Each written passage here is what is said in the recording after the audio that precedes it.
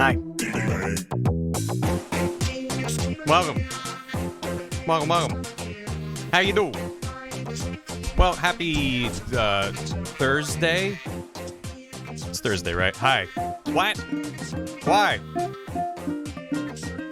Shh, we're headbanging. Hey, have a do that. No, go back. There you go. Thank you. 2 bailiff jump scare. Hey, well, we're gonna get back to this case today. Hope everyone's having a good one. Hope you're all doing well. We're gonna figure out what the hell's going on. Question mark? I don't know. How do you keep finding these Discord gifts? Discord has a gift searcher built into it. So just search dumb things and dumb things pop out. I don't know. I'm watching a stream on my monitor. Technology is amazing. Wow. You know, it used to be that you have to just receive the updates about stream just in text posts. Just be like, and now he's still stuck. Last update 10 minutes ago. But now you can watch it in real time. It's amazing. Yeah. Hello. One bailiff always tells the truth, the other one also tells the truth. Yeah. Thank you. Yeah, the VOD for Tuesday stream should be out tomorrow, as well as the July highlights, which GAM makes, and they're great, and you should watch them because, I mean, shit. Ain't no better way to consume my streams. So, hope you're looking forward to that. You know, it seems like some of these kids have been a lot more frustrating than the first game. In some ways, yeah. But no, I am, it is a delight to play through these games. I'm still having a blast, even if I'm occasionally stumped and just like, bah. I think the more of it I play, the more like of a critical eye I take to it. Of like, here's what, now that I have expectations, here's what I want from it, you know? But no, I'm still having a great time. And yeah, no spoilers, flashing lights warning. content warning for this case. A bunch of warnings. Make sure you're all doing all right. Do I have the fresh brains today? I mean, I got good sleep, so, you know, that's better than some streams I've done where I'm like, where am I? Will that result in less poo brain? No. No, sometimes when I'm sleep deprived, I'm actually better on stream about solving problems. So don't know. Clown warning is passed. Do we know that for certain, though? I mean, no spoilers. I fell asleep last stream, missed everything after first hour. What happened? I'll get caught up in a moment. But, wake me up when September ends. But Starfield comes out in September. A lot of games. I need to finish this game. So many games have come out in just, like, the last week. And, I'm enjoying this, but I'm like, holy shit. These games are beefy when you're... Because someone in early chat, on-time chat, was talking about how where I'm at right now is, like, 2.5 hours into a 7-hour upload of this case. So apparently this case is a lot bigger than I realized, but you know, it's fine. Fires to do with, yeah, I almost said Ace, Armored Core, which I'm definitely interested in. So this case chonky, I had no idea. I mean, listen, they're just like, this case has 1 day in trial. And I'm like, well, it's 2:14 p.m. How much longer could it be? Apparently a lot longer. So yeah, I'm not gonna, I mean, listen, VOD watchers, don't check the time right now. I'm not gonna talk for an hour before I start the game. I want to get into it. Armored Core comes out tomorrow. I don't have the money. Yeah, I think it's $70 on like the PS5, which is what I looked at, and I'm like, I've never played an Armored Core. I'm interested. I'm definitely the kind of gamer who's just like, I like FromSoft games. Only lists everything they've made since Armored Core last happened. So yeah, I'm definitely interested in it, but it's a lot of money.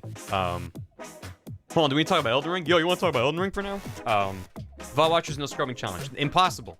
Also, I don't care. You can scrub as much as you want. I don't care. Some people aren't gonna care and just want to get to the game. I'm just curious if anything like a Soulsborne. I've been seeing a lot of people talking about that. But what for, Arlo? What for? Sea of Stars is soon too, right? Baldur's Gate isn't getting a physical release. It might get like a special edition release down the line, I feel like. Elden Ring is 2 old. Is there a middle age ring? Yeah, that's the DLC. That's in 4 days. Heck, that is soon. Yo, Monster Hunter Ace Attorney collab thing. It's amazing. Gotcha. Might be better for the Discord then, if it's just an unrelated meme. People looking at ACC, they're gonna think it's gonna be an O-Stars one, it's gonna be Wright.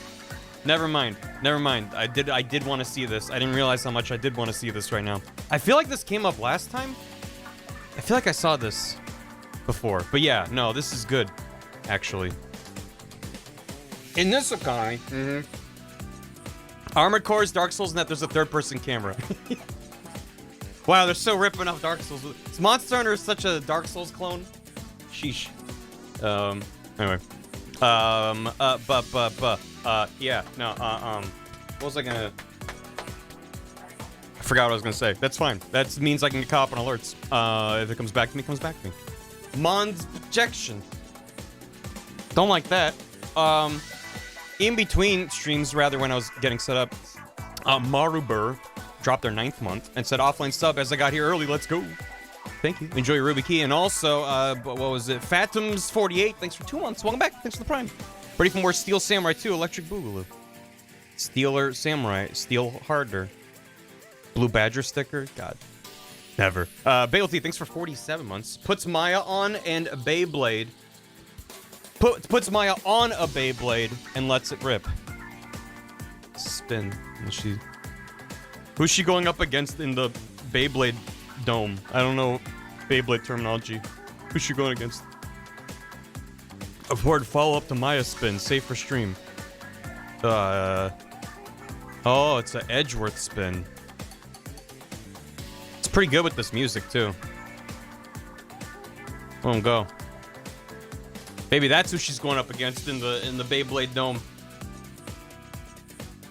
Maya versus Moses? Huh?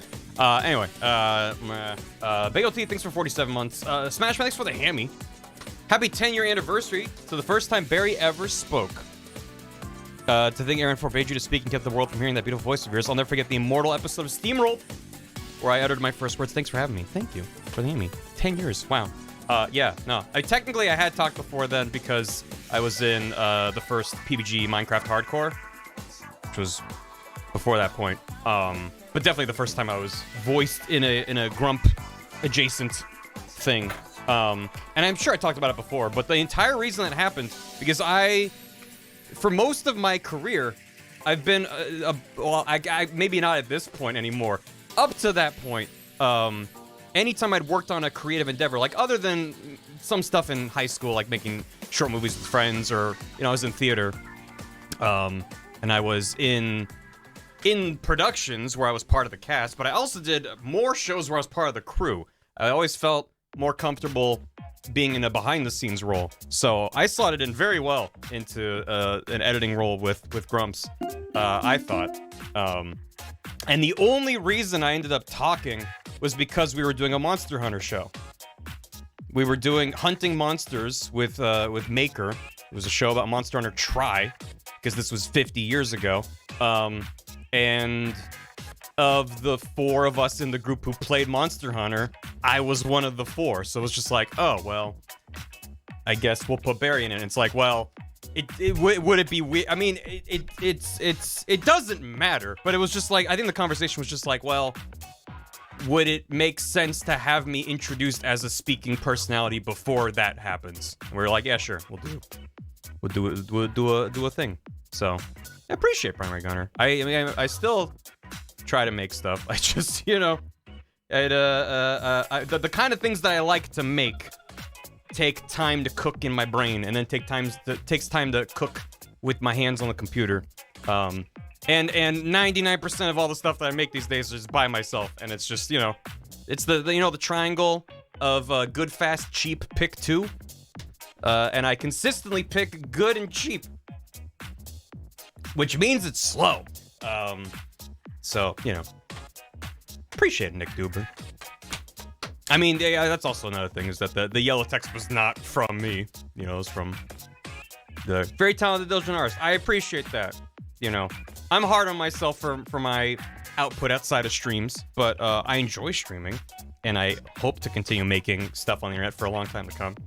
But I'm always looking into ways that I can try to have just try to streamline my process, but there's always a bottleneck somewhere. The internet birthed me. I was born on the internet. Yeah, and like working on stuff on stream is always a thing that I enjoy doing. But that means I need to have a thing that I'm working on that works on stream.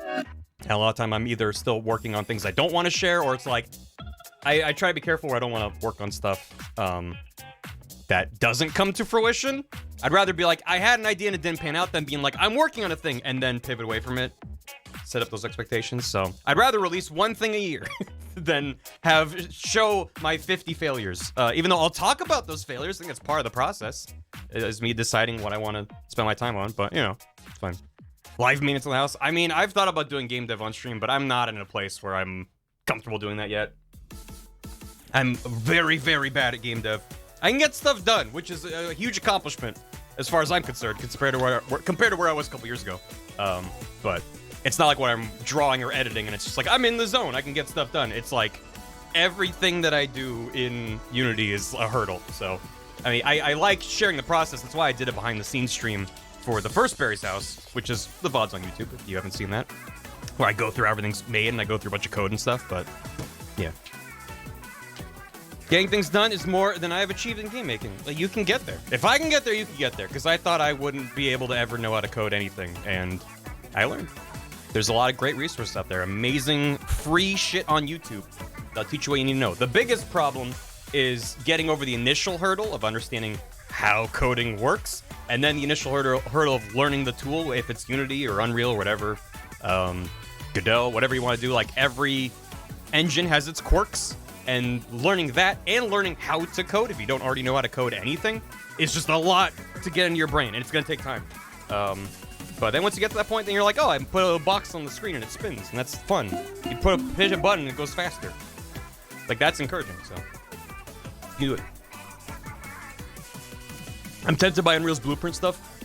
Yeah, and there are visual coding languages that you can do with Unity. I think most are paid, so I'm not going to I'm not going to encourage anyone to spend money on something like that if they're just starting out. But yeah, I've thought about checking out Unreal, but I'm intimidated by the fact that it's based on C++, whereas Unity is C#. And I'm at this point I know Unity decently, not well, but enough. And from what little I understand is C++ is just closer to the metal, as they say, and also Unreal as an engine lets you modify the engine's code, which is great if you know what you're doing. I don't. If I break things, I don't want it to brick my computer. I just want my game to crash. So I don't trust myself enough. And like, yeah, I could learn blueprints, and then that's a little bit more abstracted, and that's fine. But it's like I spent all this time learning C# and learning game logic and learning how to code it by hand. Like, I want to try to keep flexing that muscle. So. Or I could just use ChatGPT and be like, give me scripts to work in Unity and C++, and be like, here you go, and then I just don't have to use my brain ever. There you go. They just need a good idea. I got ideas, I just haven't made them. Because game development's fucking hard. Listen, I can barely make a YouTube video, and that's so much easier than making a game.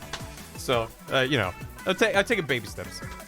Anyway, but looks like hieroglyphics, but safe and helps you. That's true. There's lots of help out there. Yeah.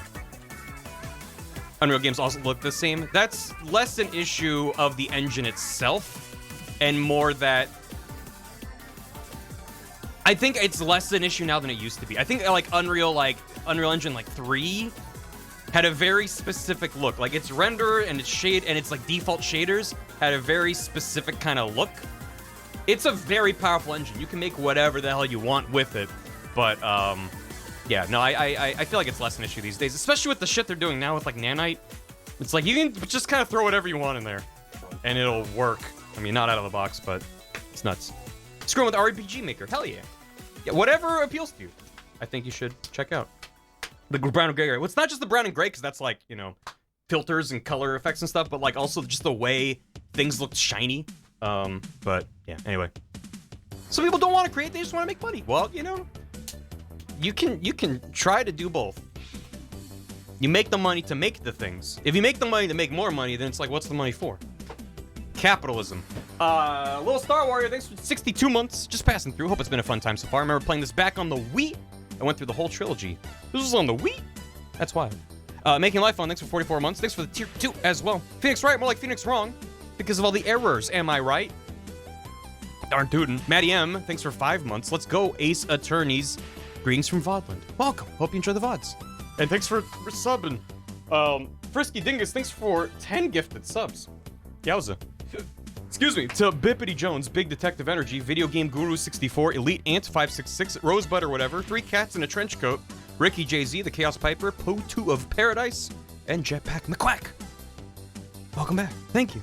Welcome back. Thank you. Why the DS games and not the remaster? So I actually bought the Ace Attorney trilogy on Steam in preparation to stream these games, or at least I was only planning on streaming the first one originally. And then I was checking the recommend doc, which there's a form you can fill out if you're like, I want Barry to play this game, because I'll forget if you tell me while I'm streaming. It's Poo Brain. That's right there. Thanks, Azir. Like 1 or 2 people, there were like 50 people that recommended I stream any version of it anywhere. And there were 1 or 2 people who were just like, for the love of all that is holy, do anything in your power to stream the original games on the DS. I mean, I would stream the Game Boy Advance versions, but I don't know Japanese. And I don't expect my audience to. So the DS is the original, right? Because they're just like the pixel art just has a certain kind of zhuzh to it. And I don't disagree. I am glad now that I listened and I tracked down. Because I've looked since at the HD remasters, and they're so competent. I'm not going to harp on the way those games look at all. But I really do like the pixel art. And I feel like... Shit. I feel like when there are moments where there's like a little bit more animation or just like the tweaks to the sprites, I feel like it just hits harder as pixel art than when it's just kind of like vectorized, upscaled versions. Like I think the upscaled art looks super fine. I'm not a hater.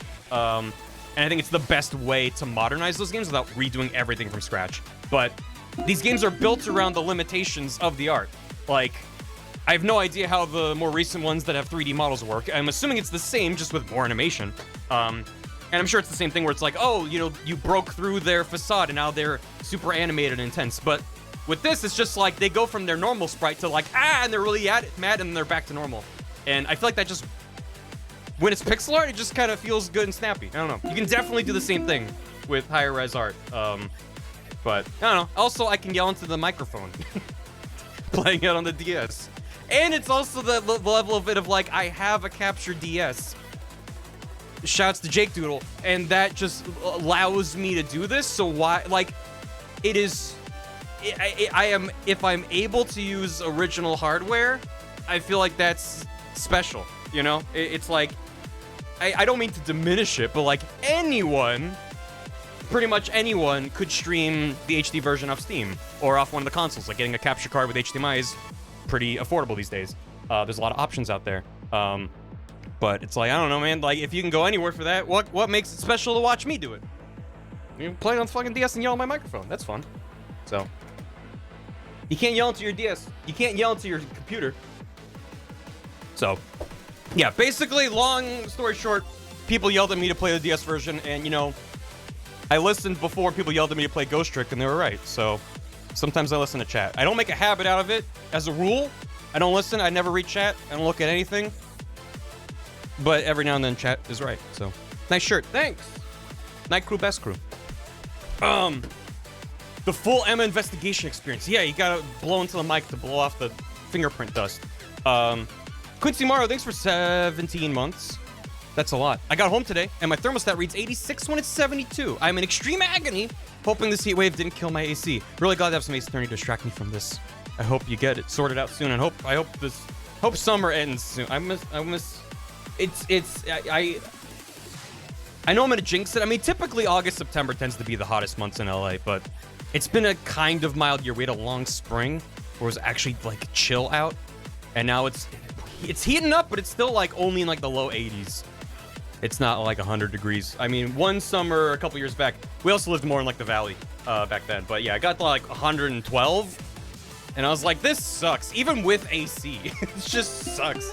So, don't. I know. I need it to be hot. Stop it. You like warm weather, Weeb? I agree to disagree. I'm thriving when it's mild and temperate and maybe kind of cloudy. That's like me in my element. Reread that. I need it to not be hot. I don't know how to read. I don't know how to... That's not a bar blind. That's just like a... I guess it is. I need it to not be hot. Listen, you think I know how to read? Why do you think I'm so bad at Ace Attorney? You can put a jacket on. Right. You can always put on more layers. I'm not talking about single digits or negative degrees where it hurts to breathe when you're outside. I just mean like, you can put on a jacket. You know, what's your perfect date? Not too cold, not too cold. Not too cold, not too hot. It's just right. Skyward Dilly, thanks for gifting a sub to CL of Bera. Hope you enjoy the emotes. Lumberzack, thanks for 60 months. Enjoy your Kiwi Key. 5 years. I'm now officially Twitch old. It's true. Smashbot, thanks for the 96 bits. Beyblade. In the Beyblade anime, Moses used the Beyblade to separate the Red Sea. Well, fuck yeah. Never mind, Beyblade's good. Citizen King, thanks for 4 months. Enjoy your Prime Key. Boodaloodle. 4 months already. Golly, love you, Barry. Thanks for all the fun. Thank you for thinking that this is fun. I appreciate it. Smashbot, thanks for 10 bits. You pointed the screen with the Wii remote to raise an objection with the Wii port of the game. Not sure it's as fun as yelling words into a DS, but you do get to point. That's pretty good. That's pretty good that you get to point at your screen to do an objection. Like, that's not bad. That's not bad at all. Reprogram. Thanks for 55 months. You're honored. Heck this court. That judge is devastated. You're honored. To Figment, thanks for 50 months. That's a lot. Enjoy your emotes. Thanks for the Prime. Average Jonah, thanks for 15 months. Vitalizer, thanks for 3. Enjoy your silver key. And thank you for the smiley face. Nothing makes me feel more confident and secure than the Twitch smiley face. Thank you. And Elix Pert, thanks for 100 bits. Hey, chat. It's RJ3, that's me's birthday today. Happy birthday, RJ. Happy birthday. Hope you have a wonderful birthday. I just fought him overwhelmed by the music. Well, I mean, the game is silent, so I have to jam out with something. And by God, the Pac-Man Championship Edition 2 soundtrack is hard as fuck. Anyway, I've been spotted. There he is. Get him. Happy birthday. Hope you're having a great day. Hope you have a good birthday weekend. It's Thursday. You officially get the birthday weekend. Thursday and Friday gives you the whole weekend to be like, it's mine. This is my time. Monday, Tuesday, Wednesday, shit time to have a birthday. Sucks. So anyway, yeah. Oh my God, look, less than half an hour, and we're getting into the game. I'm true to my word-ish. We're going back in. It activates. Yeah, but if I activate the court music, we won't know the date and time. And that's important for the lore. And welcome back. It's March 22nd, 2:14 p.m. What happened last time? We went to court, and we talked about what happened.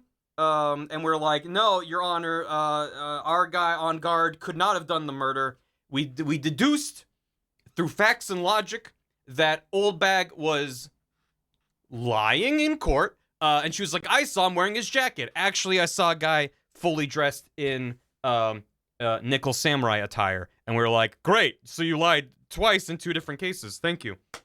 And we also she stole Lotta's camera. And we developed the film and learned that whoever was wearing the Steel Samurai costume was small because instead of having their feet visible like normal in the costume, they were just kind of stomping around with the pants dragging on the floor. So we're like, okay, Your Honor, we are going to accuse Adrian, the manager, who maybe has motive tied to the previous, her mentor, who was Corrida's former manager, who committed suicide, and we think that that's somehow related to why she wanted to murder Corrida. I don't know. Her suicide note is missing. There's a whole bunch of stuff with that. Don't know. But we're like, okay, so we think it's Adrian. Our guy is innocent. And the judge is like, okay, so we'll pick up this case tomorrow. And we're like, oh no, that's bad, because if we don't get Maya her burgers today, she will perish.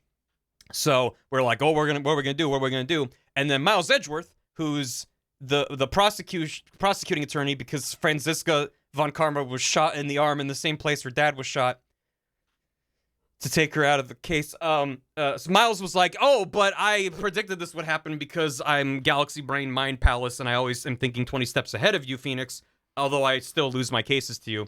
I already have Adrian here ready to go. So we're taking a recess now, and we're going to go back into court to bring in Adrian as a witness to be like, did you do the murder? Because we got to rescue Maya today. So that's where we're at. I don't know if I forgot. I probably forgot other things, but his title is Phoenix's boyfriend. That's true. They must be shot in the arm. Shot through the arm. And you're too late. I'll help you out by forcing the better prosecutor for you to have to deal with. Yeah. Let me help you out by giving you the more experienced prosecuting attorney to go up against. Who, weirdly, I don't know if I'm supposed to be. I'm still weirded out by how prepared Miles is for this case. I get that he's super magical lawyer time, but, like, he had 0 seconds to prepare. Francisco was shot this morning, right?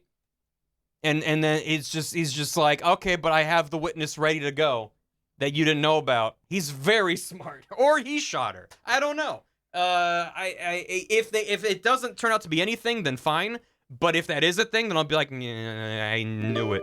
Either way, I knew it. I don't know.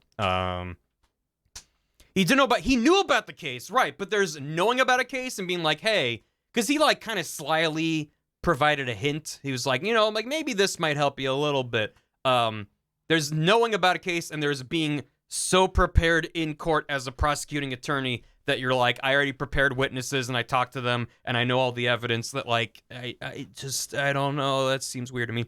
Also, Maji, thanks for 50 bits. We found out about Adrian's mentor committing suicide. Olbak sat on a throne of lies. Again, still sitting on a throne of lies. Francisco was shot in the arm. Edgeworth was smug and sassy. Maya cried. Barry died. Also, trigger warning. Yeah, please, if you're like, I don't like hearing the word suicide 80 times, that's going to be what today is. Little Lights, thanks for 50 bits. Just stopping in to say hell yeah, and I'll depart and get caught up on VODs. Thank you. Hope you enjoy. Also, Maji, thanks for 50 bits. To be fair, Edgeworth hasn't really lost to Phoenix. He intentionally threw 2 cases when he realized who the murderer was, and only lost the first time because Mia literally came back from the dead and blackmailed the witness into confessing. I mean, a win's a win. Blackmail and coercing confessions, that's just how this series goes. Yeah, I see nothing wrong with that. I was just pretending to be owned. Yeah. So, and Judge likes banana. That's also important to the case. So it's 2:14 p.m. Do you know where your witness is? There he is. Dude, I can't believe that Adrian, no way, not cool and collected Adrian Andrews. She's your manager. It would have been very easy for her to pull this off. Also, she looks like Samus, and we know that Samus is capable of murder. The only person who had easy access to the knife you used at dinner was, well, her. That's the other thing we learned. So Juan Corrida was strangled to death with a scarf, and the scarf itself hasn't come up at all, even though I'm sure it's going to be important. He was strangled to death, and then a button was ripped off, and then he was stabbed where the button was. And he was stabbed with a knife that was from the hotel, and seems to have been from his room. So, yeah, I don't know. Samus is tall, not small. That's true. That's the only difference between them.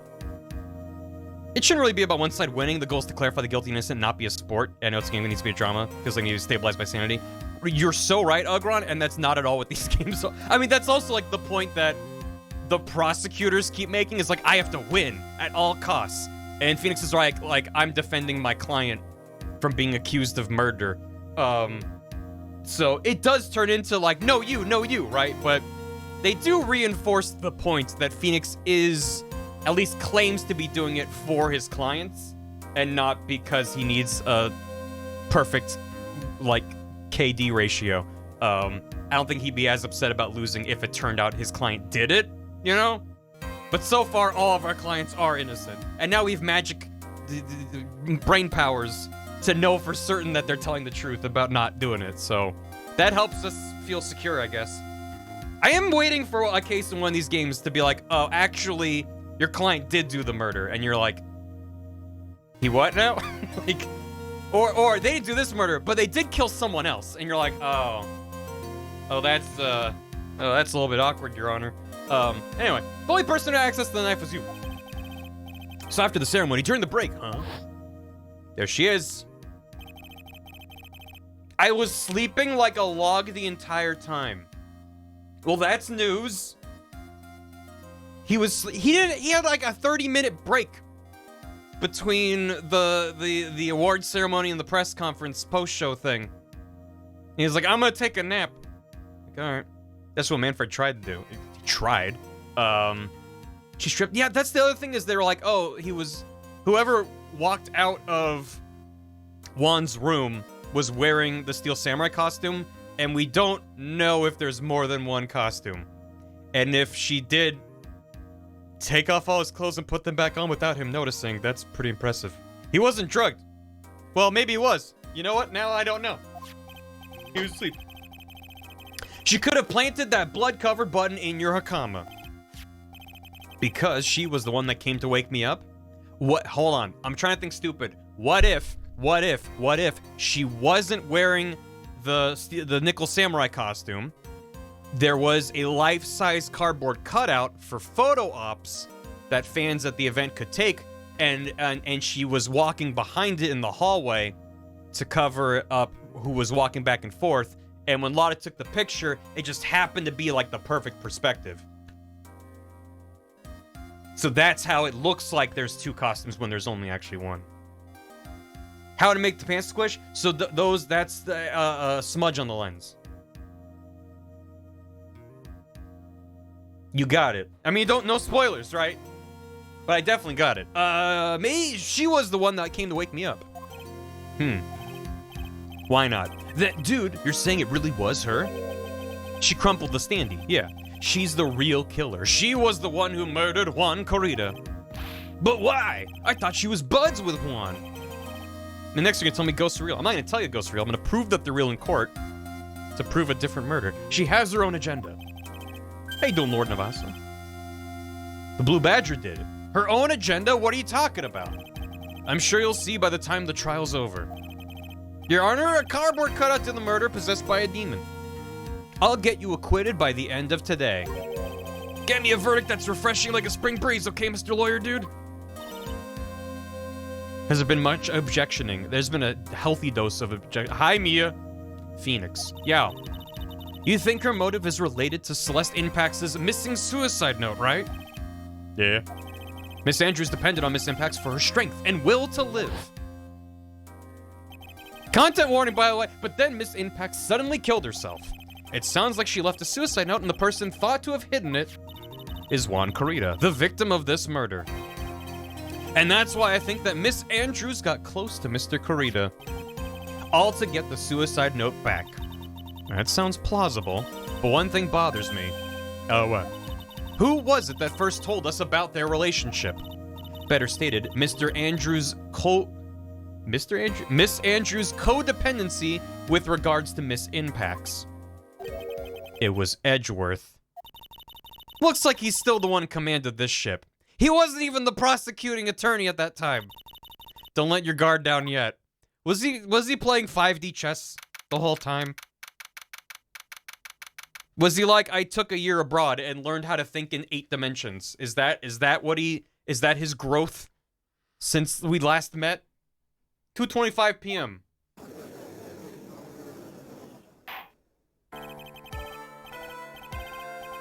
Court will now reconvene. Sorry for the delay, I got some sand in my robes from the playground. Now that Mr. Edgeworth, if you please. Prosecution calls the witness subpoenaed by this court. He said subpoenaed, Your Honor. And? Sounds like subpoenas. Sustained. Miss Adrian Andrews, the person who discovered the crime in Mr. Juan Corrida's room. There she is. He said court. In the spinoff, he literally plays 5D chess. I'm not even surprised. What is your occupation? I am the manager of the defendant in this case, Mr. Matt On Guard. I see. Now then. Before we begin, Your Honor, I have one request. Yes, sure. What is it? I'm sure everyone in this room is wondering the same thing, and would love to find out more about my relationship with the victim. After all, it was the topic of a certain weekly magazine recently. No, I have no idea what you mean. I've never even heard of Gossipland. If the judge was ever a prosecution witness, he'd do all my work for me. Anyway, I was wondering if you could please tell us about your relation to the victim. Yes, I was seeing Mr. Corrida. I was also aware of the rivalry that existed between Matt and Juan. But this was a private matter between Juan and myself. So it was a fry and bait matter? Or was that a bait and fry? Reminds me of fishing. But I didn't kill him. No one has accused you of that. I did. I accused her of that. I've got a feeling someone will soon. I think we all understand your relationship with the victim now, Miss Andrews. Very well then, witness, please testify to the court about what happened when you discovered the murder that had taken place. When I found the body. I know this Ace Attorney bullshit goes. It was time for the show to start, so I went to get Matt from his room. After that, I went to Juan's room, and there was his dead body. I was in shock. Why'd you go to his room? Are those actually buttons? When they said like a button covered in blood, I thought it was like maybe like this big at most. That's like a whole ass egg. That's like an ostrich egg. What I saw was naturally the exact same scene as in the crime scene photo. I felt as though I was about to faint, so I poured myself a glass of juice.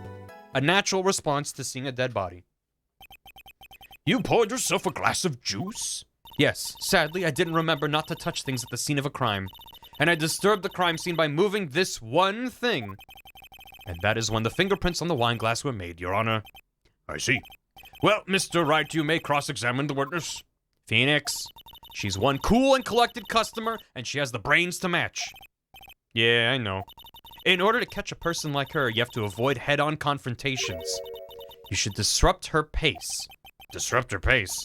She's the type of woman who is easily thrown off by things inconsistent with her thinking. So you have to attack when she least expects it. The instant you let up on your offense is the instant this trial is over, understand? It's pretty intense. Alright. Went into the break room to get a hot emus. And that's when I boiled the water, Your Honor. It was time for the show to start, so I went to get Matt from his room. What time was that? Well, he said the show was gonna start, You were eating dinner with him. What do you mean you just went into his room at that time? Soup! You were having soup. Soup o'clock. Hold soup. When you're gonna...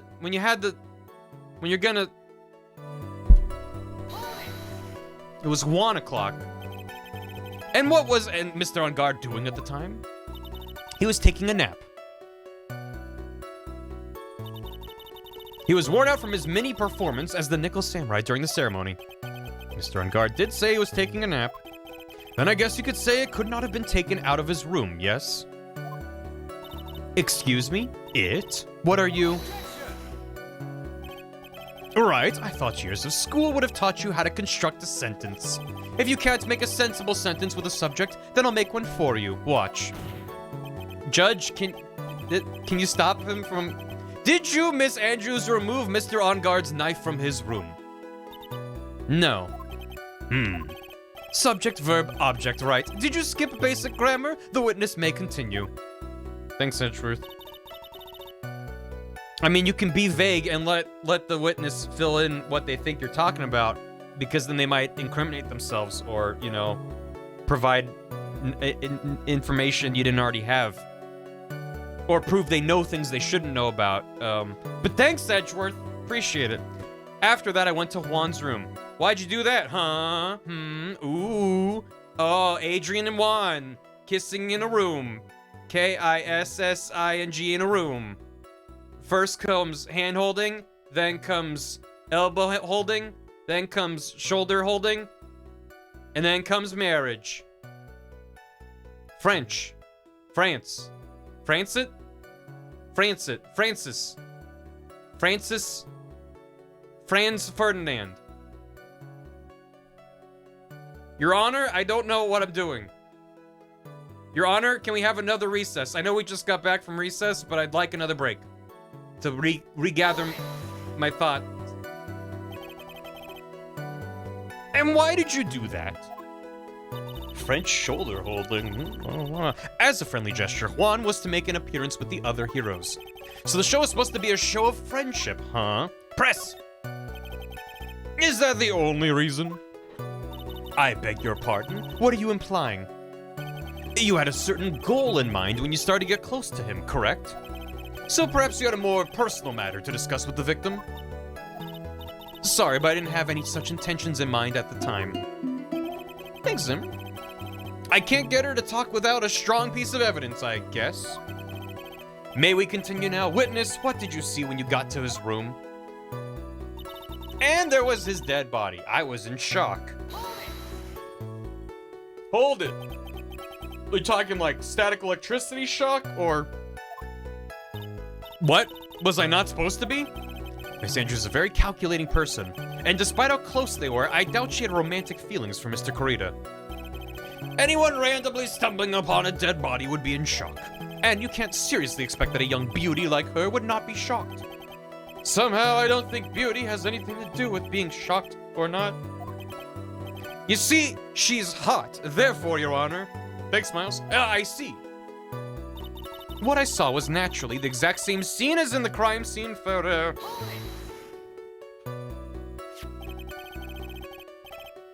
Ugly people see a dead body and shrug. Meh, guess it's not me. This is the photo you're referring to, correct? Phoenix's sweating face. He's got some good expressions. The one with the knife lodged in his chest. And the guitar case was like this too? Yes, it was open and empty, of course. Why would it be open? And why is it wet on top? And then, what did you do next, witness? I felt as though I was about to faint, so I poured myself a glass of juice. Delicious, from the vine. You mean wine? No, tomato juice. Naturally. Naturally. Yes, there was a bottle of tomato juice on the table, so I helped myself. But you didn't drink any of it, did you? Huh? There were no lip marks left on this wine glass to suggest that anyone drank from it.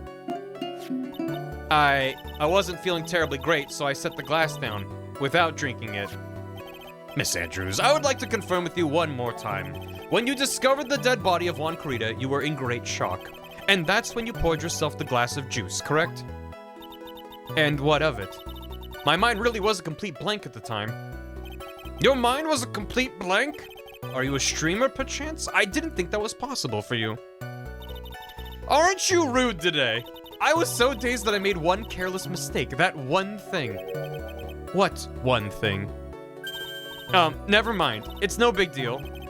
What was she starting to say just now? Press! Press! Miss Andrews, I'm convinced that, as you said, you made a mistake at the scene of the crime. What I really want to know is what this mistake was. Actually, so would I. I'm sorry. It's kind of embarrassing. When I set the glass down on the dresser, I accidentally knocked the flower vase over. That's why the guitar case was wet and there was broken glass. Flower vase? You talking about the one on the floor in the crime photo? You ever just arbitrarily pour yourself some juice? I mean, I've never walked in a room and seen a dead body, so... Yeah, I'm not gonna judge someone pouring juice for themselves. This mess of glass shards. It was originally on top of the dresser, but when I bumped into it with my elbow, it fell onto the guitar case. Hey, lion. Thanks for the prime. Enjoy the emotes. And why would you withhold such an important piece of information? I'm sorry. I thought that since the crime scene was already in disarray, that people would simply assume the vase was just another part of the mess. Yeah, we did. We made assumptions based off that. Thanks for lying in court. Juice is calming for me. I feel it. I did read that first as dude juice. Not dude, comma, juice. I mean, there's no comma in your message, but... if dude juice is calming to you, then... more power to you. It looks like yet another fact has come to light here. Delicious perjury. Please add this and anything else you have to reveal to your testimony. I'm sorry, but I have nothing more to add. I didn't touch anything else. Edgeworth's pissed. I was the one who knocked the flower vase over where it fell onto the guitar case. Then why'd you open the guitar case? What kind of flower vase was it? It was a glass vase, and it was fairly big and heavy. I thought I would try to take Juan's pulse, so I set the glass I was holding down on the dresser, and that's when my elbow accidentally hit the vase. That's odd. I thought she was always in total control of herself. That's what she would like people to think. Always be mindful of the gap between the perception and reality. Doesn't sound like there's any glaring contradictions in her testimony just now. I warned you earlier that she would not crack so easily. The only way to make her is to keep on the offensive and not let up. The only way you're gonna catch her is with some very strong, decisive evidence. I have to find something. I just have to, for Maya's sake. She hasn't had a burger in a whole day. Save. I wonder if I can press her with the photo of the crime scene? Or do I have the guitar case as a separate thing? Why would she open the guitar case? Is what I want to know. Is Maya in jail again? She was kidnapped. And I don't know where she is now, because we had a flashback to her. And it seemed like she could kind of walk around on her own, but I don't know where she's at, so... I don't know. Press the photo to her forehead, right? Pour myself some juice. It fell into the guitar case. The guitar case that is open now. Not there. Not that. The guitar case.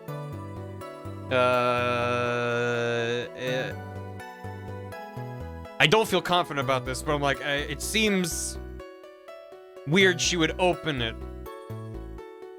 And I don't know if this is the right way to press it or, you know. Okay, woo! You testified that you knocked the flower vase over. Is this correct? Yeah. And are you sure it fell onto the guitar case? Is there some problem with what I said? It's not some problem. It's a major problem. It's true that the top of the guitar case was wet with water.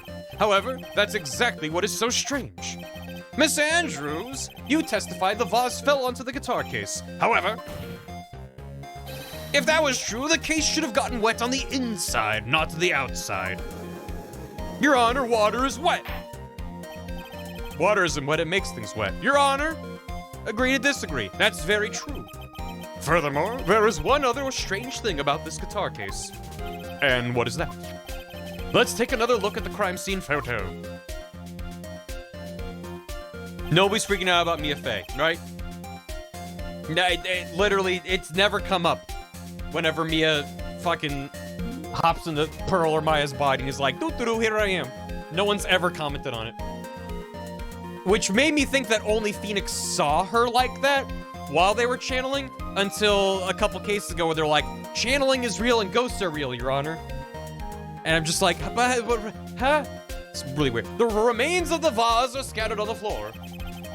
Man, was that child always so tall? And what is wrong with that? If the guitar case was open when the vase fell, the glass shards should be inside, not outside the case. They can only see her in photographs.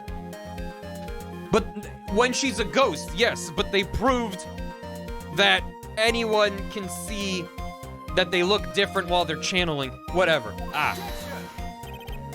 83 deflects that. Yeah. What is your point, Wright? That the case was closed at the time the vase was knocked over? Is that all? Mia actively participated in the second case of the first game as well. When? I mean, I'm sure, I just don't remember exactly. Think back to what Miss Andrews testified to. She said that other than the vase, she didn't touch anything else. Yeah. Yes, that's right. She did implicitly say she didn't touch the guitar case. Start naming names. Still, it would be nice if every now and then the judge was just like, what happened to the child? What's going on over there? Not in my courthouse. But this whole matter with the guitar case is a dead end. The bright red guitar was found at the studio. It has no bearing on this case at all. That may very well be. However, an empty guitar case does seem to have no relation to this case. The case is a part of the case. It seems that there's no deeper meaning to the guitar case. Well, Mr. Wright, do you think we need to hear more details about the guitar case? Yes. Yes. Even if it has nothing to do with the case, why would she lie about that? And then why would she open the guitar case after dropping something on it? Mind detention as evidence. Right. That was case 2 of this game. Yeah. Everyone's just really calm about it, that's all. The empty guitar case. I believe this is a crucial piece of the puzzle. Hey Ed, how you doing? I can't believe anyone would reach for straws like this, but it is you. I can't believe I'm doing this either. This case is important to the case. I'll follow along for now. Miss Andrews, please testify to the court about the guitar case. Yes, Your Honor. The famous attorney. Right. Even if it wasn't Mia, you'd think they'd react to it. It's fine. We're gonna move on. Thank you, Weeb. I don't remember too clearly because I was a bit dazed. I suppose I must have opened the guitar case after I knocked the vase over. The vase. It's not a big deal though, right? The case was empty after all. As for why I opened the case, even I don't know. Well, that's not very helpful. It looks like this really wasn't a very important point. This wastefulness is such a familiar feeling by now that it's almost comforting. Edgeworth's comforted by Phoenix's presence. And Tumblr rejoiced. I'll just go ahead and start the cross-examination. Using any way to change the topic. A convenient escape for a weak man. Ergo. Yeah. Dude's literally judging me for saying anyway and moving on. I don't remember too clearly because I was a bit dazed. During your testimony just now, did you remember those events clearly in your mind? Well, you see... Are you sure you're the one who opened the guitar case? She's waiting for someone to tell her if she should answer or not. Her codependency is coming through, huh? Well, Miss Andrews? Yes, it was me. Okay. I suppose I must have opened the guitar case after I knocked the vase over. She dropped the vase on the case and was dazed. Just so you opened the guitar case then? Yes, well, maybe. Why did you open the guitar case? Huh? Mr. Kurita's dead body was right there in front of you, wasn't it? I would think that the first thing you would do is call for help, not open a guitar case. As the witness has said multiple times, when she found the dead body, she was dazed. Maybe I was curious to know if the bright red guitar was alright or not. I thought maybe the criminal took it. Why would she care about the bright red guitar? But getting back on topic, it's not a big deal though, right? The case was empty after all. Was it really empty? I was just wondering if maybe when you opened the case, the guitar was still inside. Or maybe there was, I don't know, a suicide note in the case. How long have you been a lawyer, Mr. Wright? Have a little professionalism. The bright red guitar was found at the studio. These trials would be over in half the time if you would just pay attention. Yes, pay more attention, Mr. Wright. Sorry. Is my guitar still covered in spiders? Not as of late, fortunately. As for why I opened the case, even I don't know. I forgot to press on that. Come on, Phoenix, we can't afford to let her up on her now. I wasn't planning on letting up, but she's at her weakest now. This is our chance. Yeah, if we had a weapon to hit her with, I'm sure a weapon is hiding somewhere in the court record waiting to be found. Yeah. Case was empty. I don't know. What do you mean you don't know? Was that because you were shocked and dazed at discovering the body? That's probably it. Yeah, a weapon, like a whip. I'm not going to get anywhere if I continue pressing her like this. The only way to make her talk is with evidence. Guess I should give it a try.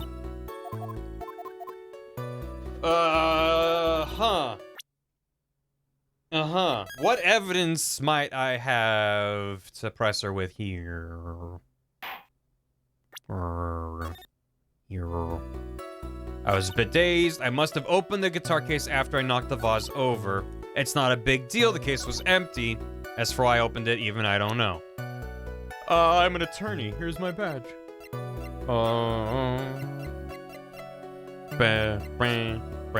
Empty, water, but only on top of the lid.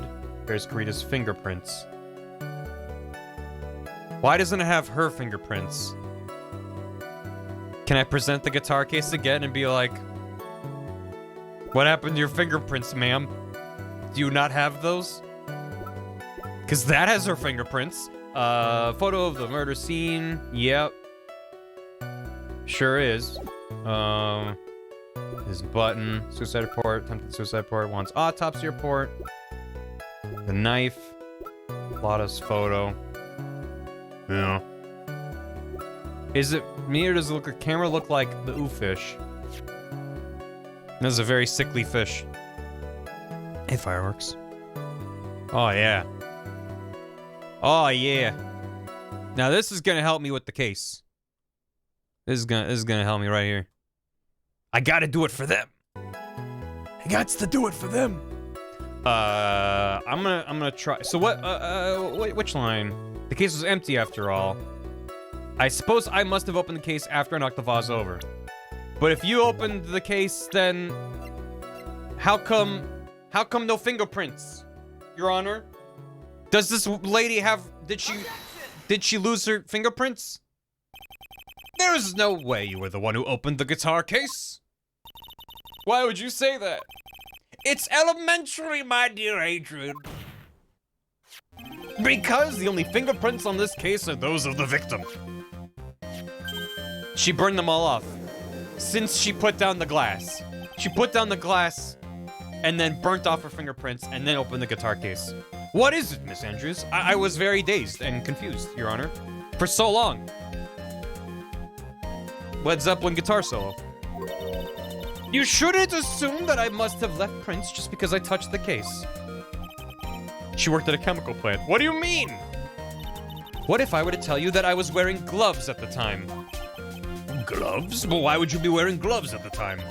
It was the night of the awards ceremony, so of course I dressed up for the occasion. Yes, now I remember. I'm almost sure I was wearing a pair of thin gloves. I see. Well, Mr. Wright, it seems the witness was wearing gloves at the scene of the crime. Nuh-uh. Nuh-uh. You were wearing gloves? Isn't that a little strange? Oh, why is that strange? Do you have something that would prove I was not wearing gloves at the time? Yeah. Your Honor, yeah, remember? From before? Fingerprints on the glass? Take a look at this! Your Honor, yeah. Your Honor, would you like to have some juice? You look thirsty. I have your proof right now. This wine glass. It's a very funky shape for a wine glass. The wine glass? What's about fingies? You left your fingerprints very clearly on this wine glass. Even if you took your gloves off when you poured yourself this glass of juice, wouldn't you think it was just a little strange? And that you put your gloves back on just to open the guitar case? Yeah.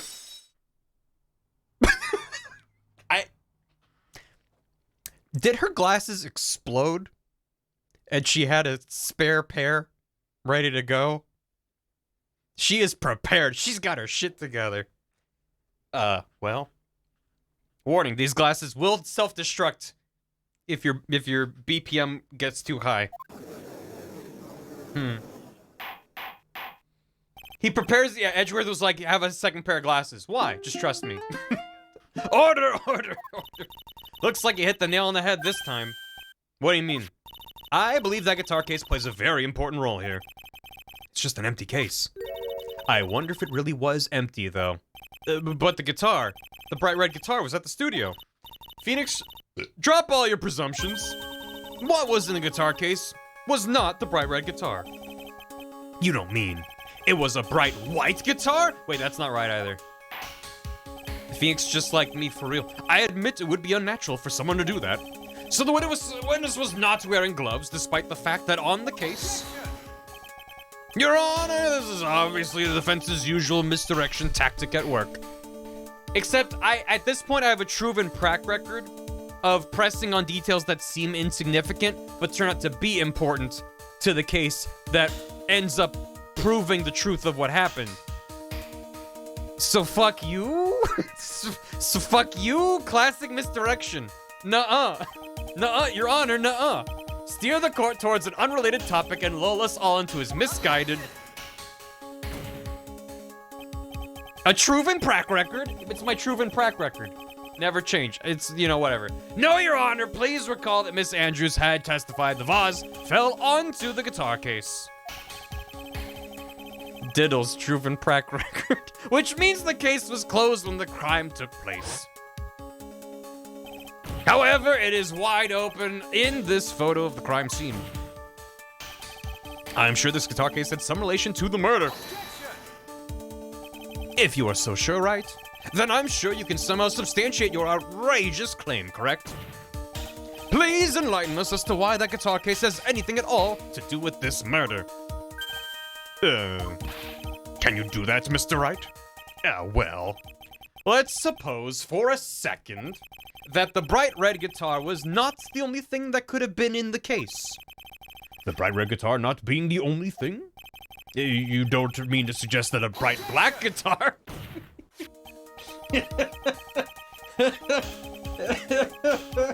Oh, this game's so stupid. I love it. Oh my god.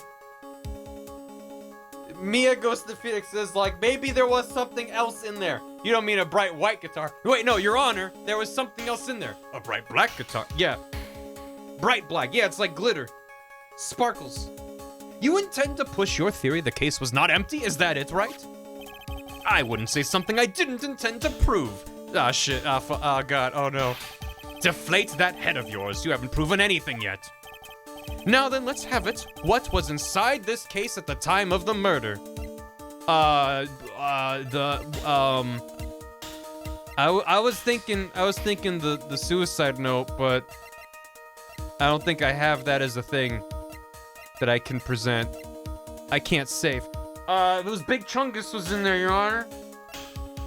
Big Chungus was there.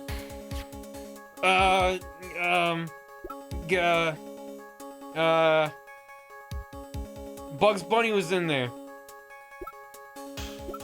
It was ripped from his costume. No. Crime photo. Nuh-uh.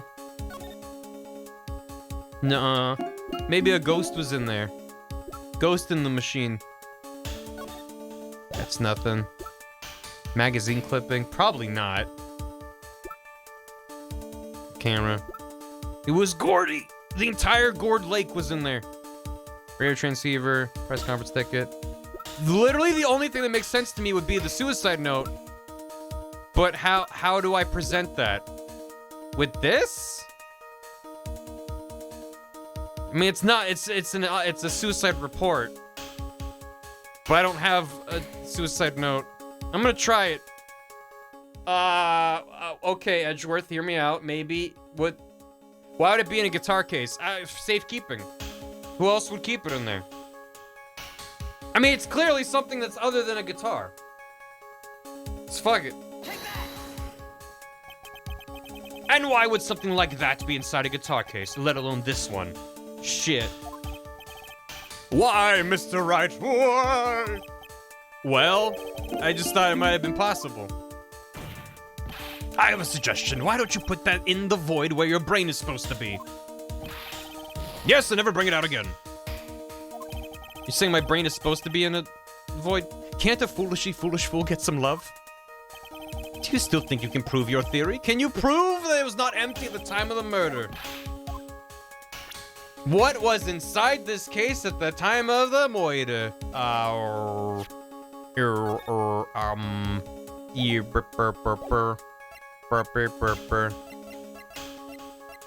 What if it was the Nickel Samurai's costume? And then she put that on.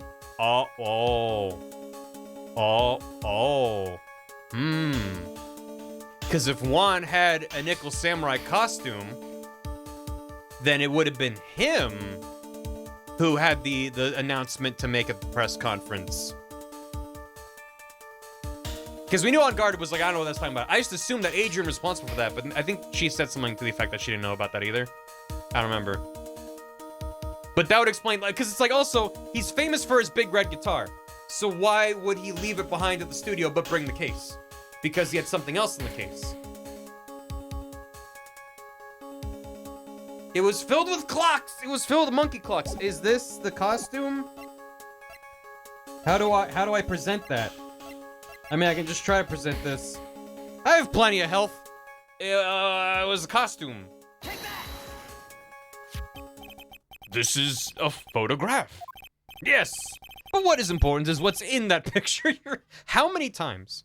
How many times in this series so far? I'm only in game 2. How many times has a photograph been presented and the judge goes, "Oh my goodness, a photograph." And Phoenix has to go, "No, it's what's in the photograph is what's important." How many times has that happened now? Like, it's aggravating that he has to say every time. It's what's in the photograph, Your Honor. It just every time a photo is shown. He's like, what's this? You captured it inside of a picture? My word. How did you render a moment in time so effortlessly? It's not a painting, is it? What's important is what's in the picture. In this picture? It doesn't take a genius to see what I mean. What I am proposing is, inside the guitar case was the Nickel Samurai, the hero's very own costume. The judge gets dumber after 1-4. He was dumb from the get-go. One of these days there'll be a bloodstain or fingerprint on the photo. That's important, right? What? What?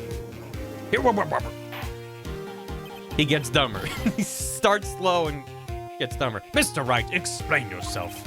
Right, are you saying that the witness opened the guitar case to take out a costume? What insane point would there be to doing something like that? That insane point would be to wear the costume, of course. Miss Andrews put it on to hide her identity so she could make her escape. After all, you couldn't let anyone see you leave, could you, Miss Andrews? I refuse to accept your theory. Do you have anything to support such a preposterous idea? Just outside the door was an investigative photographer who was starving for a big scoop. Starving like a lady might starve for a burger. And in the end, she managed to get this shot, correct? You mean this photo? It's kind of to the beat. Order! It looks like we've wandered into quite another mess again, haven't we?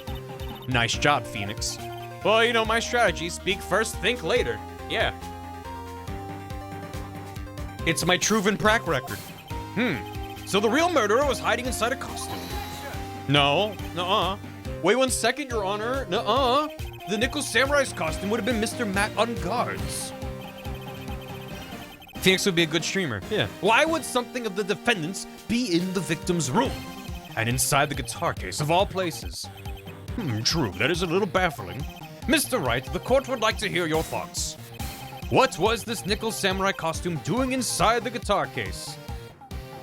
It was a spare. If it was stolen, I think he'd be like, yeah, my costume was stolen. Spare. Mr. On Guard did not take his costume off during the break period. Also, I guess Stoll implied his own costume was taken that he was wearing, which, no. In that case, the costume we are talking about was a spare one. What?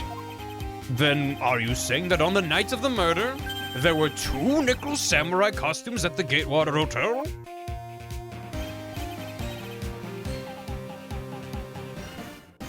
Because game. Oh, yeah, no. Yeah. Every time I turn it off, game turns it back on. That's what I'm saying. And how do you explain the costume that was inside the guitar case?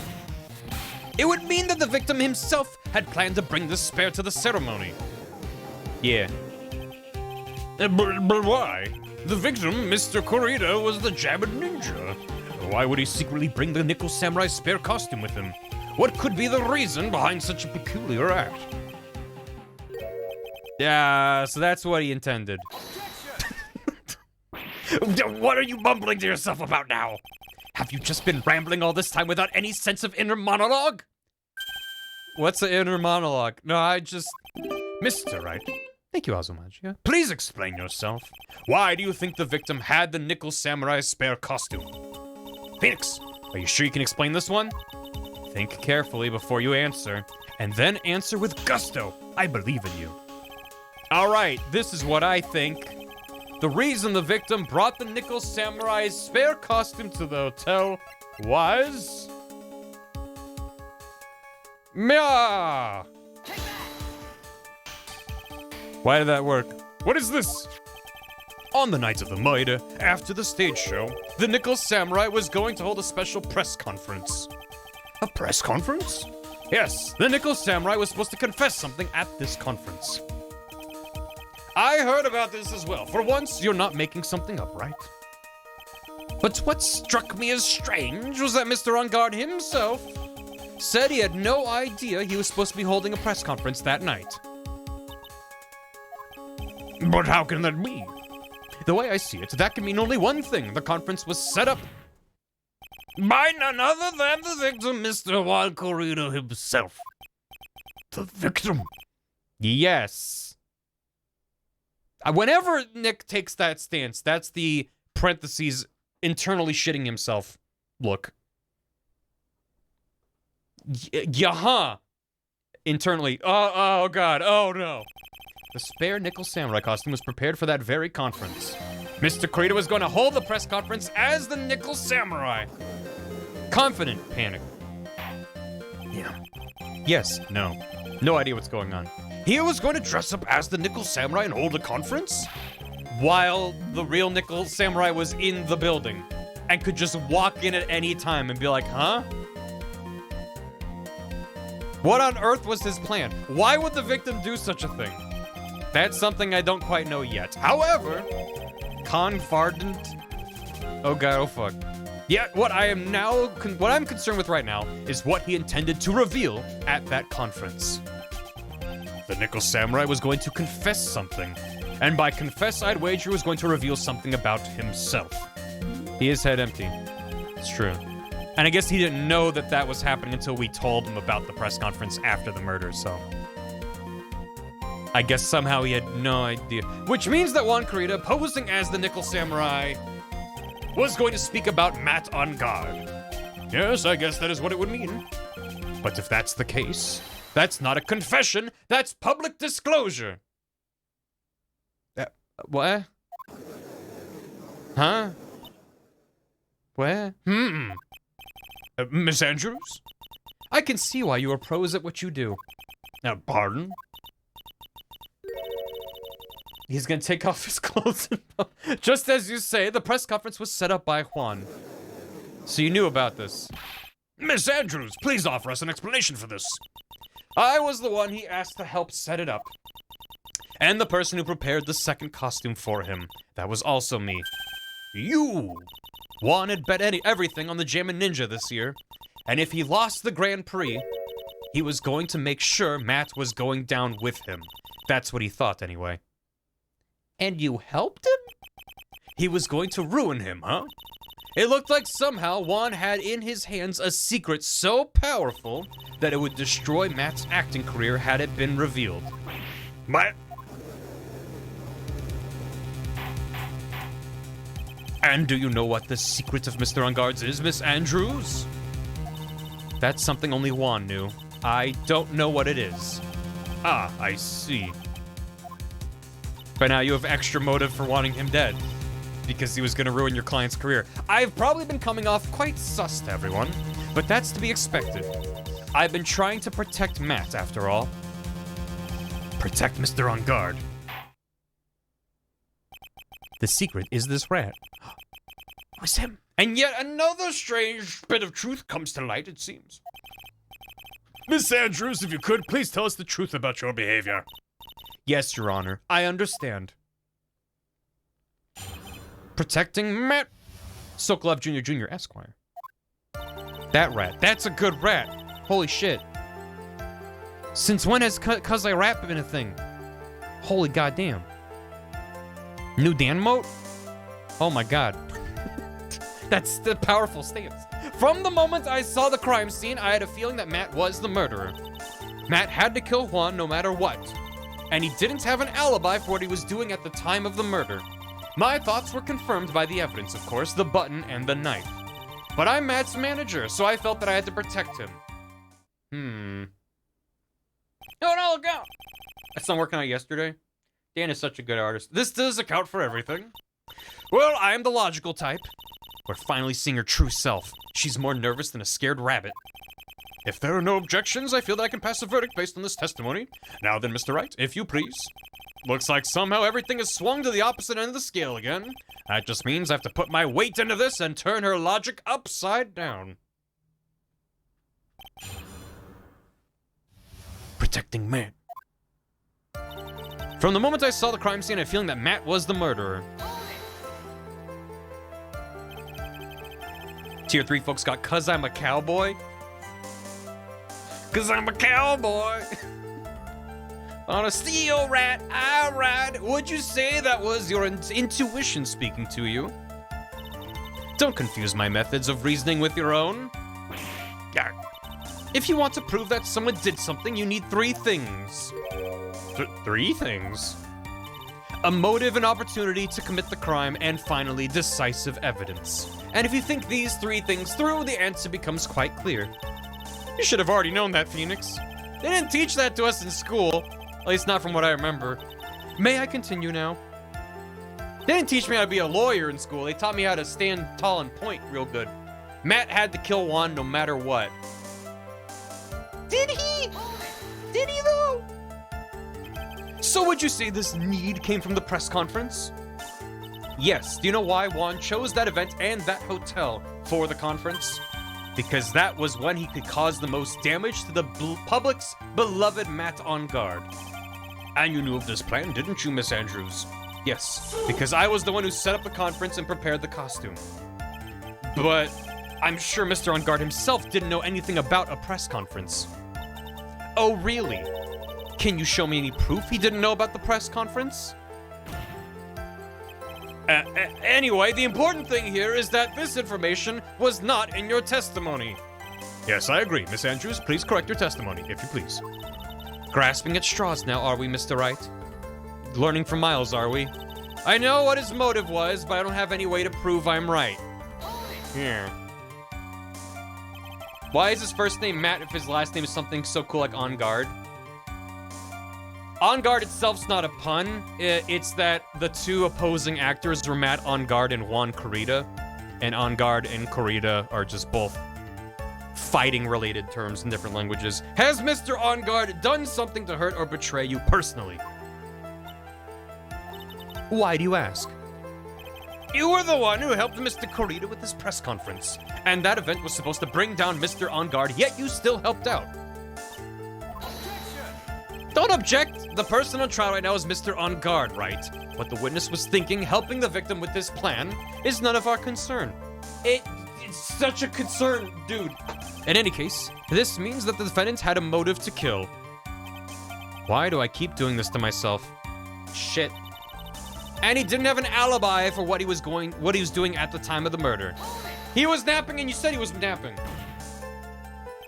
But didn't you already testify earlier that Mr. On Guard was taking a nap in his room? Are you telling me now that that too was a lie so you could cover for Mr. On Guard? I'm not telling you anything of the sort. When I went to get him for the show, he honestly was sleeping. However, as to whether he was sleeping the entire time, that I cannot say. He ate a whole ass steak and committed a murder and took a nap in 15 minutes? I don't think so. I was too busy setting up the stage at the time. I keep trying, but I can find no flaws with what Miss Andrews has said. I can't say the same for some people here in this courtroom, however. The judge is glaring straight at Mia. He's glaring at you, smart guy. Boy, Mia, what'd you do to piss him off so bad? My thoughts were confirmed by the evidence, of course, the button and the knife. You can hardly call the knife decisive evidence.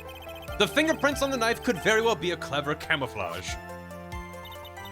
Mat like the floor, like a wrestling mat. And then Juan, because he was number one. What about the button? The button? It's clear from the crime scene that the victim and the murderer fought. And during the fight, the killer ripped the button from the Jammin' Ninja's costume. You're talking about this button, correct? That button was found in the pleats of Matt's Hakama, isn't that correct? I would think that makes it very decisive evidence. Why would someone rip a button off during a fight and then pocket it? It would make more sense if it was just at the scene of the crime. And it's the kind of thing someone would do if they were planting evidence to create a connection where there was previously none. Looks like you were outfoxed again, Mr. Wright. Outfoxed? More like in-haired. It's the opposite. The knife doesn't prove a thing. Please fix your testimony. I can't stand the sight of a man who can't gracefully accept his defeat. Thank goodness Mia can still look at me. With an icy stare, yes. I'm a phoenix, not a fox. Miss Andrews, for Mr. Wright's sake, please add this information to your testimony. That button was torn off of Juan during his fight with Matt. Is there a contradiction there? How do you know that? When the ends of the threads in the button and the costume were matched up, they were found to fit together perfectly, or so I heard. I've heard that before too. But why would Miss Andrews know about this case down to such a fine detail? Don't look at me like that, just because I'm prepared and you're not. Yeah, and I thought I had her this time for sure. If there's anything to trip her up on, it has to be here, but where and what? I'm Matt's manager, I felt I had to protect him. Remember to save. Yeah, I'll save before I press anything, or present any evidence. But what you really did was stab the guy in the back, didn't you? And at the worst possible time. Who's to say she really stabbed the guy in the back, as you put it? Well, back das Kaiser. 4 years. It's a lot. Though this witness could have disclosed things about Mr. On Guard at any time. Why then would she wait until there was a large audience before doing so? It's the same reason why Mr. Kurita planned such an elaborate conference. Miss Andrews wanted to cause Mr. On Guard as much damage as she possibly could. This witness bears ill will towards the defendant. This isn't the Phoenix Wright Wax Philosophical Power Hour, and please stop slandering the witness. As I expected, Miss Andrews' testimony seems pretty solid. Really? Because to me it sounded a little wishy-washy. Wishy-washy? I guess we'll see if I press a little more. You should know this by now, but you'll need strong, decisive evidence to make her talk. Got it, Chief. I'm gonna pin you down this time, Miss Andrews. In a legal manner of speaking. Yeah. Feels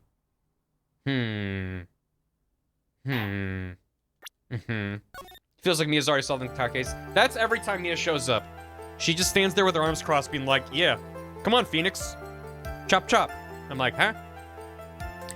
I have a feeling that Matt was the murderer. I know what his motive was, but I don't have any way to prove I'm right. And he didn't have an alibi, because he could have done all that real quick. That button was torn off of Juan during his fight with Matt. I'm Matt's manager. I felt I had to protect him.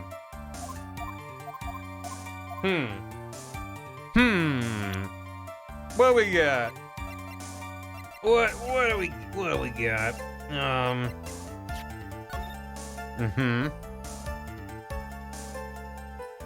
Do do do do do do do do do do do do do do do do do do do.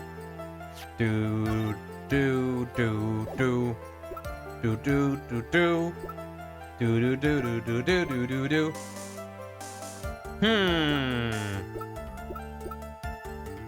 I still find it weird that he had 15 minutes to do all that, but I don't think that that's what they're looking for. Is in his comma? Phoenix Wright, wax philosophical power, right? I know his mom wasn't of any way to prove I'm right. He didn't have an alibi for what he was doing at the time of the murder. That button was torn off of Juan during his fight with Matt. I'm just gonna try to... Nothing's really jumping out to me this time. Like the last couple, where I was like, I think I know what... I have an idea, but maybe not the right... I might be wrong about how to present it. This time I'm kind of like, I don't really know what they're looking for. The moment I saw the crime scene, I had a feeling that Matt was the murderer. Because she knew they had beef and he was gonna reveal something. Even though Matt says he didn't know it, but whatever. I know what his motive was. I don't have any way to prove him right. Do I have anything with his profile? No. I don't think I need to present a profile. I keep trying to remind myself that profiles can be presented, but... Try monkey. A monkey. He didn't have an alibi for what he was doing at the time of the murder. That button was torn off of Juan during his fight with Matt. It seems like that's important because that was revealed through pressing this updated testimony, and that's usually what you press on with evidence. Try force. Good. Ah, you've killed me. That button was torn off of Juan during his fight with Matt. Then why would he tear it off and put it in his pocket? But I don't know. I still don't know if that's...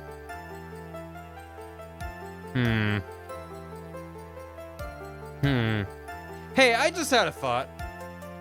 Why is this covered in blood? He was strangled to death.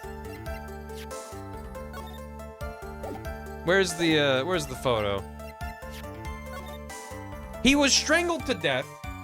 There's no other blood on him. And he was stabbed after he was strangled to death. He was stabbed where the button was. And I don't know what the button's made out of, but I don't think the button was stabbed or there'd be like a giant crack in it. So, and they confirmed it's Juan Corrida's blood, right? Covered in Corrida's blood. So, I have I thought I had one question, which is how did that get in his pocket? But now I'm wondering, why is there blood on there? Huh. It's the button's blood. Everyone knows that the clothing you wear gets filled with your own blood over time. Oh, that's a horrible thought. The button was torn off of Juan during his fight with Matt. So why is it covered in blood? I'm gonna try, I mean, now I can't stop thinking about that, so I'm gonna throw the button, but I don't know what they're looking for. What about the button? Shit. Your Honor, what do you think about the button? I'm not sure I follow. You know, button up this evidence, button up this case, because the case is closed. I win. Did I push I didn't push the button.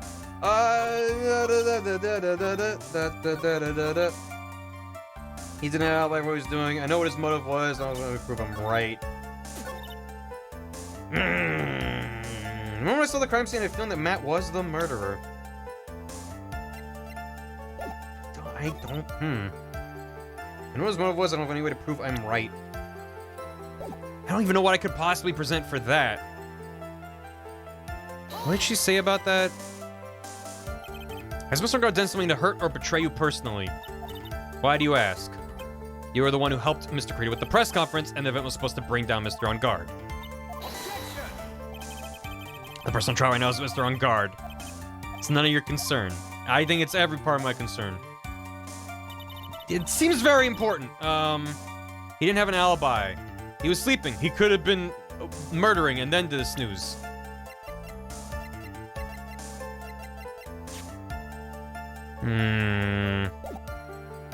Read everything you have thoroughly. I mean, yeah, you just go through it again. Yeah. A glossy JPEG.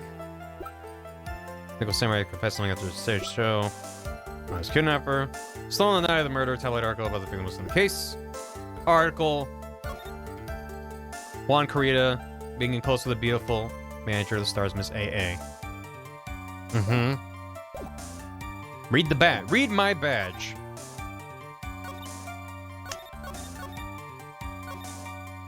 I felt I had to protect him. I don't think I can present the gossip rag as being decisive evidence. She'll be like, that's just made up gossip. The hotel map. The guitar case empty. Water on top of the lid bears his fingerprints. I think we've kind of half moved on from that. Found next to the victim filled with tomato juice bears her fingerprints. Photo of Lon Corrida's murder scene. Retrieved from Detective Dick. Here. Here. Jammin' Ninja button. Ripped from his costume, covered in Corrida's blood. Found in On Guard's Hakama. Deceased Celeste Impacts found by Juan Corrida was her suicide note hidden.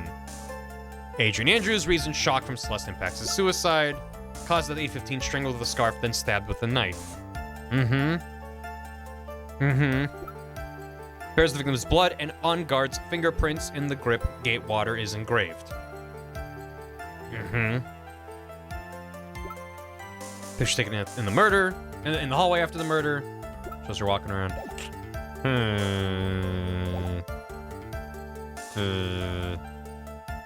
From when I saw the crime scene, I have a feeling that Matt was the murderer. I know what his motive was, but I don't have any way to prove I'm right. And he didn't have an alibi for what he was doing at the time of the murder. That button was torn off of Juan during his fight with Matt. But I'm Matt's manager, so I felt I had to protect him.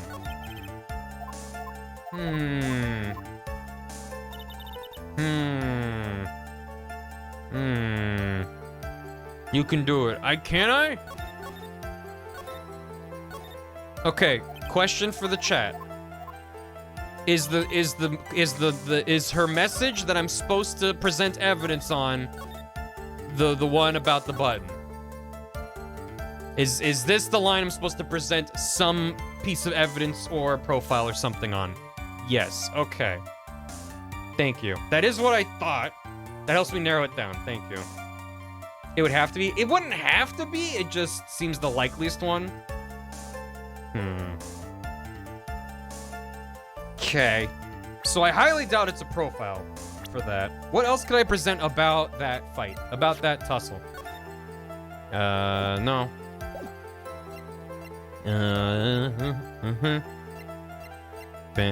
So it's not the button. It's something else.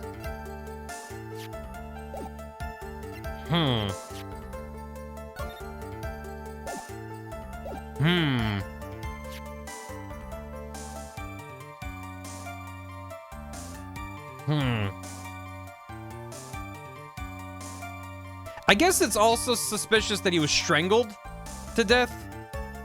That seems a difficult thing to do during a fight. To presumably get behind someone and strangle them with a scarf.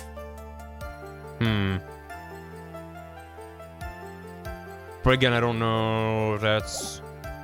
Problem is, I just don't have many pieces of evidence that even seem relevant to this line. Strangled with a turtleneck. Well, in the photo, right?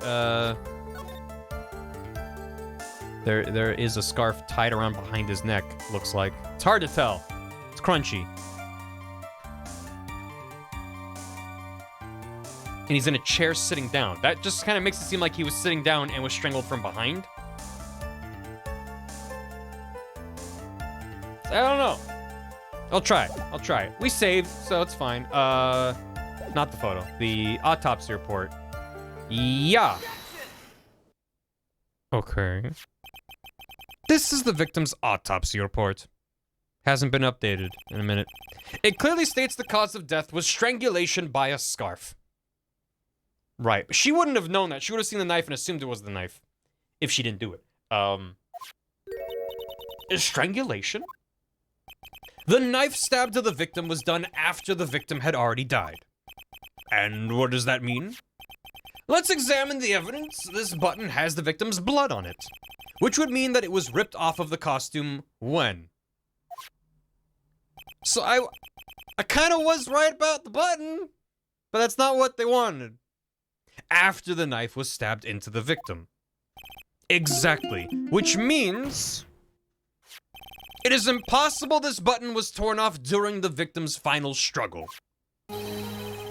Because the victim was strangled to death in that fight. The button should have worked. Okay. All right. I was on the right. I did actually figure something out important to the case. I just the game didn't want that right then. Ah! It wasn't stab miss yet. That's right, Miss Andrews. There is no way this button was ripped off during the struggle. Yeah, they don't do partial credit. It's all or nothing. So, it's like, yeah, all right. This button was consciously pulled off of the victim's already dead body. Stab miss is the doctor, not the monster. Order, order. What is the mean? The button does nothing by itself. Right, I was trying to be like, well, the button had the blood on it, and how could it? It's like I was making leaps of logic that weren't supported by the literal text. Whereas the autopsy report is the one that says he was killed by strangulation, so I think it's probably fair the button didn't work, because I'm thinking through things in an abstract sense and putting the things together, whatever. What's the meaning of this, right? Because this game's always so founded in logic, I know, right? So what if the button was torn off the body after the victim had already died? What does that change? Let me ask you one simple question, Mr. Edgeworth. Why was the button torn off? What purpose did that serve? What purpose? We now know this button was not torn off during the fight, so the murderer took the time and effort to purposely rip this from the victim's body. And that would mean that the murderer had something in mind, wouldn't it? Mr. Wright, does this mean you know what the murderer wanted to do with this button? What was it? To have a memento of the crime, to pin the crime on guard, to destroy evidence. They wanted a memento. Something to remember it by. Well, clearly it's to pin the crime on guard, because the other two don't make sense. I'm unbuttoning the truth. That's hot. Put the pin on Edgeworth. Put the pin on Edge. He did it. There is only one logical reason for doing something like that. It was to pin the crime on Mr. On Guard. He wanted pimento cheese. There's no way anyone would put a bloodied button in their own pants. It's gross. That's right. Mr. On Guard was set up by the real killer, of course. There it is. And the real murderer is... Well, Mr. Wright, who in the world is the real killer, then? Finally. I can't believe I managed to bring this trial all the way up to this point. Phoenix, you can't let your guard down yet. Not until the very end. The real killer, the person who planned to frame Mr. On Guard is... That amount of damage is not as big as it should be for how important this is. Which kind of makes me doubt if it's... Because if it was like the whole bar, I'd be like, obviously Adrian. But now I'm like, they're letting me fuck up. So maybe it wasn't Adrian? Who else could it have been? Literally, who else could it have been? Trying to... Did the murder, frame him, all that. It was Will. Adrian! Miss Adrian Andrews. I choose you! What? I don't think he's supposed to say that in court. You are Mr. Corita's killer! What? No, her glasses! Shit, does she have a spare? Order, order, order, Mr. Wright. Didn't we say earlier that we accused her? Just not to her face? This is a very grave matter. Do you have any evidence that supports your charge? Any evidence? All of the evidence points to Miss Andrews. How preposterous. You can't stick any of that on me. I can't, can I? Would you care to test me? Then what about this knife? The knife was used to stab the victim after he'd already been strangled to death. It was used to throw suspicion onto Mr. On Guard, naturally. A knife covered in the defendant's fingerprints could only be taken from his room. And the only one who had dinner with him and knew which knife to take was you. Hey, Roxby. Adrian Mon. No, her glasses. How many pairs does she have? Then, what about the button that was found in Matt's Hakama? This button was removed from the victim's body after he had already died. The only people who could have done so were the person who found his body or the killer. However, if Mr. On Guard was the real killer, there's no way he would have put such incriminating evidence in his own Hakama. Yarr! But it's also the way that she just is looking to the side and just boop, replaces her glasses is so good. The only person who could have put this button into Mr. On Guard's Hakama is the person who went to wake him up from his nap, which is you, yet again, Miss Andrews. I see. What about the empty guitar case? That is also another piece of evidence that incriminates Miss Andrews. Ooh la la. That costume was used to hide the real killer's identity as they fled the crime scene. Now, who could have known that there was just such a costume inside the guitar case? It could only have been the person who prepared the costume for the victim. And that person is you, Miss Adrian Andrews. No, Those glass shards weren't a vase, it was her shattered glasses. Oh my god, just keeps putting them back on over and over, they keep exploding. But Miss Andrews' fingerprints were nowhere to be found in the guitar case. You know that gif of the guy who's surprised and taking off sunglasses, and then there's more sunglasses and it's an infinite loop? It's like that, but her glasses just keep exploding, she keeps putting new ones on, and they keep exploding out of surprise. And it was you who proved that she was not wearing gloves at the time. That's right. The best gif ever made, it's a good one. I could change your gimme stop. That's because she did not intend on leaving any prints. If anyone had found out that she had touched the case, they would have asked her why. So to avoid leaving any prints, she used a towel or something else to open it. But the glass of tomato juice is a different story. Miss Andrews purposefully left her fingerprints on the glass to show that yes, indeed, she was the classic dazed discoverer of a dead body. Ah! And to top it all off, there is this photo. A photo of the killer as they exited the scene of the crime. No reasonable person on Earth can believe this nickel samurai is Mr. On Guard. He would be much too short for his own costume if it was him. Speaking of how tall people are, Miss Andrews, you're also kind of short in stature, are you not? Please, stop. Well, how about it, Miss Andrews? I've got her this time. Miss Andrews, I'm 12 feet tall. Oh, well, then she couldn't have been the murderer. She's far too tall for that costume. Matt On Guard is guilty, case closed. I refuse to testify. What was that? There's a law. It says I can't be forced to testify about something if it can't incriminate me. They have that in this universe? Well, yes. No one's ever brought that up before. You're absolutely correct, Miss Andrews. Wow. A lot of cases would have gone differently if people pled the fifth in this universe more often. You can't plead the fifth. You're absolutely correct, Miss Andrews. That's part of the fifth, is that it's not incriminating to not testify against yourself. It goes, but you can't use the fact that someone pled the fifth to say you're guilty because you pled the fifth, even if it is kind of a sus thing to do. The law does provide us with a way to avoid self-incrimination. And my lawyer did? By allowing a witness to not testify if the testimony can cause damage to themselves. What? That's news to Phoenix. I plead the 21st. Didn't Gant do that? Gant just didn't seem to care about any law. Although we did get him with the evidence law thing. There are legitimate reasons to plead the fifth even if you're innocent. I mean, generally, I think the rule of thumb is to just not say anything to anyone until you lawyer up. Pleading the fifth is not something most people would think to do on the spot. Actually, thinking back to yesterday in Mr. On Guard's room, in criminal cases only. Adrian!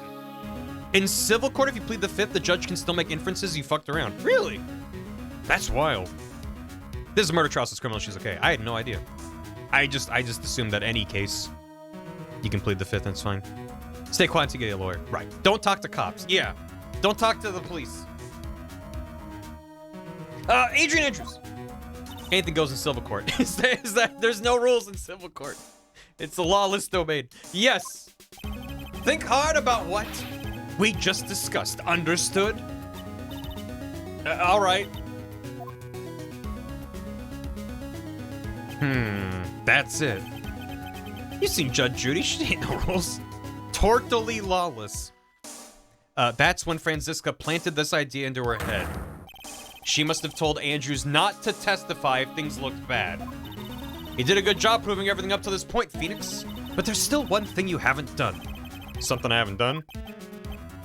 You haven't hit the gritty in the courtroom floor yet. Oh, what's wrong, Wright? Are you finished already? Run out of evidence? Yeah.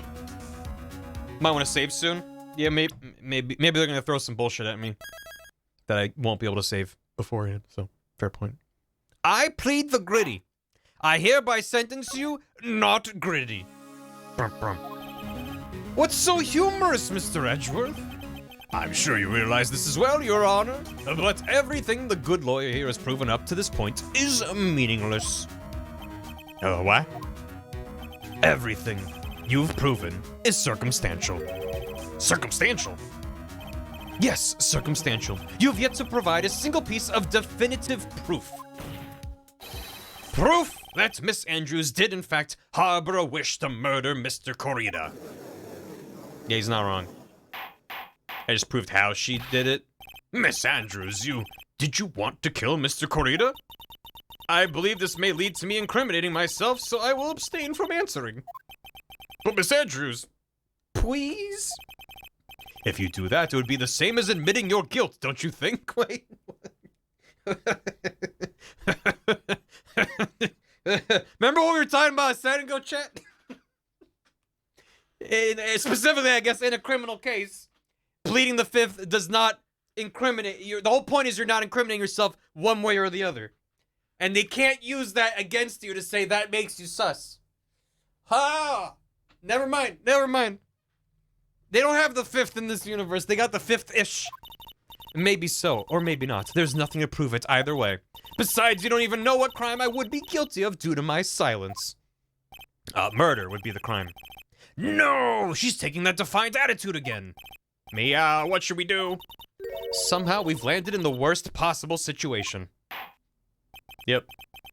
I think we've reached a certain conclusion at this point in time. Miss Adrian Andrews has refused to testify, and the defense's theory that she is the actual murderer has not been fully substantiated with solid, definitive proof. But that's not true. In this situation, there's only one thing this court can do, and that is to declare a recess. Recess? I request that both prosecution and defense look further into this matter. And at tomorrow's trial... Tomorrow? We don't have a tomorrow. Maya needs burger now. If we don't get a not guilty verdict today... Please wait, Your Honor. That's not necessary. The trial? Please continue the trial. What are you sweating for? Reminder, these games do not follow the American legal system, should not be used as precedent in any court case you're in. It's fiction. We interrogated a parrot. Your client is getting one more day to live, isn't he? That's not it. This isn't about that.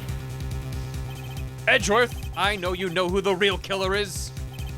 Please, let the trial continue. If I don't get the verdict, then Maya... But it's impossible to continue as long as the witness refuses to testify. Now then, this court is... It's not impossible for this trial to continue. Did Edgeworth just 8th dimension figure out what's going on with Maya? He went through time and space and figured out what happened. Mr. Edgeworth, what are you? It's true, Miss Andrews holds the right against self-incrimination. However, if the topic of conversation were something unrelated to whatever she may be guilty of, then she has no right to withhold testimony. Yes, that is very true, but... Actually, there's one little thing that I'm curious about. Miss Andrews, when you found the victim's dead body, you poured yourself a glass of juice. Yes, and I can't help but think how unnatural that is. Usually when one finds a body, they're shaken up, not stirring a glass of juice. Were they trying to do a shaken, not stirred joke there? It didn't quite land. I appreciate what they went for. It didn't fully land for me, but thank you. So, my actions were unusual, but I've already... Before you speak, I want to state that if you have a reason behind your actions, I would like you to testify to that effect. Testify? Your Honor, I would like to request that the witness testify again as to what happened when she first discovered the victim's body. Whatever we find out in this testimony should in no way implicate the witness. I don't know what it is about Edgeworth today, but I can't get a good read off of him. Is he friend or foe? I just don't know. The court acknowledges the prosecution's request. Miss Andrews, if you please. The judge just really wants to go back on the swings, and he's just cranky that we're delaying him. I want to go on the swings. That glass of juice, I didn't really pour it for myself. Wouldn't she have fingerprints on the bottle? The tomato juice bottle, in addition to the glass? And there was nothing to say that she had fingerprints there. I was surprised when I walked into the room and saw it in that messy state. And Juan, he was sitting slumped over and tired looking in the corner. When I saw him sitting like that, the thought that he was dead didn't cross my mind. To be honest, I thought he had just fainted or something, so I went to pour him some juice. When I realized that he was dead, that's when I knocked the flower vase over. That makes way more sense, actually, than her being like, I was confused, so I poured myself some juice. You poured that glass of juice for the victim. And we knew that tomato juice was one of Juan Carita's favorite drinks. Someone said that at some point. Why did you say so in your earlier testimony? I didn't think I needed to include something so trivial. We've heard that before. Phoenix, please be careful here. If you can't find anything wrong with this testimony, then there's nothing left. I know. Edgeworth, what the heck is going on in that brain of yours? Now then, Mr. Wright, you may begin your cross-examination. When I found a boy... That glass of juice, I didn't really pour it for myself. But there wasn't anyone else in that room, right? Of course not. Then who did you pour it for? Mr. Wright, there's a rhyme and reason for everything. Can you wait just a little longer for it to be revealed to you? In other words, Wright, be quiet and listen. Precisely.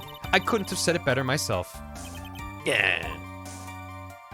We got her. That's the line. I was surprised when I walked into the room and saw it in that messy state. So it was a mess. Are you sure it wasn't messy because of your fight with Mr. Carita? I understand your frustrations and not being able to prove your theory. However, before you go accusing people of crimes, go find yourself some evidence. And then, what did you see next, witness? You can't really just take every line of their testimony and be like, and that's when you did the murder. That's not really how it works, Phoenix. And Juan, he was sitting slumped over and tired looking in the corner. Slumped over? Yes, he was just sitting there with his head tilted forward, eyes closed. He really looked like he was sleeping. Is it just me, or did that right there sound a little odd? Was that? I mean, it looked like he was kind of sitting, having a sit. Yeah, he's just kind of sitting, slumped forward. It's not like a gigantic knife. He wasn't pierced with a trident. He's just kind of, I don't know. Seems plausible. Yeah. When I saw him sitting like that, the thought that he was dead didn't cross my mind. That's me slumped over. That's me in the hotel room, losing all of my blood. Then what did cross your mind? I thought maybe he'd smashed everything up in anger because he lost the Grand Prix, and then felt tired after his rampage, so he decided to take a nap. Rah, smash, crash. Yeah, I get it. Anyways, that's what I thought. I see. So you didn't think he was dead at all? To be honest, I thought he had just fainted or something, so I went to pour him some juice. He was eepy, just a squeegee little guy. You thought he fainted? I thought he was asleep at first, but then the room was in such a messy state. I thought maybe he'd got into a fight with someone. And that's when you went to pour the glass of juice? Yes, he always had a hard time waking up, so Juan always had a glass of tomato juice to drink. I see. Dude, what? All right, after that, what happened next? Tomato juice wakes me right the fuck up. When I realized that he was dead, that's when I knocked the flower vase over. He was fighting with the bear clock. It kept saying it was brr a clock, and he hated that. How did you come to realize that he was in fact dead? It needs these vitamins. I shook him over and over, but I never got a response. So I set the glass down on the dresser and tried to take his pulse. I was shocked and staggered backward and knocked the flower vase over. So that's what happened. Yes. This is what it all comes down to. This is the absolute end for both sides, and Adrian's letting her guard down. Phoenix now is our best chance yet to kill the prosecution's case. Isn't that a bit harsh, Miss Andrews? Will you tell us the truth this time? Please tell us the truth.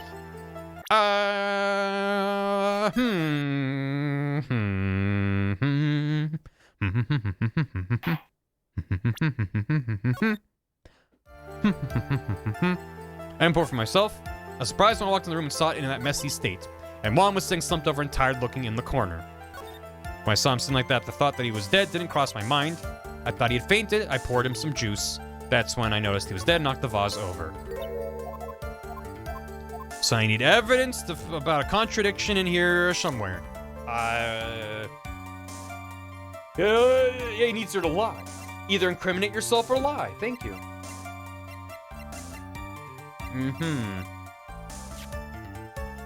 Nick specifically called out this line about being slumped over. Slumped over. He was sitting there with his head tilted forward, eyes closed. Looked like he was sleeping. That sounded a little odd.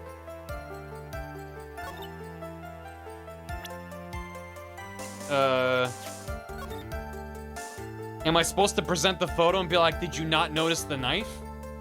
Is that it? Let's try that, Your Honor. Your Honor! What are you doing? You want to ride the swings later? Seesaw? You and me? Seesaw later? Okay, cool. Like Rhythm Heaven? Okay. Not that, then. I guess I could specifically present the knife and be like, did you not notice the knife? What? Did you see the knife sticking out of him? What about knife? Did you how about when the pointy bit went into the guy where the button used to be? France. This evidence clearly reveals the contradiction in that statement, Your Honor. How? You know the knife. Huh. It's not the knife either. Anyway, many points to the judge. The knife, the knife, the knife, the knife. Okay.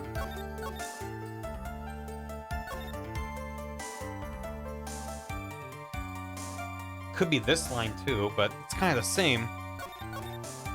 Thought you finished something, went to pour some juice. That's when I knocked the flower vase over. That's it.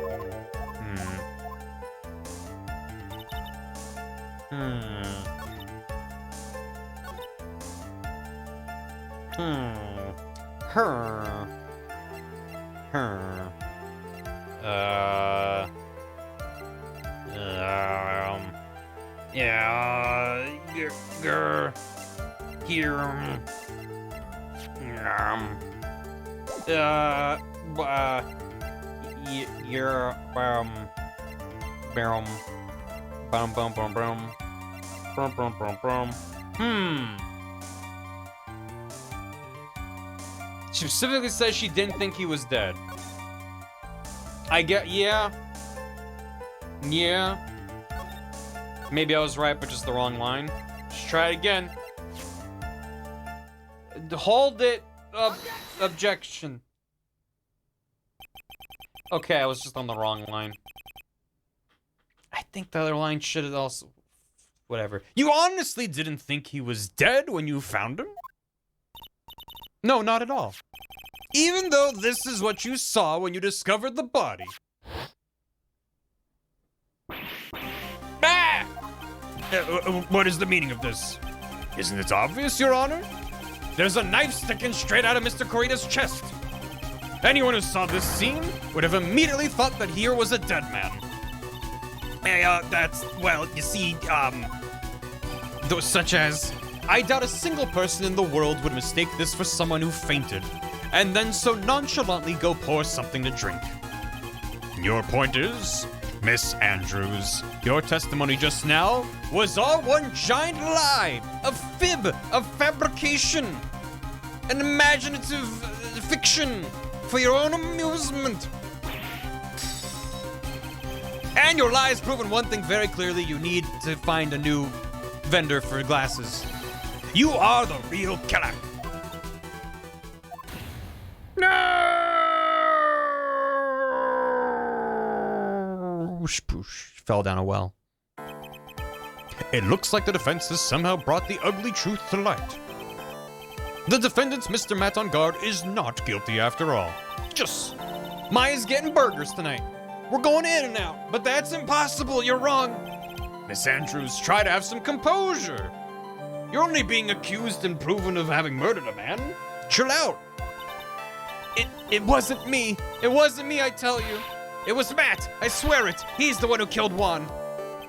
But you were the one who refused to testify, and your reason for not doing so is that you might end up incriminating yourself. That's because... Miss Andrews, I will give you one last chance. What exactly are you hiding that may incriminate you? I don't think they can do that when you plead the fifth. I refuse to testify.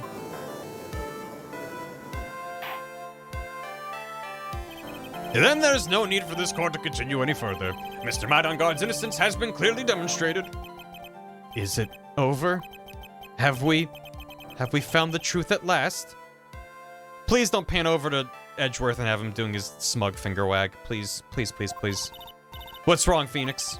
Usually the real killer confesses his or her guilt. And now I think about it, this is the first time someone hasn't. But now then, I would like to hand down my verdict for Mr. Matt on guard.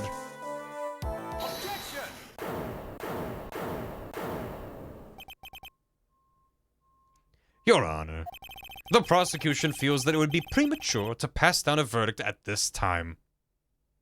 What? What? The reason is quite simple. This witness has yet to speak the absolute real truth. Yeah, and she will when she's on trial for the murder. We're just working on Matt, and we prove that he's innocent, but we can have a separate trial about her later. That's fine. The absolute truth, what are you... Witness? Don't you understand yet? Huh? I don't know who planted this silly idea in your head about not incriminating yourself in court, which is a very real, important part of the judicial system. But as long as you protect yourself through your silence, Matt on Guard will go free, and in his place, you will become the guilty party. That's a lie. I don't believe you. What? I was told if I spoke, then it would be all over, and Matt would never be declared guilty. What in the world is she talking about? Has she lost it? I can't speak about it. I'm too scared. It's Franziska von Karma. Huh? Don't you remember, Phoenix? Miss Andrews lives by gripping tightly onto the words of another. Because she doesn't have the strength to believe in herself. Then, right now, Miss Andrews is... Yesterday, she was tossed a lifesaver by Miss Von Karma. Don't say a word. No matter what happens, if you do, Matt on Guard will be acquitted. Miss Andrews undyingly believes in those words right now and is clinging on to them. Then what should we do? This is the first time I've ever come across anything like this. But Miss Andrews has to be the killer, right? All we have to do now is get our not guilty. That is my only priority. It wasn't me. I'm begging you. Please believe me. I didn't kill Juan. Help, please. Someone, help me. Mr. Wright. Yes, Your Honor. The court can't continue on like this. Therefore, I'd like to hear what you intend to do. What I intend to do? What am I supposed to do? What am I supposed to say? Right. I suggest you think very carefully about this. Think about what this witness did and what she did not do. Just gonna go ahead and save real quick, because sounds like I'm gonna have to make a decision real quick right here, and I don't know what I'm doing. So let's go ahead and do that. Thank you, go and welcome back. Think about what you did and didn't do. And think about who is the real mastermind behind this crime. Who's the real mastermind? Isn't that obvious? There's no one else it could be except that woman crying over there, right? Come now, what will you do? What kind of man are you, Mr. Phoenix Wright? Request not guilty verdict, force her to testify. Oh.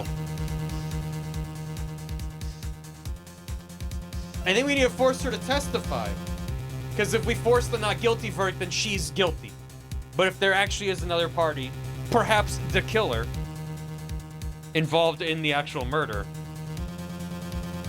force her to testify. I have to win a complete acquittal today. There's no way around that. But I can't bring myself to do it like this. Not when she's making a face like that. Miss Andrews, I would like to know what you are really hiding. Mr. Wright, are you sure you know what you're doing? Sure, Mr. On Guard would get an acquittal, but in his place, you would be found guilty.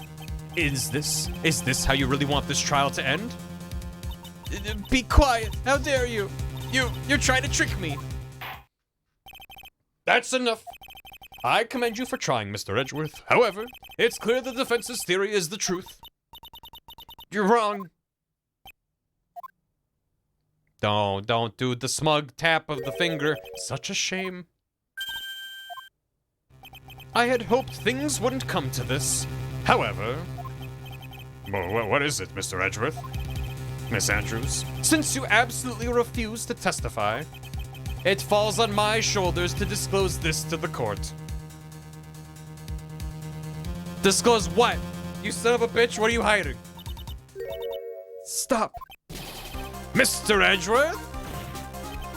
This witness, how should I put this? She has an illness. What? What? And because of this illness, she has tried to commit suicide in the past. Stop, please stop. No matter how much you want to hide it, it's no use. I have the evidence right here. That's the second part of the suicide report. The attempted suicide report. What will you do now, witness? You know what I'm about to do, don't you? I will now reveal to the court the true nature of the pitiful woman known as Adrian Andrews. The secret of her codependent nature. Having other people know about it scares her more than anything else in the world. Please stop, I beg you. If people find out, I'll... He doesn't give a fuck. If you're going to say you would choose death, that is of no concern to me. Holy shit, Edgeworth, how could you be so cold? Bro, however, before you die, I will pull the truth from your breathing lips. No matter what I have to do. What the fuck, dude? What? This is not where I thought this was gonna go. This is so much worse. I mean, the only silver lining is that Phoenix isn't the one doing this. Because then chat would blame me for it. Will you tell the court yourself or shall I? Either's fine with me. I'll talk, but please, help me. Yeah, he remembered his character from Ace 31. Yeah. Nothing matters anymore. Nothing really matters. Anyone can see. When I first saw him, I really thought he had fainted. Honest. When I realized he was dead, that was when I formulated my plan. Once I made sure there was no one in the hallway, I made a dash back to Matt's room. And then, I stabbed Juan's dead body with the knife and ripped off the button. Just when I finished and was returning to Matt's room, I had a bit of an inconvenience. And that's why I ended up using the nickel samurai costume. Wait, so it had nothing to do with hiding from Lada? There was another reason she put the costume on? Stabbed the body with the knife? Why would you do that? Isn't it obvious to pin the blame on a certain person? A certain cowardly man! But what do you mean by all this? It might take this court a little while to understand, but... An inconvenienced truth. This is the truth. The real killer is Matt. That scumbag of a man, I'll never forgive him. He's trying to escape his guilt again, just like last time. Last time? So, Miss Andrews stabbed the victim, Juan Creta, in the chest with the knife. Is that a crime?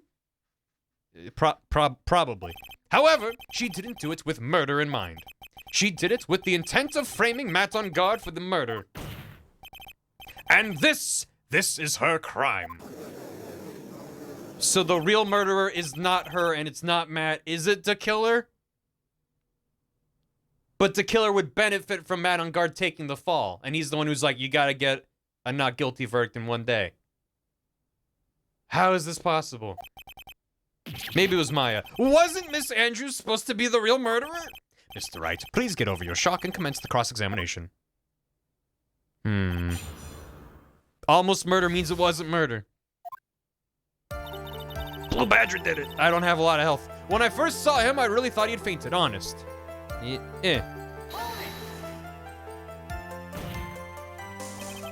you could tell from the state the room was in that there must have been a fight. Are you telling the truth when you say that you did not know he was dead? He had a scarf tied around his neck. But that scarf is a part of the Jamming Ninja's costume. Oh. Huh. He was strangled by the scarf he was already wearing. I suppose that makes sense. Makes it seem less premeditated, though, and more convenience or accidental. Well, I don't know if he accidentally strangled someone with a scarf. Scarf was part of his costume, so I didn't think anything about it was strange. His head was also tilted down a bit, so I couldn't see his face that well. That's why I thought I'd wake him up and went to pour the juice. When I was just dead, that's when I formulated my plan. What is this plan you had? I knew right away the murderer was Matt. I knew because, one, he was going to expose Matt's weakest weak point in the world. He was going to attack his weak point for massive damage. So Matt did this to stop Juan and silence him for good. That's when I thought I should forge some evidence and pin this crime on Matt. So the forged pieces of evidence were the knife and the button. The first thing that came to mind was to plant the knife. Once I made sure there was no one in the hallway, I made a dash back to Matt's room. Yeah, he's got that glowing red circle. So that was so you could get the knife, correct? The knife Matt used at dinner had his fingerprints all over it. I thought if I used that, then the police would certainly turn their eyes towards him. Matt was napping with his costume on at the time. I slipped in, took the knife, and returned to the scene of the crime. And then, I stabbed one's dead body with the knife and ripped off the button. So you were the one to stab the victim with that knife. It gives me goosebumps to think about it now. What a horrible thing I did. Why would you rip the button off? You think just having a knife with fingerprints would be enough? By the time, I couldn't control my own body. It moved on its own. It was the channeling, the Korean school of channeling. Someone else did it. Then when I stabbed one's dead body, I suddenly realized something. If I used the button somehow, I could make Matt look even more sus. So you thought to rip off one of the buttons off and plant it in Mr. Ungod's Sakama. Yes, that's what I had planned to do. But things never go that smoothly, do they? Just when I finished and was returning to Matt's room, I had a bit of an inconvenience. Try to reduce his AC by 1. That's the power of a button. An inconvenience? There was a woman with a camera at the ready loitering in the hallway. Okay. I'm willing to bet my spikes it was Lotta. He's admitting his hair was spiky. That's Phoenix's growth. There was also a woman with a ray gun at the ready, pacing back and forth. That's Miss Oldbag for you. A lot of inconvenience. I had already been caught and made into a big scoop for a certain weekly tabloid once, so I couldn't very well go out looking like myself and get caught again. And that's why I ended up using the Nickel Samurai costume. I'm so sorry. You were the one who prepared that costume, weren't you? Yes, I took it from Global Studios. I also put it into Juan's guitar case the day before the awards ceremony. You did this in preparation for the press conference, correct? Yes. Juan wanted to wear that costume and hold a press conference in it. He was going to disclose Matt's big secret there. And what is the secret? That I don't know. Anyway, I thought that if I were to leave Juan's room in the Nickel Samurai costume, that people would think that Matt was the real murderer. I was very careful not to leave any fingerprints when I opened the guitar case. I absolutely did not want anyone to know about the costume. What happened to the costume after you went back into Matt's room? I think we've heard enough. So after that, you went back to Mr. On Guard's room and planted the button?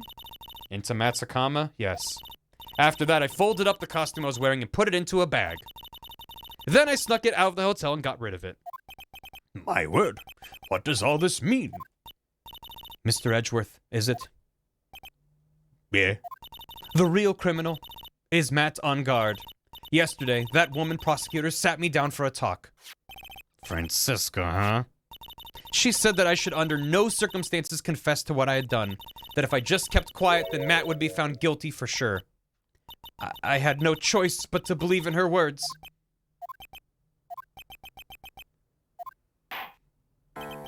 What this witness has done is clearly unlawful. That's putting it mildly. However, as long as her testimony stands, we can be certain she is not the real killer. Oh, wait, Your Honor. The defense still... Right. It's pointless. At this point in time, it is not possible to indict Miss Andrews on anything. Exactly. There isn't a single piece of evidence that points to her as the murderer.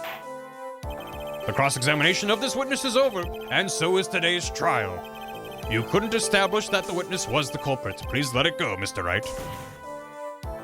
But... Mr. Edgeworth, please place Miss Andrews under arrest for further questioning. That's Edgeworth's job, not the bailiff or anyone. Literally, understood, Your Honor. The prosecution will arrange for a detention immediately. All right. That's all. Court's adjourned for today. Oh. Well, the judge noped out of there fast. Just bolted out of there.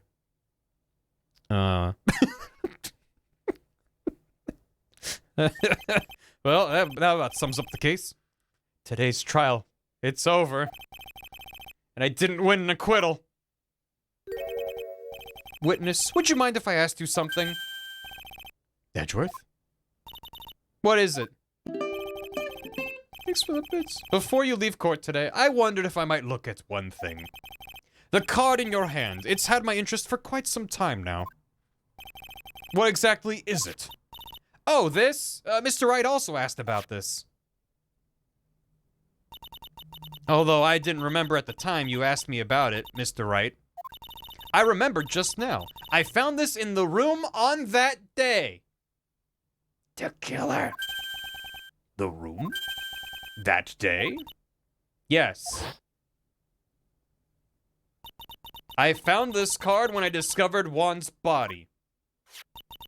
It was lying there right next to him.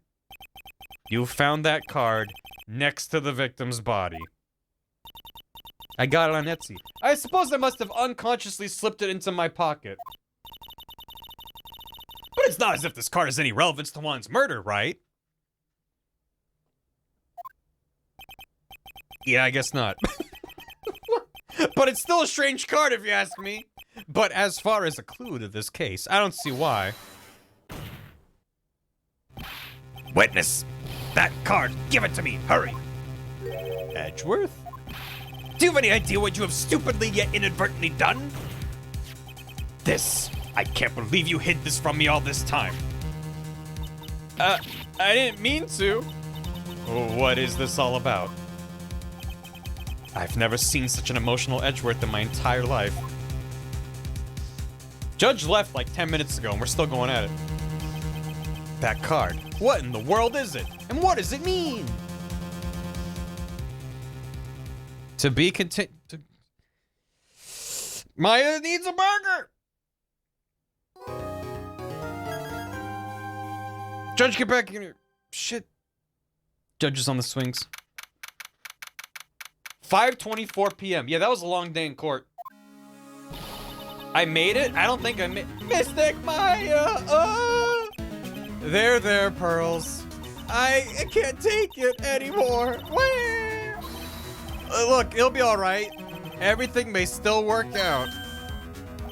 The condition was that we had to get a not guilty verdict. And so far, the kidnapper has kept his word and hasn't hurt Maya. And he won't because Mr. Engard hasn't been given a guilty sentence yet. It's not... He said we had to get a not guilty verdict in one day. So just because he's not guilty doesn't mean... Cheer up! We don't have time to stand around crying. We have to get going. You're right. Mystic Maya is in much more pain than I am. Yes, that's right. So... Hey, you guys. Glad I caught you, pal. Hey, you guys. Mr. Scruffy Detective. Oh, boy.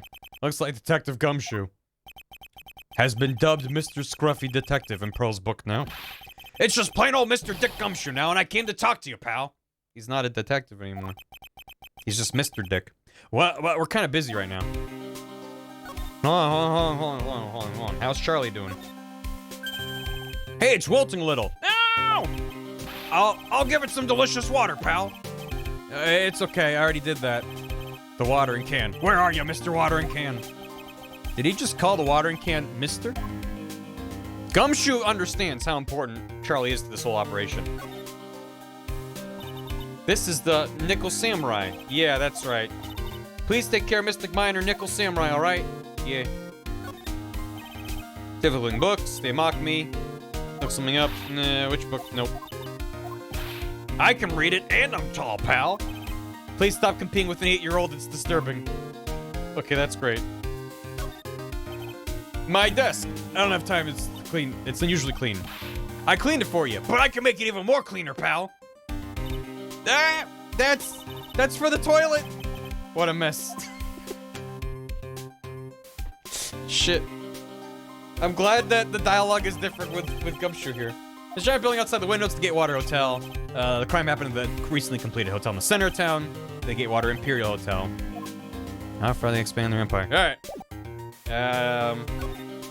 Hey Dick, I'm an attorney. Look, it's my attorney's badge. Oh, it's a little tarnished, don't you think, pal? Don't worry, I'll make it all sparkly shiny again. I'm really touched. Is he applying for a job? Is that what's that? Is that why he's like, hold on, let me get that for you, boss? Like, all of a sudden, he's just like, super helpful. Could you please take a look at this? I can't think of anything to say about this, pal. Why don't I make us some instant noodles instead? That's okay, really. Oh no. Could you please take a look at this? I can't think of anything to say about it, pal. What about this? Nope.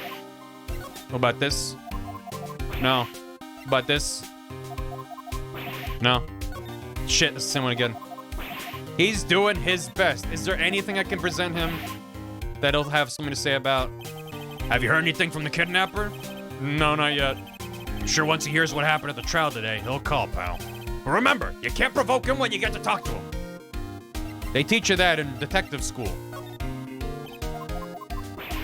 He doesn't have any thoughts. Wright and Dicklaw. It's got a good ring to it. When I saw the button, I thought to myself, this is gonna prove Mr. On Guard guilty. But it looks like there was a lot more to it than I thought, huh, pal?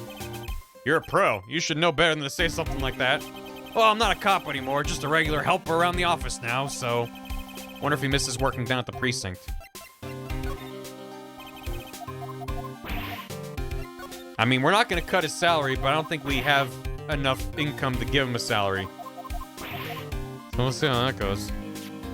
Who would have thought that this knife Mr. On Guard used to eat his dinner steak with? Go on. That it would be stabbed into the victim's body by Miss Andrews, of all people. I guess she just hated the victim that much, huh, pal? Question isn't why she hated the victim to that extent, but rather why she tried to pin the murder on Guard. Wonder if she really hates Mr. On Guard.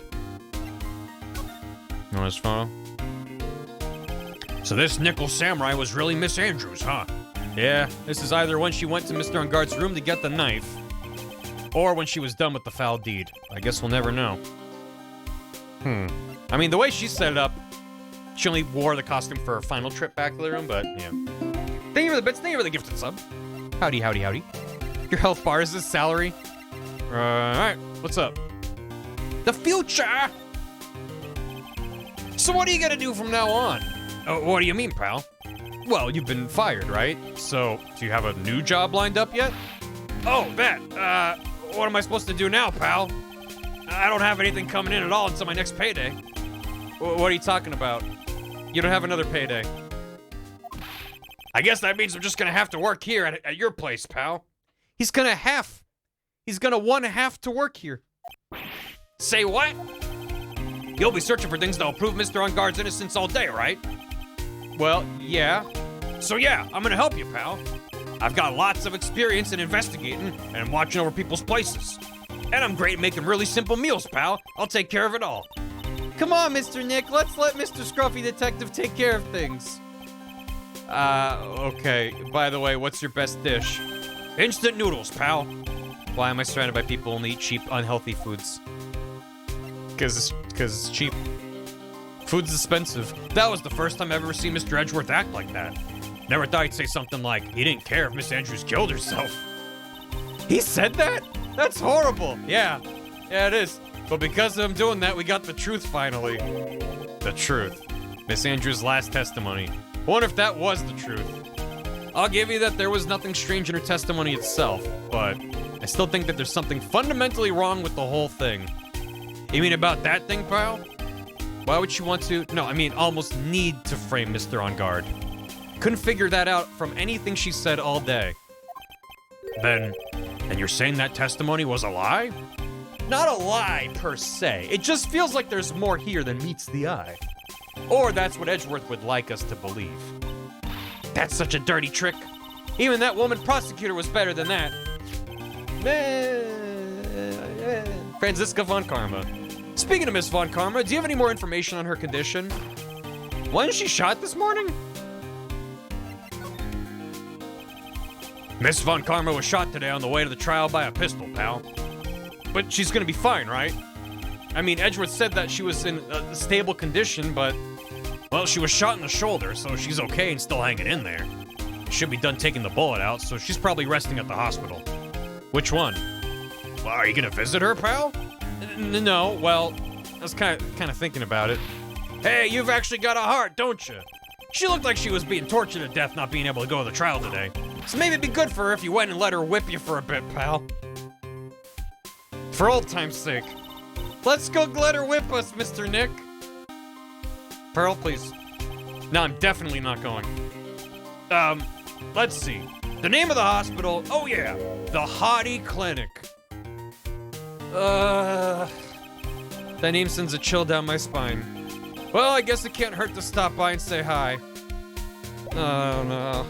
Oh no. Oh no, no, no, no, no. Isn't anyone here?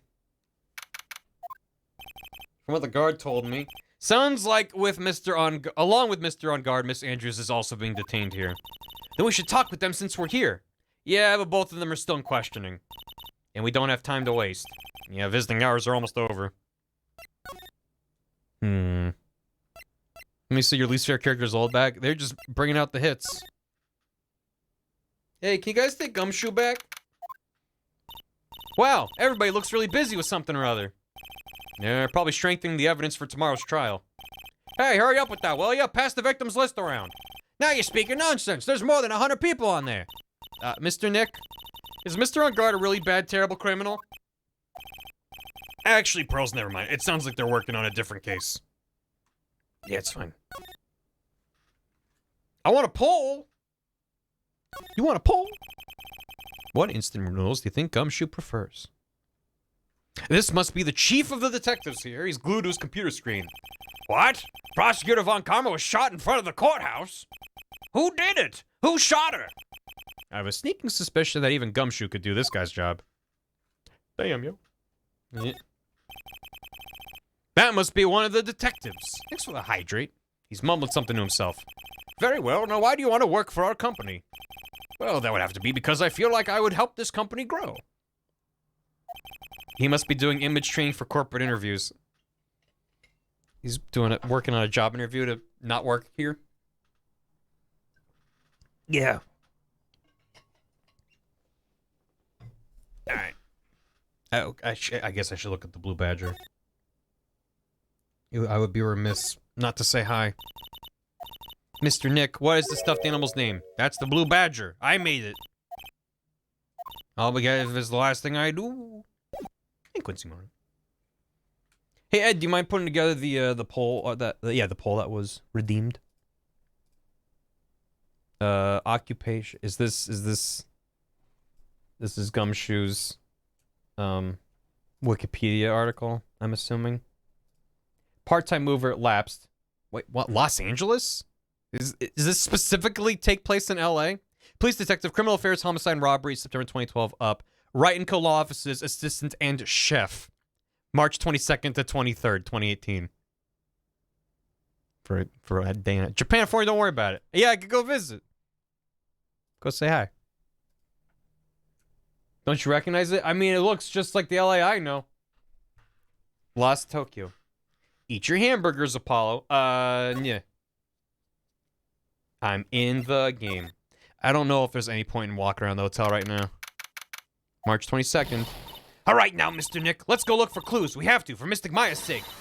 You shall not pass. Oh. Miss Oldbag. Don't devalue my name and turn into a gasp, you spiky-headed poof. Because of you, I've been made to look like the bad guy again. Although I did get a piece of gum from Edgy Boy, just as he promised. But what I really wanted was something much more valuable. I wanted Edgy Pooh's heart. It's all your fault. You've awakened the wild beast inside of this old bag. Old Balrog. Miss Old Balrog. Keep your hands off of me. This helmet's airtight. No air gets in and no airs get in. No airs gets in and no air gets out. I didn't go to the Hottie Clinic yet, because I thought I would see the other places first.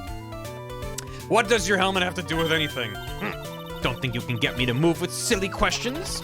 You're gonna have to defeat me if you want to get by. I'm not hearing this.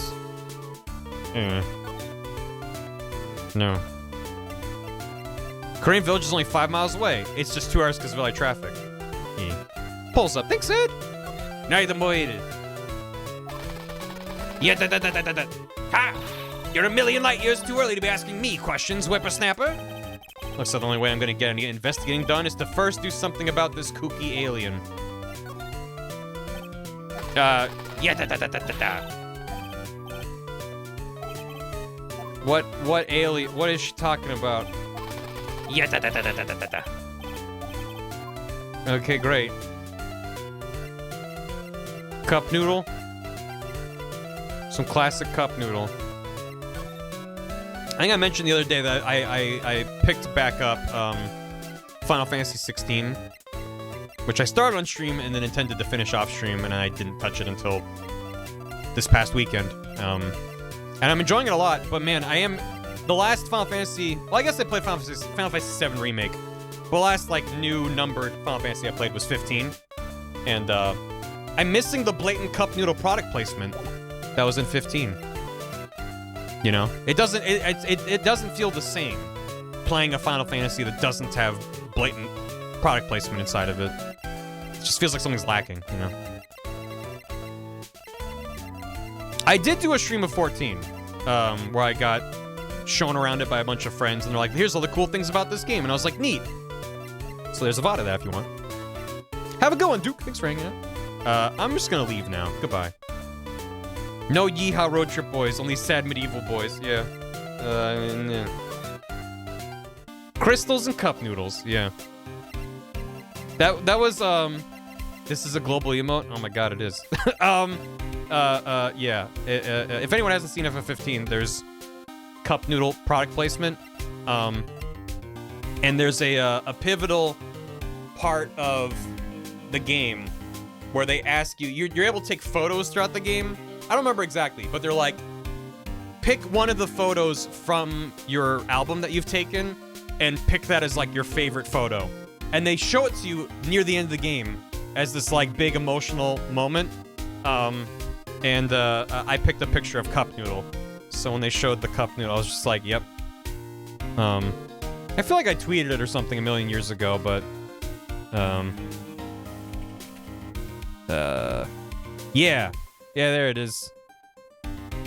On January 8th, 2017, I tweeted out, I beat Cup Noodle 15. That's what, I don't think it was an emotional appeal. It was when you beat the game, they're like, here, it's meant to be like a picture of you with the boys, you know, like, you know, you hanging out with your companions. But I picked the Cup Noodle photo. And so the game was like, you did it. Congrats. And like the dramatic music's playing, and they're like, certificate of completion. And I was like, yeah, I beat it. I beat the game. I beat it. It took me 46 hours. And I did it all for the cup noodle. Cup noodles beyond extra. All the food in FF15 is stunningly rendered. It's one of the things that, like, FF16 is a good-looking game. But I've seen food a couple times, and it just kind of looks like video game food, where it's like, yeah, it's just like a texture, and you know, it's like got steam coming off it, whatever. The food in 15 is just like the best video game food I've ever seen. And it's not a big part of 16, which is why it's not really present, but yeah. I've seen food. I know what food is. Makes me drool. The way that it animates too, like you put it down, it would like slosh around. It was just like lovingly rendered. So, better than Cook Serve Delivery, better than Monster Hunter? Yeah. I'd say better than Monster Hunter World. And Monster Hunter World has some good looking food. It actually looks edible. It's so good. FF14 grapes. FF14 grapes are next to Final Fantasy 15 meals. Yeah. Hey, have a good one, Morphe. Thanks for hanging. Endwalker Burger. I'm not familiar. What's my preference with instant noodle? Cup noodle with like a splash of sriracha in there. I haven't had sriracha in so long. The goddamn sriracha shortage is affecting me emotionally. It was back in a store for a day, and I got one bottle, and then it's gone again. Anyway, we gotta go to a hottie clinic. The Yakuza bread scene. The bread looks good. I don't like the way it like slurps up into his mouth. That part bothers me, but the bread itself looks good. To the clinic. Maybe the real hottie will show up and be like, I'm sorry you had to deal with my imposter before, but hello, welcome. I'm a respectable physician. Never thought I'd ever come back to this place. Nope, he's back. There he is. Unfortunately, no. Don't think Texas had any sriracha shortage down here, now that I've noticed. I entered the stream for the ASMR. Yeah, well, as I said, it's ASMR, which stands for attorneys systematically making errors. Yes, are you here to visit a patient? They made plushies of the grapes, I'm assuming? That's excellent. Same characters in the new trailer for the next expansion 14 eating a huge taco. Rad. Wait a second, you're... yes, I'm Director Hottie. Why are you still here? Yes, what is it? Can I help you? You can tell me. Yes. Director Hottie! Oh, that's not... Director Hottie? Edgeworth. Yes, I'm Director Hottie. Oh, you're the man from this morning. Yes, what is it? Director? Franziska? How is Franziska von Karma? Why is Edgeworth calling him Director? You don't need to worry. Yes, she's in good hands. Because, you see, I'm personally taking good care of her. Yes. Yes, and that surgery, it went well. You have my gratitude. It looks like Edgeworth doesn't know about this director and his secret. She looked so pitiful, absolutely terrified, yes. But I understand, yes, her opponent was a gun after all. And when I snuck up on her real secret-like, she would scream really loud, yes. I see. But she's really cute too. When I do that, she'd whip me with her whip. Boy, did I cry like a baby. Yes, but I think I could get used to it.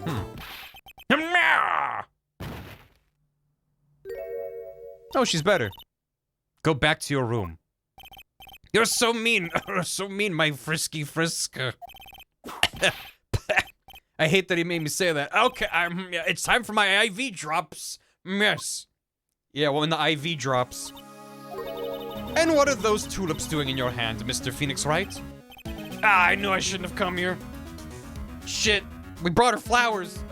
Hey, hiya. Hiya. Girl got shot in the shoulder and can still whip a fool. That's saying the surgery is a success. Because her whipping arm is back into shape. Eat the flowers. What flowers? Well, this must be the waiting area. It's got the feeling of one and there are sofas lined up. I don't see all that many patients. Yes, well, visiting hours are over, that's why. It's time for nightly consultations to begin. Mine, that is. Is there anyone keeping an eye on this guy? Yeah. This patient's undergoing rehabilitation. Wasn't that patient standing in the same spot the last time you came to visit? Doesn't look like they've moved any closer to the reception desk, huh? Is this clinic really doing anything? Is that patient really getting better? Hey, don't just cut into my monologue. I'm explaining things here. Sorry. Yes, oh, sorry. Yes, God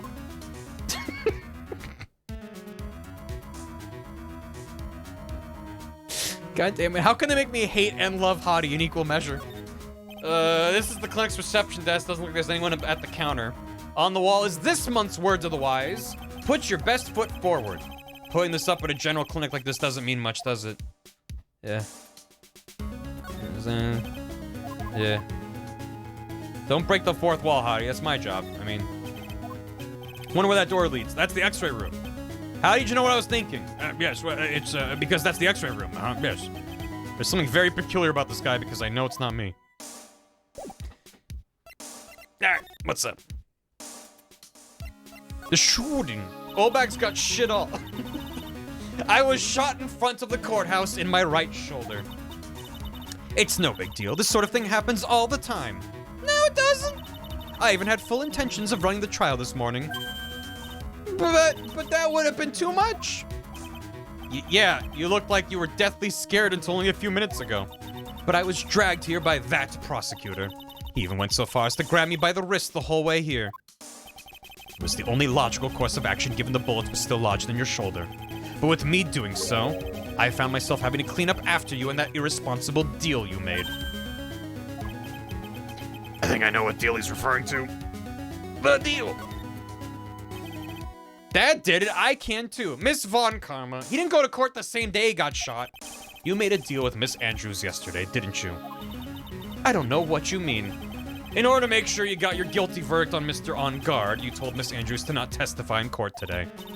I don't know what you're talking about. Do you have proof that I made such a deal? You're denying it? It looks like you were lucky, Mr. Phoenix Wright. If I had been in court today, this trial would already be over. All while hiding Miss Andrews' own crime? That isn't my problem, whether she had tampered with evidence or not. I have only one objective, to find On Guard guilty of murder. The end justifies the means, Mr. Phoenix Wright. The end justifies the means. Miss Von Karma, Adrian Andrews believed you when you said, if you don't tell the truth of what really happened, then On Guard will be found guilty. And what does that have to do with me? Because of that, she is now in danger of being found guilty herself. All because she believed in your words until the very end. That still has nothing to do with me. She's just a weak person, that's all. But you had to know she was... Ow! I think visiting hours here are about over. So if you'll excuse me... What's wrong? Why did she suddenly cut you off? Probably because she thinks I had the advantage in that argument. Edgeworth? Hello? I feel like he just, like, slid into place as she left. And he's just glaring at me. Hey, buddy. What happened today at the trial, Edgeworth? That was not like you at all. I mean, I know you knew about Miss Andrews' condition. You could have made her testify as many times as you wanted, but to go that far... but she wouldn't testify about that until I said something. Listen, Wright, the courtroom is a garden of judgment. I'm putting myself on the line when I stand in there. And that's why I made the witness do the same. It's only natural. A garden? Of judgment? By the way, Edgeworth, you were really angry in court today. That's rare for you. I mean, he does make that face once a trial at least, but, you know. That card, give it to me, hurry. Do you have any idea what you've stupidly yet inadvertently done? Yacha. This, I can't believe you hid this from me all this time. He makes that face a lot when Oldbag is around, that's true. Madgeworth. That card, what in the world is it? You mean this? Listen, Wright, this is top secret information. You absolutely cannot leak this. So I will tell you loudly in a public setting. A special investigations team has existed for a number of years, but few know of it. I understand. Their task is to find the owner of this card. A man called Shelly the Killer. And just as his name states, he is a killer, an assassin, the best at that. So in universe, it's silly that his name is the Killer. An assassin? Picture card added to the court record. Assassin? Why, that has the word ass in it twice. So who is this Shelly the Killer? The Killer is the name of a long-standing line of assassins. Plural. Long-standing? The name first appeared about 100 years ago, I hear. Shelly's the professional name of the third heir to the Killer name. So because his professional name is Shelly, he leaves cards with a shell on them? He has a habit of making sure to leave a card by the body of his victims. Why would he do something like that? We think it's a part of his duty to his clients. His duty? If he leaves a card, then his clients can be assured it was he who killed the victim. It also serves as insurance against any charges being pushed onto his clients. I see. The Killer values the trust between his clients and himself above all else. It seems that this is one honorable assassin with a moral conscience. I guess that even honorable assassins can't exist. So, if you think this assassin, he's the one who did the killing in this case? It would appear that way. The discovery of the card basically confirms it, wouldn't you agree? Shelly the Killer, huh? Maya! I noticed something at the trial today. You were behaving in a very strange manner. Even for you. Is something the matter? I guess I should just tell him. Maya, she's been kidnapped. Kidnapped? What does the kidnapper want? An acquittal. I see. I had no idea. I will prepare a rescue team as soon as possible and resolve this by tomorrow. Really? Did you hear that, Mr. Nick? Mr. Edgeworth's gonna... Stop trying to console me, Edgeworth. I don't need your pity. Mr. Nick? There's no way you can find her. We don't even have a single clue to go on. There's only one way to save her. I have to get an acquittal somehow. It's the only way. Right? Listen, you need to know something. Juan Corrida was killed by Shelly the Killer. And the client who ordered the job was you. Is Matt on Guard, your own client. Please, stop. I can't listen to you. I can't believe that. I see. Well, if you want to continue your investigation, you will need this. What is it? The hotel right now is restricted to police personnel only, as we are looking for any clues that might lead us to Shelly the killer. If you take this with you to the hotel, I'm sure they will let you enter. Letter of introduction out of the court record. Hi, my name's Phoenix, and I'm a big dumb weenie. That's what it says. In any case, I must attend to the preparations for Maya's rescue team. We'll meet again if anything should happen. Now, if you'll excuse me. Mr. Nick, do you think Mr. On Guard hired an assassin? No way. I mean, he doesn't have a psych lock. Yeah, I guess not. Well, we asked if he killed him, not if he hired someone to kill him. So, I don't know if the psych locks would trigger because of that. Hey, Ravitz. Maya. Please, all I ask is you make it home safe and sound. Maya. Maya. Date? Time? Location? No burgers. Heh, I guess even kidnappers can be a little clumsy. Clumsy enough to drop a card like this for me. And even though he said he was an assassin, I bet he's just making that up, like how Nick does with everything in court. Everything? Anyway, let's try out the card trick with this card I just found. Sounds like I got the door open. Okay, time to go take a look around. I hope she's in like a burger-themed amusement park.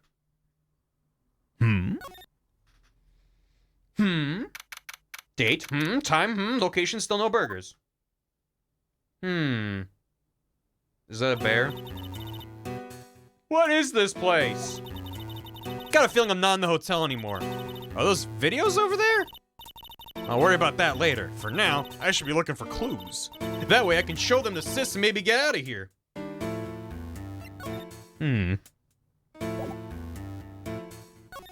Computer, show me the bear. That's weird. What's a figurine doing on a sofa in a place like this? I think it's a bear. Oh, cute. He's pretty cute. Oh my god. He's like reverse Pooh Bear. He's wearing red shorts. He's Oop Bear. Hoop Bear. Even. But it's got a lot of cuts and slits on it. Oh. Yeah, he's hard. I wonder if it's some kind of puzzle or something. Professor? Professor? That's weird. I was looking at the door. There's like a slot in the door that's missing. Locked, of course. And it doesn't look like I can use the card to open this door.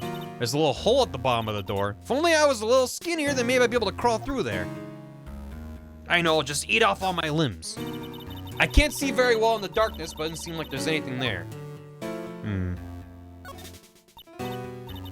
Oh, hey, it's a computer. I've never really used one before. What year is it? It's like 2008 or something? Just never used a computer before. I have no idea where the power switch on this thing is.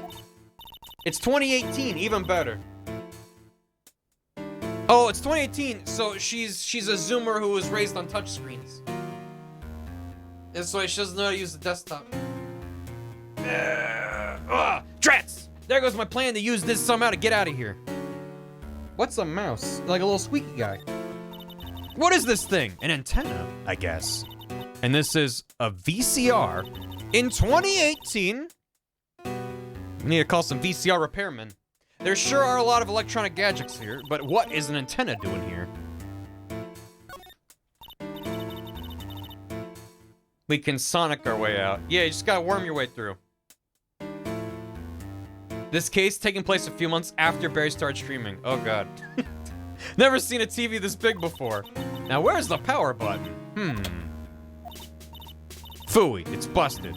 I would so die a happy samurai fan if I ever got to see the Nickel Samurai on a TV like this. I can't believe I just made a joke about dying, all things considered. There's a framed picture sitting on this coffee table. It's a picture of a woman. She's kind of pretty. Hey, looks like something's written here. Let's see. I think it says, with love, Celeste. I bet this could be a clue. Oh, this simply will not do. I cannot have you wandering around at will. Yeah! Ugh. It seems that you and Mr. Wright is truly, that your Mr. Wright is truly concerned about you. He is? For now, I would suggest you remain cooperative. If you cannot, there are ways in which I can help you. Ways, you mean? Dead men tell no tales is how the saying goes, correct? Dead? I'm almost certain I told you on our first meeting I am an assassin. No way. You're lying. I mean, an assassin? People are not always who they appear to be. Nick! Meanwhile, 7:04 p.m. Eesh, long day. Mr. Nick? Huh? Oh, yeah, Pearls? Got caught up in my thoughts about Maya's situation. Is that not what's happening to Maya? It's just him imagining what she's dealing with? And in reality, she's like totally fine. And she's not sneaking around and dealing with the assassin. He's gonna meet up with her and she's like, oh, I was totally fine. Dead men tell no tales unless you're a booba ghost. He doesn't know about a booba ghost technique. Mr. Edgeworth has left, you know. I guess for now, I have no choice but to believe in Mr. On Guard. I think I should listen to his story one more time. All right, let's get going too. Can we ask him, did you hire someone to do a murder? Maybe?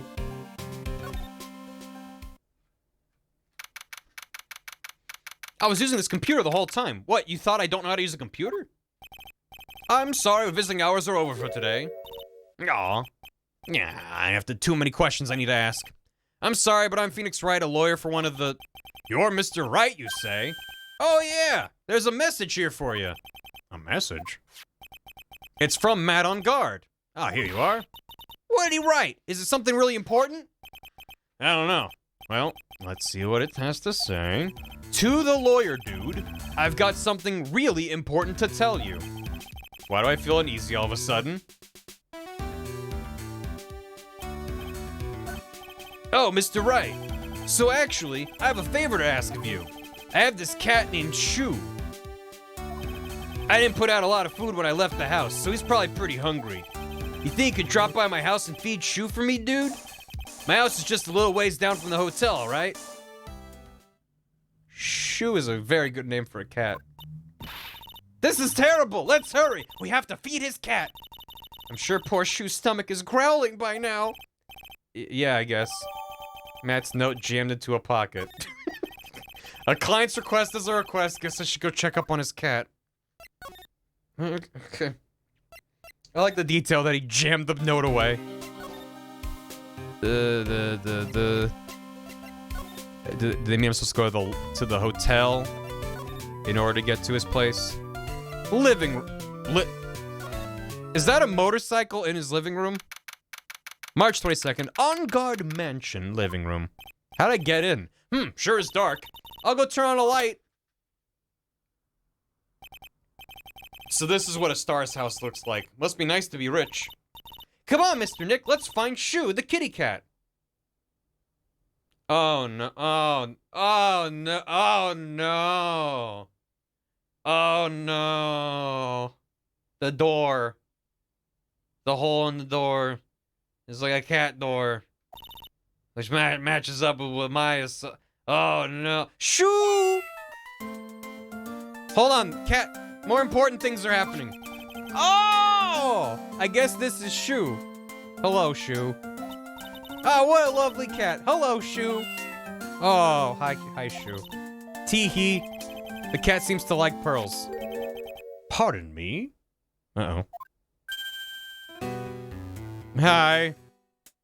Oh, no. May I help you with something, Mr.? We're lawyers.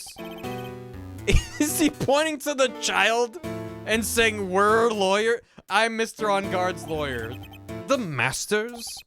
Then you must be Mr. Wright. Yes. Ah, it's a pleasure to meet your wonderful self. I'm the family butler, John Doe. Oh, that's your real name, is it? Nice to meet you. Oh!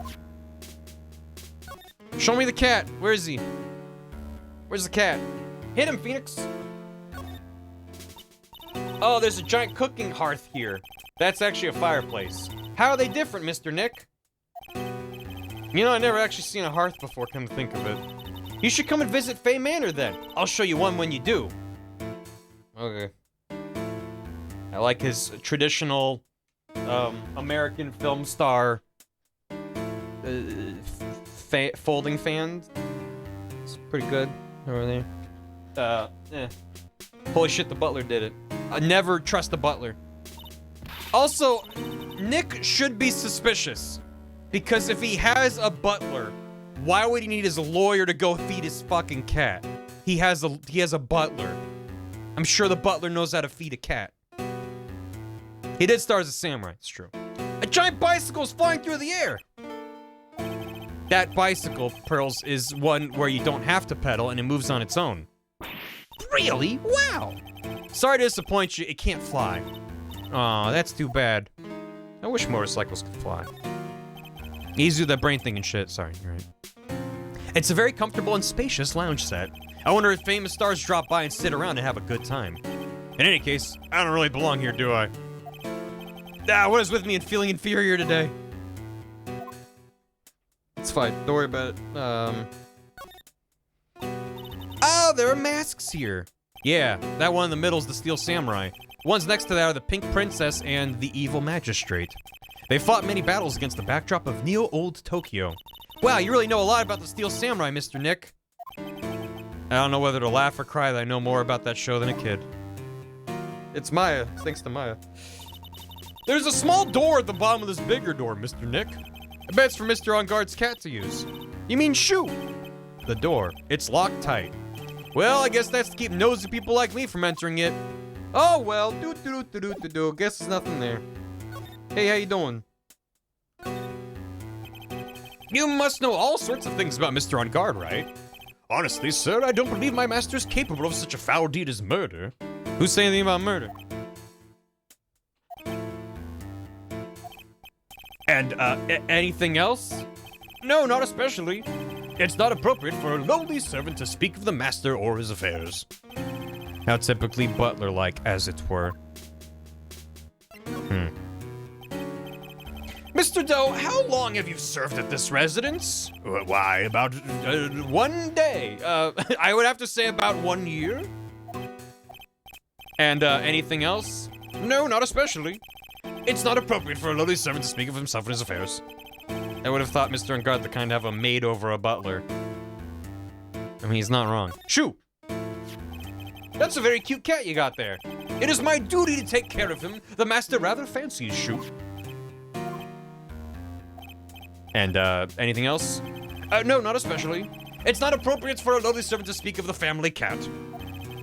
Well, then I guess I don't need this piece of scrap paper anymore. Matt's note crumpled into a ball and thrown away. Well, I'm afraid I must take my leave of you now. Oh, we should probably get going ourselves. So young and already so accomplished, a master of law. Thank you all so much. Sure getting a lot of passive-aggressive cordiality. Yeah. But there's also a lot to be proud of in being a butler in charge of the house and all. Thank you for the compliment, sir. People are not always who they appear to be. Now, if you'll excuse me. I guess, is that's that? Can we,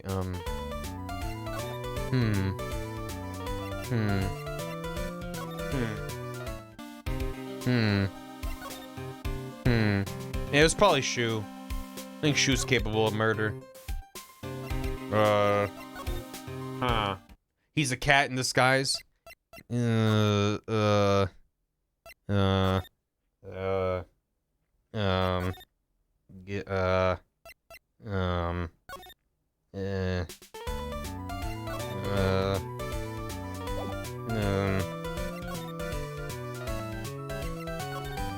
I can break open the door now that he left. Let me in! There's a small door at the bottom of the bigger door, Mr. Nick. That's for his cat. You mean Shoo? It's locked tight. Well, I guess let's keep those people from entering it. God damn it! Son of a... Son of a...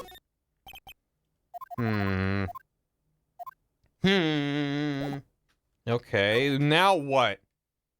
Did I use missile in the last game? Yeah. It is a pearl-sized door. Didn't Edgeworth give me something? Sure did. You sure are right about that. Boom. Maybe if I show this letter I got from Edgeworth. Miss Oldbag, if you would look at... What? You want me to look at this worthless piece of... edgy poo? Is that her perfume? Pheromone d'amour I smell. Let's see here. Would you please allow this unsophisticated young person to conduct his investigation? Yours truly, Miles Edgeworth. Yours truly? That man's good at flattery. Fine, but only because Edgy Poo said so, you understand? I just thought of something I have to do. Remember, no messing around. You do anything bad and I won't let you off the hook. Thanks for lying in court again, ma'am. Looks like she has strong feelings for Mr. Edgeworth. That may be, but you know nothing's gonna come of it. That's so mean, Mr. Nick. Feelings are meant to be told and shared. Ow. Every time we talk about love, I always end up with a handprint on my face somehow. So anyway, let's continue our investigation. Okay. Yeah, what? What now? One little thing before I forget. You can't go into On Guard's room today. Why? The police's main investigation team is gonna be in there all day, you hear? I wonder if they're the team in charge of investigating the killer. So don't go in there. Set one foot in there and you'll face the wrath of Wendy Oldbag. Come on. Did she jump up to slap him? Yeah. Yeah. Edgy's mine, Wendy. Looks like there's only ones here. And yet, the hotel seems so busy somehow. Probably because the police team is scouring for clues about the killer. What's the age gap between Old Age and Edgeworth? You mean Oldbag and Edgeworth? We don't know her age. She's unknowable. No Dick Lobster. No. Remember when she said she got better because of the ray gun? Yeah. I mean, I still stand by that. She is better with the ray gun. She's not a better character, though. The Wrath of Oldbag. Hey, city boy. Hi, Lotta. Lotta, you're still here.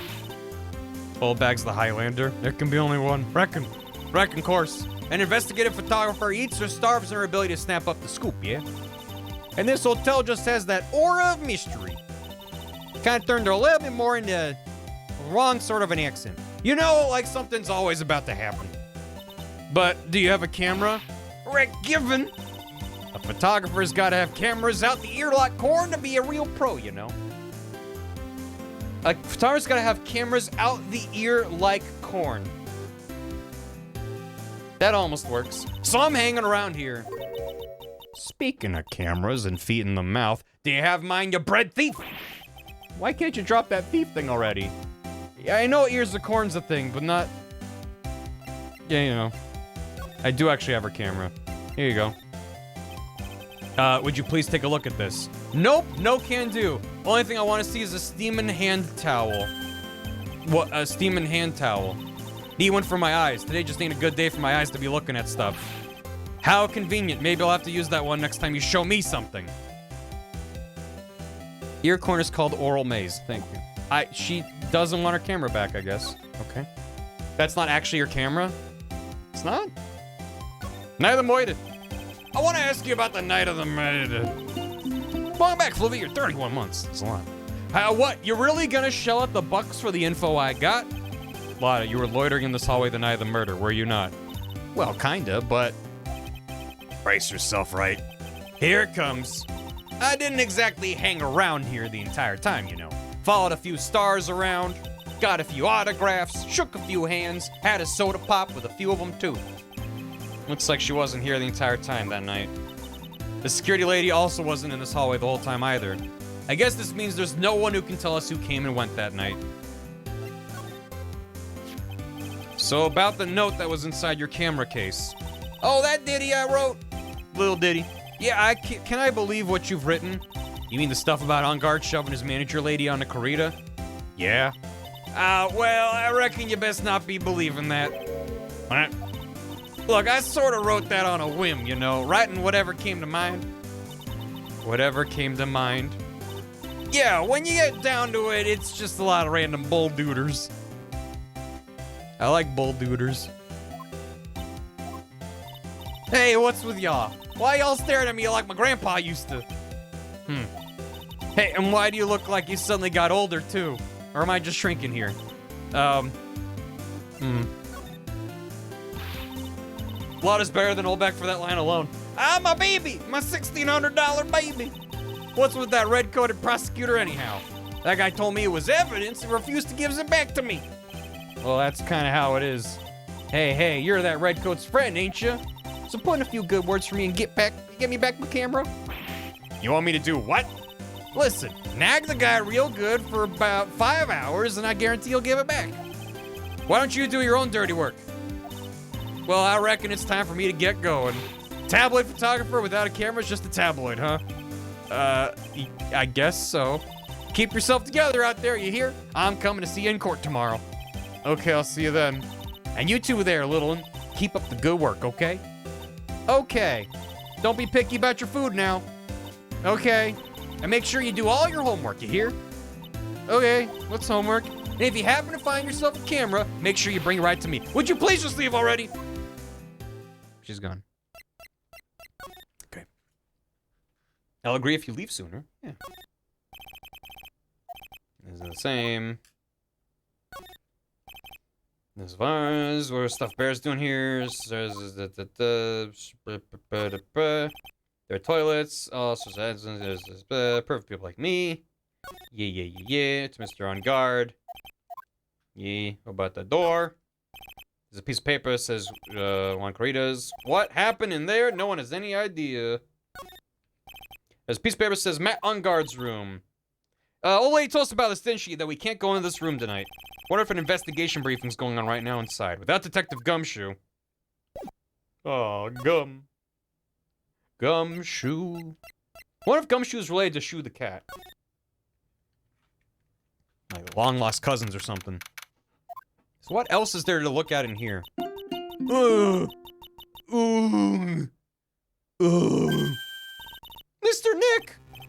What is that otherworldly, ghastly moaning?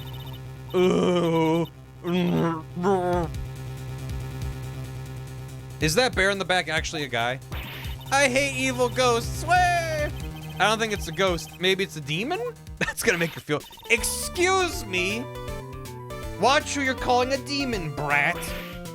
Ah! Zoinks! It's the alien! Who are you calling an alien? Yeah, Oh, it's just you, Miss Oldback. What are you doing here? What's wrong with youngins today? I came down here to pay my respects to my poor Juan, and you're disturbing me. Why are you here? Zoinks! Please talk to me about the night of the murder just one more time. I talked about it plenty at the trial. I was fooled, tricked, deceived by that fraud of a photographer and her note. She was loitering around here with that imbecilic look on her face. Okay, got it. Pearl knows the word imbecilic? Now hold on a second there, you little pipsqueak. If you're gonna take notes, at least make me sound better than that. Alright. Now I've seen everything. But you know, I was working that night too, doing my job, minding my own business. So it's not like I had time to waste standing around here the whole night. Scooby-Doo Ace Attorney crossover? I was wondering if you could tell me a bit more about Mr. Corrida. He was the most popular star, you know, especially where it counts, in my book. But I heard that he was lagging behind in the polls against Mr. On Guard. Well, that's just a recent thing. Bad luck and all that, you know. But he was gonna become an even bigger star than he used to be. Look, just look at this mountain of presents. It's a show of the mountain of feelings all his fans had for him. Yeah, the mountain is pretty big, and certainly nothing to shake a stick at. Mr. Nick? What is it, Pearls?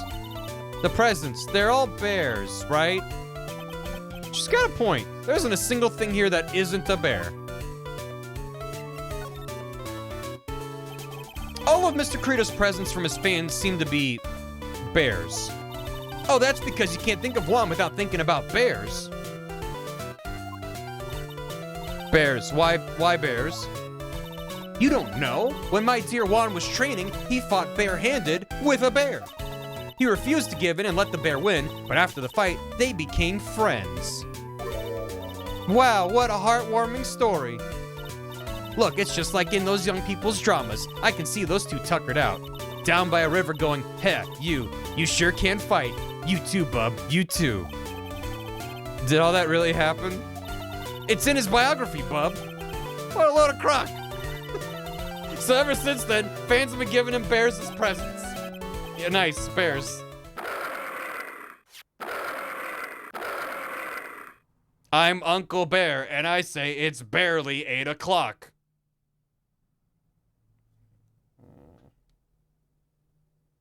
So that means it wasn't 8 o'clock yet. What is that infernal racket? It's one of the presents going off. Sounds like it's already 8 p.m. Way past your bedtime. It startled me. I thought I was gonna die for a second. 8 p.m. That's the time when the award ceremony ended that night, remember?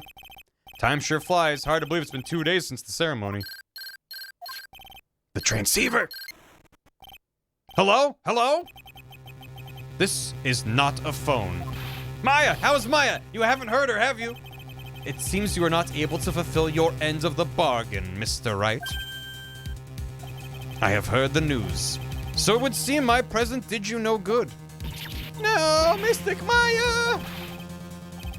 One more day, please. All I ask is for one more day. I'll get a not guilty verdict for sure this time, please. I suppose if I must. I need that acquittal more than anything else, after all. Please, please let Maya say something. I want to hear she's all right. All right. Then... a little... What is with the static all of a sudden? He's driving through a tunnel. It seems... bad. Connect. Damn it! Did the transceiver just suddenly break? You'll excuse me. What happened? I don't know. All of a sudden it became nothing but static. Oh, Mystic Maya! It's because he doesn't have her anymore and she snuck out. And she's fine. Why did the transceiver suddenly break like that? I should probably have an electronics expert look at it. The sooner the better! Do I know any of those? Is there anything else to look at back here? Bottles of cosmetics sky over the floor. It's probably where they fought the assailant. Glass shards. From the glass vase Miss Andrews knocked over. It's a beautiful wine glass, tomato juice in it. Tomato juice. I don't like it much. There's a bottle of it on the table there. That's probably where it came from. I don't think any of this is different. So that's a bed. Yeah. Bear clock. Bear clock. There's a lot of bears. Yeah. It's pretty overwhelming. There's even a few in the trash can. Yeah. It's hard to bear with all these problems. I don't think I want to bear with the drama that case caused me. Nothing's wrong. Everything's fine.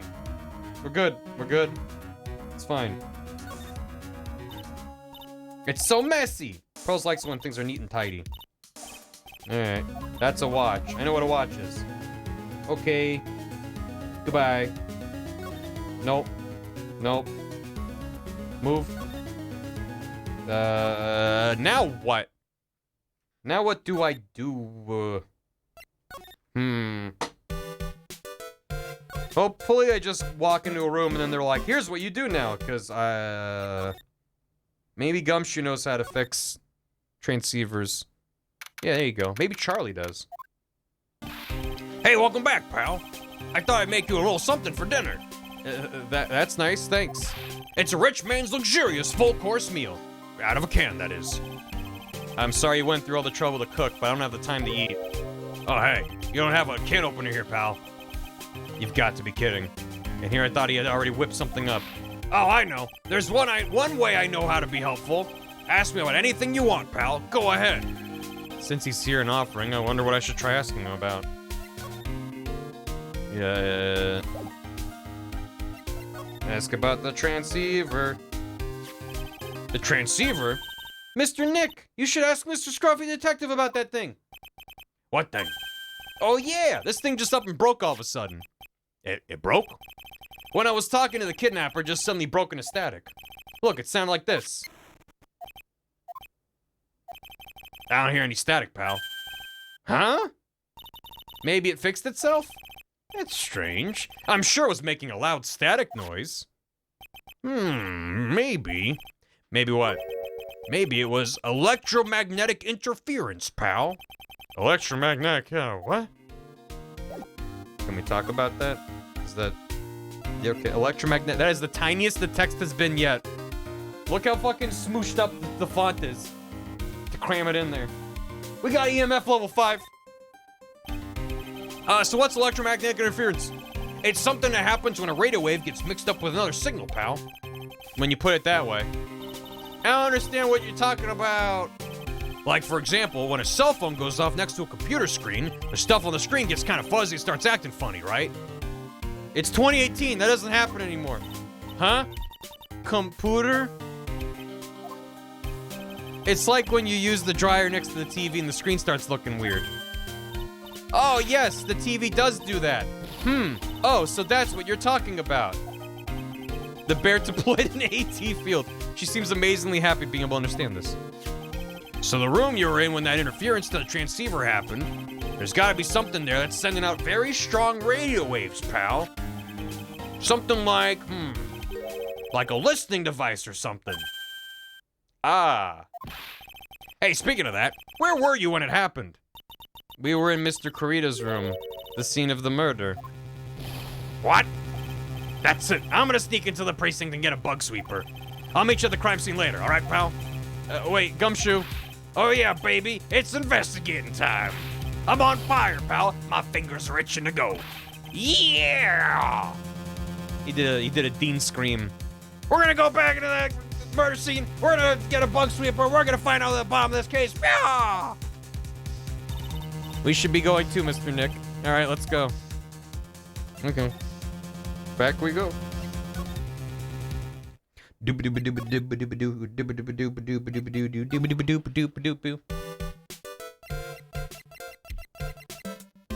screens before most of the chat was born. That's fine.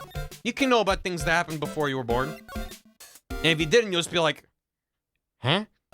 And that's fine. That's probably the appropriate response to anything I say during stream.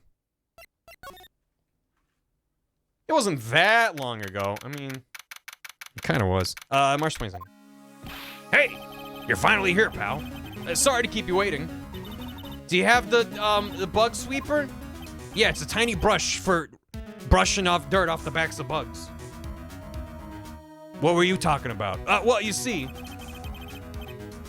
he did a Leroy Jenkins. I got busted trying to sneak in, pal. Then suddenly I'm staring at the precinct doors. From the outside, I mean. So yeah, I couldn't get one of the police bug sweepers. What do you mean you couldn't get it? We need that item. Hey, calm down, pal. I didn't say I didn't get one, just not the police's. Wow, so this is a bug sweeper. Looks a little broken. Hey, this was made when I was in elementary school, pal. Oh, by who? Don't say you in elementary school. Me, of course. Seeing this sure brings back memories.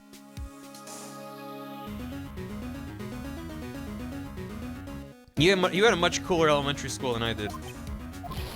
Hey, don't look down on it, pal. Sure, it looks a little run down, but I put my heart and soul into building this puppy here. Your heart and soul? It'll work. Trust me, pal. It'll do the job. But you can't set the sensitivity. So it's gonna beep at anything that gives off electromagnetic waves. Isn't it better that way? Oh. Well, anyway, since I brought it all the way, might as well give it a whirl, right, pal? I'm getting that sinking feeling again. Okay, now I'll tell you how to use this baby. There's a listening device or some other sort of bug hidden in this room, pal. So we're gonna find it, right? Right. Now, first, let's turn the sweeper on. Next, touch the sweeper and take a real good look around the room with it, pal. You can see how strong the radio waves are in an area by looking at the check gauge. Once you find something that's giving off strong waves, the gauge will change. And when that happens, touch the gauge to really give the thing a long, hard stare. There's a lot of things here that's gonna give off radio waves, so let's take a good look at anything and everything that seems sus, okay, pal? All right, I'm gonna go stand outside and keep an eye out. Give me a yell if you find the bug, got it, pal? I mean, I know it wouldn't be good for the video game, but, I mean, shouldn't you do it? Because you know how to work this thing, but...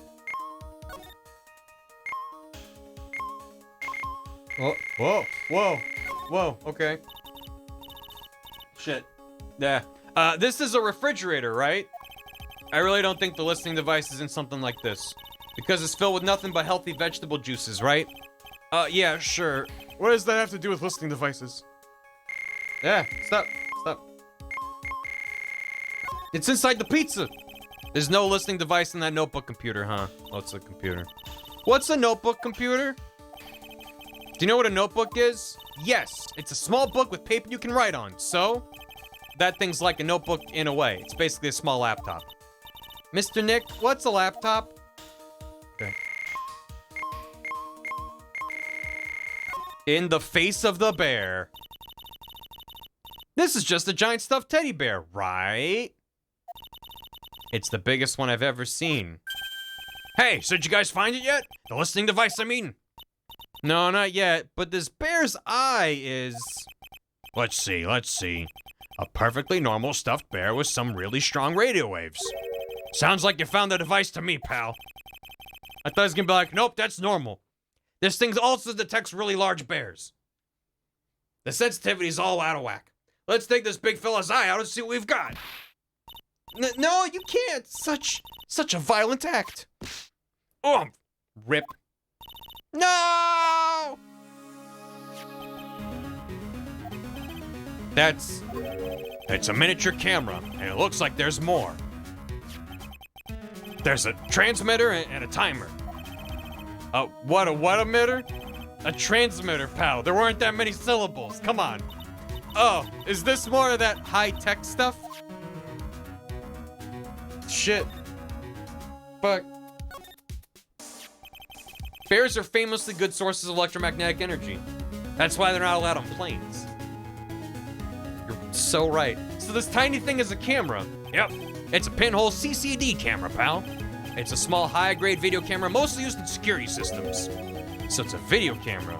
Runs on battery, which comes with it in a set. But there's no videotape in this camera. This is only the camera part here, pal. The tape recorder with the tape inside it's somewhere else. It's 2018, we're using tape recorders. The footage is changed into radio waves and then it's sent to that recorder. In English, Four Eyes. So it's sort of like a TV broadcast. Hey, you know, you're right. Spy camera adds to the court record. In the anime, they're DVDs. That's somehow worse than being tape. So what is a transmitter? It's a device that sends footage the camera took to a specific destination. It's like a video version of a listening device, pal. Looks like it's attached to a small clock-like thing. Hold on. The clock bear wasn't the actual clock bear. It was the bigger bear was the clock bear. Oh, that's a timer, pal. You can set it to turn the camera on and record at a certain time with it. Shit. You can set it for a certain time? Yep. Let's see. Looks like it was set to start at 8 p.m. and go for 1 hour. 8 p.m., that was the time the awards ceremony ended. There's no date set, so it's been recording every night, I guess. Mr. Detective, how long has this bear been here? I'm pretty sure it's been here since the night of the murder. Then maybe this camera caught the murder on tape. What? And if you think about the angle the bear is at, it's bound to have had a clear shot of the whole crime, pal. Oh, shit. I can't bear to stop at this point.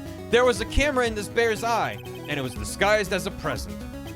And I'm sure it was here on the night of the murder, pal. It's pretty big, so it stands out pretty well in my mind. But who gave Mr. Kurita this present? I don't know, pal. But this means that someone out there got a video of what happened here that night. Isn't there any way we can find out who that person is? It's impossible, pal. Radio waves can be sent almost anywhere, so there's no real way to find out. Oh. Is there really no way to find out? Stuffed bear. I got it. What? Hey, pal, let me borrow this mini camera for a bit. What are you gonna do? I'm gonna go around to the electronic shops to see if I can find out who bought this. But that's impossible. I mean, it's already 9 p.m. Leave it to me. Even if I have to search all night, I'll find your man, pal. Okay. Gumshoe kicking ass. Oh yeah, baby, it's investigating time. Is that his catchphrase now? I'm on fire, pal. My fingers are itching to go. Yeah! I guess that whole sequence is his catchphrase. He's got multiple catchphrases. Go, Dick, go! He's gone. Yeah. He's back. But Mr. Scruffy Detective sure is a nice man. He's pushing himself so hard, all for Mystic Maya's sake. You always manage to do things in the most ineffective ways. Back. Why are you here? You'll have to excuse me. I heard your conversation just now. Edgeworth, what are you doing here? A rescue team has been created and deployed. I can't say I'm optimistic, but we have to move forward one step at a time. I see, thanks. Don't thank me yet. We still have to find her. So, there was a spy camera hidden inside this stuffed animal, huh? You're one lucky man, Wright. Do you know this stuffed bear, little girl? I have no idea. Of course not. The maker of this bear is a very expensive luxury brand from overseas. It's completely handmade, and there are very few that are exported here. What? Why do you know that? The camera and transmitter that Scatterbrain Detective took with him are dead ends. Things like those can be bought anywhere. However, this bear is different. By tracking how it got into this country, this bear can tell us who the buyer is. Poor Gumshoe. He was so excited. Can you really do that, Mr. Nick? Can you really? Well, I guess so. It's 9 p.m. I think I can still make it in time. I'll be taking this for now. I'm sure you have other things you have to do. Stuffed bear snatched up by Ed. The whole guy, it's bigger than you are. See you soon, Wright? He's trying to act all cool and fly, and he's like sliding a gigantic heavy bear out of the door and having to like angle it down to get it through the door. And he's like, it's just smirking and nodding as he's sweating profusely and just like, ugh. Next time, Wright. Wait! What? Why are you doing this? I'm bored. I have no interest in explaining myself to someone who cannot comprehend. But besides that, Wright, until court reconvenes tomorrow, you should concern yourself with this question. Who was the person that murdered Juan Corrida? The real killer. Do you really still think that it was Adrian Andrews? To be honest, I don't know anymore. You still have a little time left. Find the truth, Wright. Everything begins with the truth. Juan Corrida's real killer. Miss Andrews passed. The kidnapper whose sole condition is an acquittal for Mr. On Guard. And this card. Shelly the Killer. Bear with me. I think it was Oldback. Maya, the only way I can save you now is to find all the answers to this case tonight. I understand what your real intentions are, Edgeworth. But as you said, all I can do for now is find the truth. To be continued. Definitely Maya, no alibi. She did it. Murdered a man. Just wanted to know what happened. She was accused of murder and that put the idea in her head. And she's like, what if I murdered a guy? What would that be like? 9:14 p.m. This is a long case, huh? It's past 9 p.m. already, isn't it? I wonder if Mr. Edgeworth has already found Mystic Maya. These things take time. They'd say probably not. The police are professionals, Pearls. They'll find her, so don't you worry. And if we can win a not guilty verdict tomorrow, then everything will be okay. You're right. Final case of each game is super long. Well, the original final case of the first game before the DS version wasn't that much longer. It was the new case 5 that was super long. So the real person who killed Mr. Corrida was that assassin, Shelly the Killer, right? And the card Miss Andrews found at the crime scene seems to be proof of that. But if that's the case, then a new question comes to mind. Who was the one that hired to kill her to begin with? Who is his client? You mean who asked for the murder? That person didn't want to dirty their own hands in blood, but whoever this client is, there's still a killer. And I probably shouldn't be having this conversation with a literal child. The assassin's client. Who could have hired the assassin? You think it was Miss Andrews? I wonder. But if she was the client, then why go through the effort to stab the knife into the corpse herself? But if Miss Andrews wasn't the client, then no, it can't be Matt Ungard himself. Wasn't Matt? Barely aware. If Mr. Ungard really did hire the assassin, then he's not innocent at all. Far from it, he would be guilty of the crime. But it can't be Mr. Ungard, right? I mean, when we first talked with him... Mr. Ungard, I'd like to ask you one more question. Did you kill Mr. Juan Carita? Alright, just so we're clear, dude. I didn't kill anyone, and that includes Juan Carita. I didn't see any Cyclops. Actually, that reminds me. Did you remember something, Mr. Nick? Yeah, something Miss Andrews said about the trial today. She said something interesting.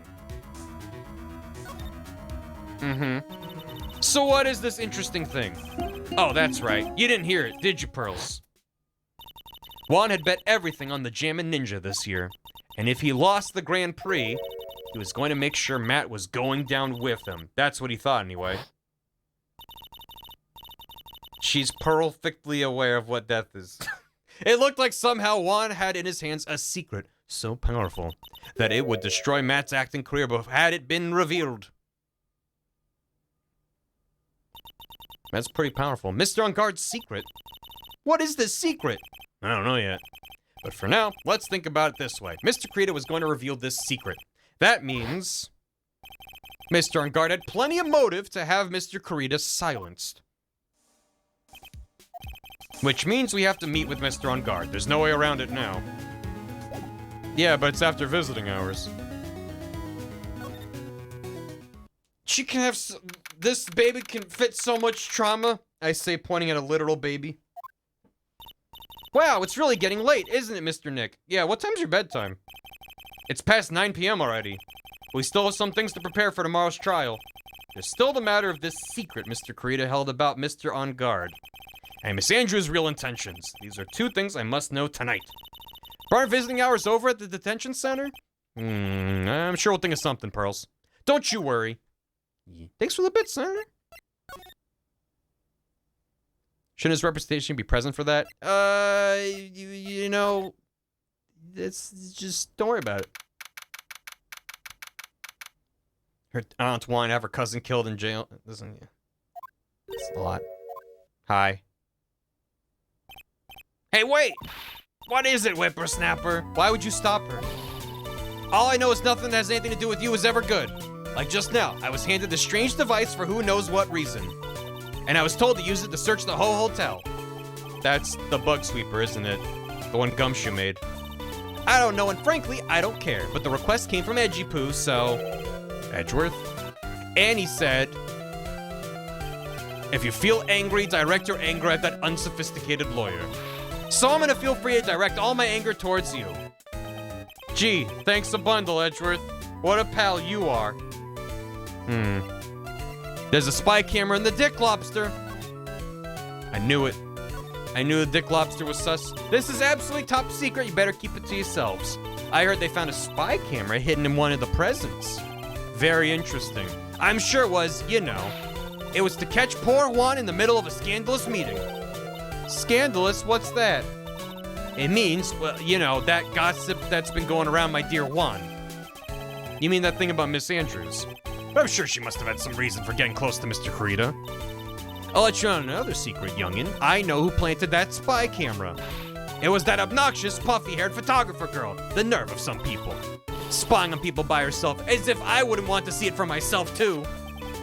Wow, the alien actually admitted her true intentions for a change. I don't know what you're thinking exactly, but I can bet that it's nothing good. I didn't say anything. Come on, Adrian. So you want to know about Juan and that manager, right? Actually, as I hear it, they were something of a refreshing pair, those two. Oh? I tell you, Juan really welcomed that manager with open arms, I heard. That manager. Who are you talking about? You don't know? That manager woman Juan had. It's a shame she killed herself, though. You're talking about Miss Celeste Impacts, Miss Andrews' mentor, right? Yes, that's the one. That Celeste girl. She was supposed to get married, you know. Married, you mean to Mr. Corrida? Really? You young kids today don't know anything, do you? That girl Celeste killed herself 3 days after their marriage announcement. Huh. 3 days after their marriage announcement. What in the... Why would Miss Infax want to kill herself? She was gonna get married. Well, that's because she was thrown away, you see, by Juan. Huh? But they were gonna get married, right? They promised each other, right? They held a grand announcement session, but 3 days later, Juan suddenly canceled their marriage. Is that true? It was in the weekly magazines. But why? Why did he do that? That was not in the magazines, unfortunately. I see. That night, after Juan called off the wedding, that manager, Celeste, killed herself. How terrible. I wonder what happened between those two. Why is the 8-year-old asking us? Why is she here? This case does a lot. Yeah. You know what this is? How many of the state delinquents like you? Anything will be helpful. Well then, how about I tell you my measurements? No, that's okay. I know. Alright. Bye. It gets heavier too. Hooray! Goofy old bag music. I know. It's so jarring. On that night, there must have been at least a few hundred people here. I guess the police are done with their questioning and investigating. Looks like things here in the lobby have finally calmed down. Good. Woo, more trauma, yeah. Yeah, woo. Back here. Charlie, how you doing? Doesn't look like Mr. Scruffy Detective is here. Well, he's out there with that camera asking around at all the electronic stores that are all closed. Then I'll make some salad for him for dinner. Looks like Pearls really appreciates what Gumshoe's doing for us. Mr. Nick? Yes? Where is the lettuce? I don't think I've ever bought lettuce before. Ever. Ever? Oh, I guess I have to give up on making a salad then. Guess the lack of lettuce is kind of a problem. Did she just assume that he had like a whole ass head of lettuce in his office? I mean, that'd be pretty rad. Find the lettuce. Maybe that's a clue. The lettuce will get us to the center of the case. The 3-hour chapter Nick has to get lettuce. Where's my office lettuce? I don't have office lettuce. That's my point. Indiana Jones has a phobia, and it's snakes. And Snake it's lettuce? snakes, but he keeps living anyway. Thank you for Till he the falls hammy. in the pit And he quakes because it's filled with snakes. And if there's Eat a Charlie, you reason shut I'm your still mouth. alive, with the number of snakes here is 5. I'm willing to wait for it. Oh, God. I'm willing to snake for it. I normally don't condone my mods being hostile towards chat members. However, I will make an exception. That Weeb is absolutely in the correct there. You shut your mouth. Eat Charlie. Not even as a joke, chat. Come on. Can't even time for someone else? No. Thank you for the hammy. I'll buy some $10 lettuce. Appreciate it. Where's the detention center? Shit. Let me in. Let me in. Let me in. Show me the lechuga. Visiting hours ended a few hours ago. Looks like we're not going to get a chance to talk with Mr. On Guard tonight. Can we call him on his watch phone? Isn't what we have to ask very important? Yeah, I don't think that matters to the guard. Hey, buddy. It's only one lettuce. How much could it cost? Visiting hours ended hours ago, so what's he watching over now? Maybe he did something bad and he's standing there as punishment. Somehow I don't think that's it. But I do like that that's... I mean, they didn't make a version of the background where he's not there, so he has to be there. It's good. Where to then? Where to then? It feels sort of tense in here, doesn't it, Mr. Nick? It does. I wonder if something happened. You're Mr. On Guard's lawyer, right? Yes, sir. Well, we finally found just the person we've been looking for. A real decisive witness. A decisive witness? You mean for Mr. On Guard's case? We're taking the witness's statement right now. Gotta hand it to Mr. Edgeworth. What's Edgeworth up to now? Who is this witness? I think you know this person quite well, Mr. Lawyer. Mr. Nick? Between the kidnapper's demand and now this, I can't see any way to win here. Oh yeah, Mr. Edgeworth wanted me to tell you something. He did? Yeah, he said, neener, neener, neener. I'm gonna win the case, hee hee, XD. That's what he said. Even though visiting hours are long over at the detention center, he wanted me to grant you special permission, so there you go. Eh? I've already called them, so they know. Go on, go talk to your heart's content. Thank you very much. This is such good news, Mr. Nick. Go talk to your heart's content. Sounds like the police are pretty sure they have tomorrow's trial in the bag. Sure do. Hee hee hee, rar XD. Alright, let's go. The witness is Mo. The witness is Mo. I was walking past... I'm a big fan of the Steel Samurai. Oh, God. March 22nd. I'm sure they must have transferred Miss Andrews here by now. So that means that both On Guard and Andrews are in this detention center. Now then, whose story do I want to hear? Matt On Guard. I want to hear his fucking... I need to ask if he hired someone to murder someone. Dude, it's Mr. Wright. Hope you can get me off the hook tomorrow. I'm counting on you, bruh. I hope so, too. Edgeworth just dropped a bombshell on me and said that Juan Corrida was killed by an assassin, and that assassin's client is this man, Matt On Guard. What's wrong? Mr. On Guard, there's something I must know with 100% certainty. You seem kind of different. You're totally not like your usual lawyer dude self. No. Nuh-uh. Have an Apple Watch in prison? Yeah, you know. It seems like they don't confiscate anything when they lock them up. About the press conference. You mean the one where Juan was gonna dress up as the Nickel Samurai? Yeah. I heard a little more about it from Miss Andrews. Looked like somehow Juan had in his hands a secret so powerful that it would destroy Matt's acting career had it been revealed. Could you please fill me in on what this secret is, please? There we go. Alright, okay. Now we're getting somewhere. Oh, that's a lot of locks. I knew this was coming. Mr. Nick, don't tell me. A psych lock. You said a secret, right? But you don't have any idea what it is, do you, dude? Mm-hmm. Did you know about Mr. Corrida and Miss Andrews' relationship? Well, it's all over the tabloids, dude. But I don't know any of the details, if that's what you mean. Look, how many times do I have to tell you? I don't care what Juan did with his life. Miss Andrews, she had a purpose in mind when she started seeing Mr. Corrida. Her mentor was Mr. Corrida's manager, and Miss Andrews was going to get Miss Celeste Impax's suicide note from him. Celeste? Does that jog any memories? Dude, I suddenly just got totally hungry. You up for a pizza? My treat. Mr. Nick, what's a pizza? Is it a kind of pea, like green peas? Let's go eat one later, okay? I get you one with extra lettuce. I got cut off by the pizza dude at the shop. That's too bad. Well, how about we get our minds off this topic and talk about something else, okay? What if he tried to order a pizza and they're like, all right, give me your address. And he's like, detention cell number 3. All right, we'll be there in 30 minutes. Mr. On Guard, are you connected to Miss Impax's suicide in some way? Just go commit a crime, dude. Yibba-dabba-dabba-dabba-dabba-bum. Yibba-dabba-dabba-dabba-dabba-bum. Dabba-dabba-dabba-dabba-dabba-bum. Yibba-dabba-dabba-dabba. That's an LCD Sound System song. I think it's Us and Them.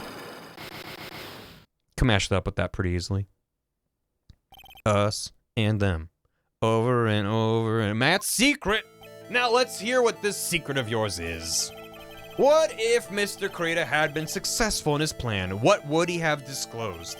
I told you before, dude, I don't know. I don't know anything about Juan, okay? Look, Mr. Wright, I can keep on saying it until I'm blue in the face, but I totally didn't pay Juan any attention the whole time that night. I mean, come on, I was in the middle of a nap. Don't lie to me. Huh? I know you paid close attention to Mr. Corrida, especially on that night. I do not have a lot of health. Oh shit, I need to say it before I do anything. What could I possibly have proof of for that? Let's just back out. I don't think I have enough evidence yet. I mean, maybe there is more evidence to find. just gonna say, there we go. Honk shoe. Me. My mind is gonna explode! Everyone knows if a lawyer lies too many times, they explode on the spot. Is there more evidence I need to find?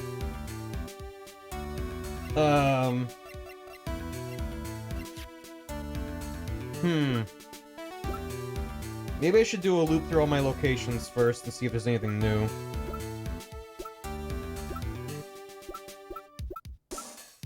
I'm gonna ask chat, do I have what I need? Oh, I can also talk with Andrews. You're right. I can talk to Adrian. He'll do that. How do I switch? I don't have what I need. Okay, good. Because I was like, nothing makes sense. How do I be like, I want to talk to her instead? Maybe just leave and come back? Yeah. I don't think the UI supports being like, I want to bring up that prompt from before. I'm lacking something. Whose story do I want to hear? Adrian! I'm gonna do that every time, by the way. In case it wasn't obvious. Shoutouts to the movie Rocky. It's you! I'm sorry to be visiting at such a late hour, but there are a few questions I absolutely have to ask you tonight. Me? I thought your client was Matt. I'm sure Miss Andrews knows something. She can't be clueless about this secret Mr. Kurita had on Mr. On Guard. Let's talk. Adrian. That's what that is, yeah. Shouts to the movie Rocky. I'd like to ask you about Matt On Guard, if you don't mind. Mr. Wright, you still don't know, do you? Lawyer doesn't know. The real him, I mean. You seem to bear a lot of resentment towards Mr. On Guard. If that's the case, then why did you become his manager? And why would you become intimate with his rival? That has nothing to do with this case. Nothing. Yeah, it's him. It's Richard Horvitz. About Miss Celeste Impacts. I'd finally put her death behind me, and now, thanks to you, it's all come back to the surface. I'm sorry. Yes, I was shocked by her suicide, and it's true that when I heard the rumor that Juan was the one who had hidden her suicide note, I began to draw close to him. I wanted to get her suicide note back and to burn it. You wanted to burn it? But why? I didn't want it to spread like just another piece of gossip. But I never held any murderous intent towards Juan. I would never do something so stupid. Suicide note, huh? I wonder what it said. Why frame him? Why did you try to frame Mr. On Guard? That's simple. Because he's the killer, that's why. Isn't it the duty of every good citizen to inform the police? But there had to be another way. The police are excellent at doing their job, so they'd figure it out, right? Yes, they're so good that they couldn't figure out the real truth behind Celeste's death. Miss Andrews? Well, I know you're not the type of person to do something without a reason, so please, tell me why you did what you did. Revenge. Huh? Did you say something just now?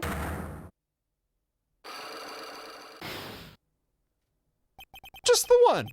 A Cyclock, huh? Don't you understand yet? You're not my lawyer. To be honest, you're more like my enemy. But we did accuse her of murdering a guy in court and just provoke the fuck out of her. I'm sure I just heard Miss Andrews say revenge. All right, what do you got? It'd be 2 seconds to get caught up to here, but might as well save again. Adrian. Handful of peas. Yeah, before it's 20 questions, this one lock? Yeah, right. Oop. Nah. Yeah, her lawyer said he didn't care if she died, so we're the good guy. Take that! Yeah. Bam! Why frame him? Can you please tell me why you framed Mr. On Guard for the murder? I have already told you countless times it's because I thought Matt was the killer. No, that's not it. I know you have a personal reason to dislike Mr. On Guard. Miss Andrews, you may think I didn't hear it, but I know you said something earlier. You said revenge. So you're saying I was taking my revenge out of Matt, and that's why? What an absurd idea. I don't have anything I want to take revenge for. Miss Andrews, a woman who lives by being dependent on another person. There is something or someone in her past that would make her take revenge. That's all my HP. Something in her past that would make her take revenge. Do I have that yet? I mean, the stuff with Celeste is the only likely thing. But there might be more to it that we just don't have yet. So I'm gonna say no for now, and maybe I need to go snoop around elsewhere. Weeb out here scamping. What did Weeb do? What did Weeb do? Sees a gay couple of lawyers. So which one of you is, you know, the good guy? In every gay couple, there's a good, one good and one evil. That is the law of the world. Move.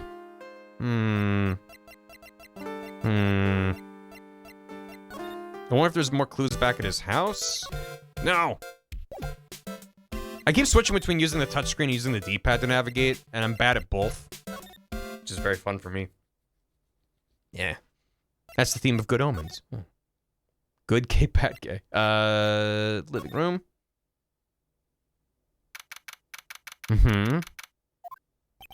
Looks like no one's around. What happened to that person with the stuffed teddy face? Don't say that, bro.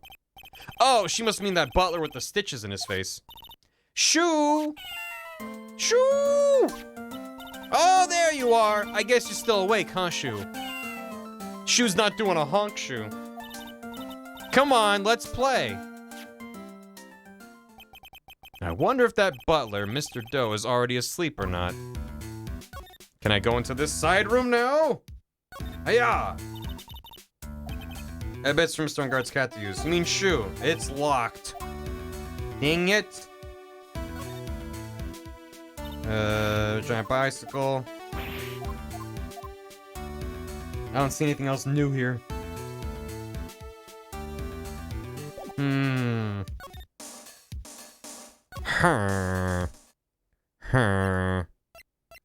Where do I need to go? Where could I possibly get evidence about Adrian? Or about, maybe they're done in his room now.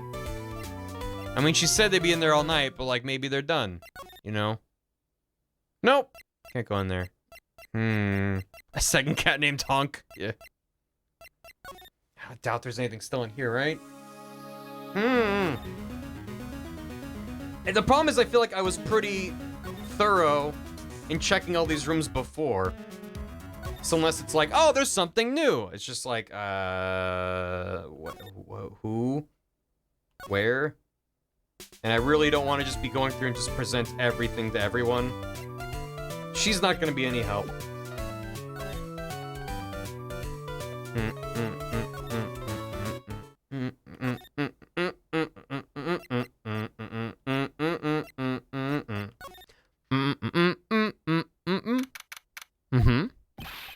Oh, Mr. Wright, please, you have to help me. Uh-oh. Oh, Mr. Powers. What happened? Why are you here? You see, I got roped into this somehow. He's the decisive witness? What did he, where was? What? And now I'm gonna testify at tomorrow's trial. So the decisive witness is Mr. Powers.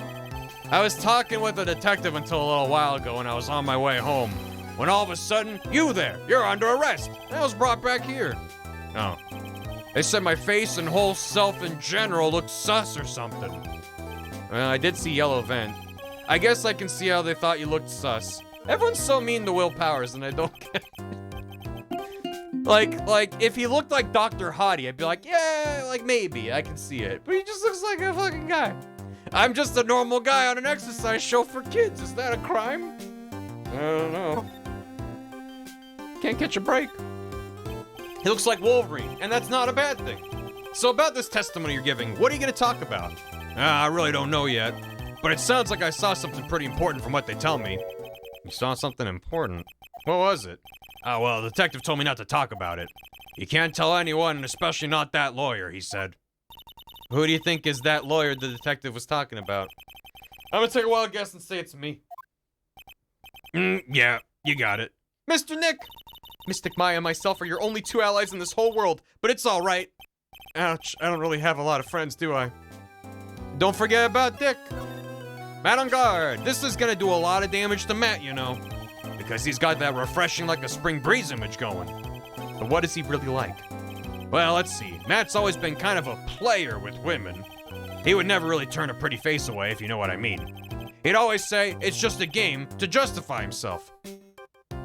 Oh, cool. What? How horrible. That's unforgivable. Ow, so sorry, didn't mean to offend you. But you know, he said once that there's only one person in the world who won't swoon over me. One person who wouldn't swoon over him. His manager, you know, Miss Adrian Andrews. Why is Mr. Power suddenly looking kind of energetic? You see, I'm actually a sucker for gossip. I mean, celebrities in their world have this dazzling sort of image, right? A dazzling sort of image, but aren't you a part of that dazzle, Mr. Powers? No, I'm more of a hairy, sweaty, smelly, brutish kind of guy, you see. But it's okay, really. I get to hear plenty of gossip about a lot of the other stars around me as things happen. That's true. Oh, hey, so did you hear about this yet? About Miss Andrews' mentor and her suicide? You mean Miss Impacts? We heard something about how her wedding was canceled. Yeah, that's what I'm talking about. I thought about it a little the other day, about that mysterious death. Hey, Mr. Wright, why don't you ask me about that? Go on, go ahead. Mr. Powers is so charged up, his skin is practically glowing with electricity. Okay. Hey, so have you heard this? Hey, and you hear the latest hot gossip? Celeste left a suicide note. And they say that Juan went and hid it. We heard about that in court today. But there wasn't any actual proof that she had left a note. Well, this is what I think. I think that something bad was written on that note. Something bad for Juan, that is. Something bad for Mr. Corrida? Why do you figure so? Well, before she died, Celeste talked with a few of her friends. And she said, it looks like I may have been caught by an insidious man. An insidious man, also. An insidious man? Did she mean Mr. Corrida by that? Well, there's no one else that fits the bill, right? And that would be reason enough for him to hide the note. I see. Well, that's some good info, thank you. A deciduous man? Insidious. You're welcome. Thank you. Mr. On Guard and Miss Andrews, they're both at the detention center right now. There's still things I don't understand or know about, I'm sure. I have to get to the two of them to tell me everything.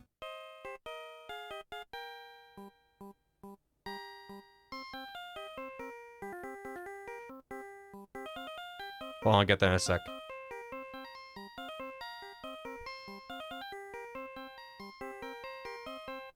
Oh, sorry, that's me. Mr. Nick, your phone! Hey, that's the Steel Samurai theme song, isn't it? I don't like the sound of this ringtone right now. It sounds kind of ominous. It's like in a minor key in my brain.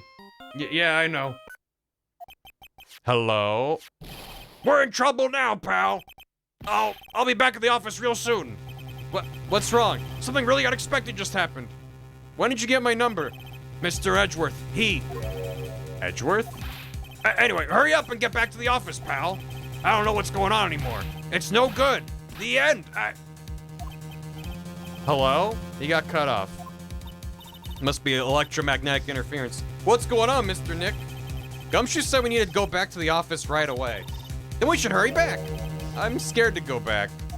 What are you talking about, Mr. Nick? Pull yourself together. Yeah, maybe it'll be good news. Yeah, everything in that conversation implied it's good news. Somehow I doubt that. Okay, good. Oh my god. You precious cinnamon roll. Yeah. It's a surprise, but happy birthday! Oh my god, you remember? It's not my birthday. Hey, pal. Mr. Edgeworth's already back. Well, what happened? We got him. We know who bought that spy camera. Eh? This quickly, at this time of night.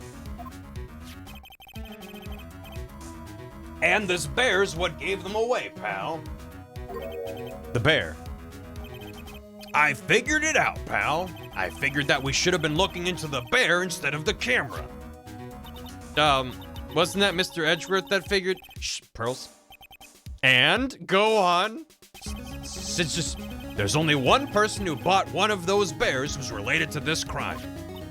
Who is it? Who would be so rude as to spy another person in their room? Matt on guard. Huh? Matt on guard, your client. That's who, pal. And here I thought things couldn't get any worse. Shit. Are you sure you heard right that the person who bought this bear was... Thank you, synonymally, for the bits. And we'll get caught up on bits in a little bit. Appreciate it. Bit in a bit. I heard it from the department store clerk, pal. This is the credit card receipt for the purchase. It's for $3,800, pal. That's an exact match to the price of that stuffed bear. A receipt? That's all you have? Nah, it's not just a receipt, pal. The store clerk said so himself. He told me, I'm sure I sold the bear to Mr. On Guard. I mean, the clerk even got Mr. On Guard's autograph out of it, pal. So I'm sure the person that bought the stuffed bear was Mr. On Guard himself. That is an expensive bear. My sight is failing me. This can't be. Credit card receipt adds the court record. Well, shit. Receipt for $3,800. Proof On Guard bought a stuffed bear identical to one in evidence. Great. So what about the spy camera we found? That was a dead end, pal. I mean, you can get this kind of thing from anywhere. But for now, I guess I can give these back to you for you to file away in evidence. Spy camera, transmitter, and stuffed bear added to record. I know you don't want to give up, pal. I didn't think it was possible. The person who put the spy camera in Juan Carita's room was Matt On Guard. Why would Mr. On Guard do something like this? I bet it was to catch Miss Andrews and Mr. Carita in one of their rendezvous. I bet it's not good enough for me. Actually, isn't it good news? Because if it's Matt, then he can provide us the tape. Because he was the one recording it. And then the tape would show who actually did the murder, and if it was, in fact, the killer. Although, if he hired the killer, then it doesn't matter, and then, he wouldn't tell us anyway, but, you know, we'll see. I have to know the absolute truth behind this camera. Are you gonna see him? Mr. On Guard, I mean? Yep. I'm scared, Mr. Nick. I wonder what we'll find out next. I'm scared myself, but I have to put on a good face for Pearls. Matt On Guard, what in the world have you done? What in the world has Matt On Guard done? Do you have any thoughts about these things? Matt On Guard, what was he thinking? You mean setting the spy camera up in the victim's room? Yeah, and it was recording all the time at the time of the murder too, pal. Don't you find it just a tad sus? Doesn't sound like a coincidence to me. I mean, don't mind me, I didn't mean it that way, pal. Then what way did you mean it? He could have hidden the camera and not in a $3,800 bear. There's probably a cheaper way to hide a camera. Could you please take a look at this? I can't think of anything to say about this, pal. Why don't I make us some instant noodles? What about the bear? What was he thinking? Alright, it's gonna be the same. And just to be sure. Yeah, okay. Sometimes you just gotta listen. When celebrities are built different from us. Sometimes you just gotta buy a $4,000 bear. Goodbye. Back to here. Maybe I can use one of these against him. Oh, hi. I don't even get a choice to talk to Adrian. You're working real late, you know? It's already past 10 p.m., dude. I think it's time you told me the truth. Relax. Don't you know that ignorance is bliss? But if you really want to know, let's talk. Yeah, ignorance is bliss is not the catchphrase of a defense attorney. But thank you for trying. We've all spent a small fortune on a bear chat. Yeah. It's just the drill tweet. Please help me budget, my family is dying. Food, this many dollars. Rent, this many dollars. Giant stuffed bear, $4,000. Hey, how you doing? Spend less on bears. No! I want to see if there's any new... Nah, okay. Let's see what we can do. Just wanted to make a Juan fan cam, that's all. It was first TikTok. Ba-ba-ba-ba-bum. Matt's secret. Now let's hear what this secret of yours is. What if Kurita had been successful? What would he have disclosed? I told you I don't know anything about Juan, okay? Looks right, I can keep saying until I'm blue in the face, but I totally didn't pay Juan any attention that whole night.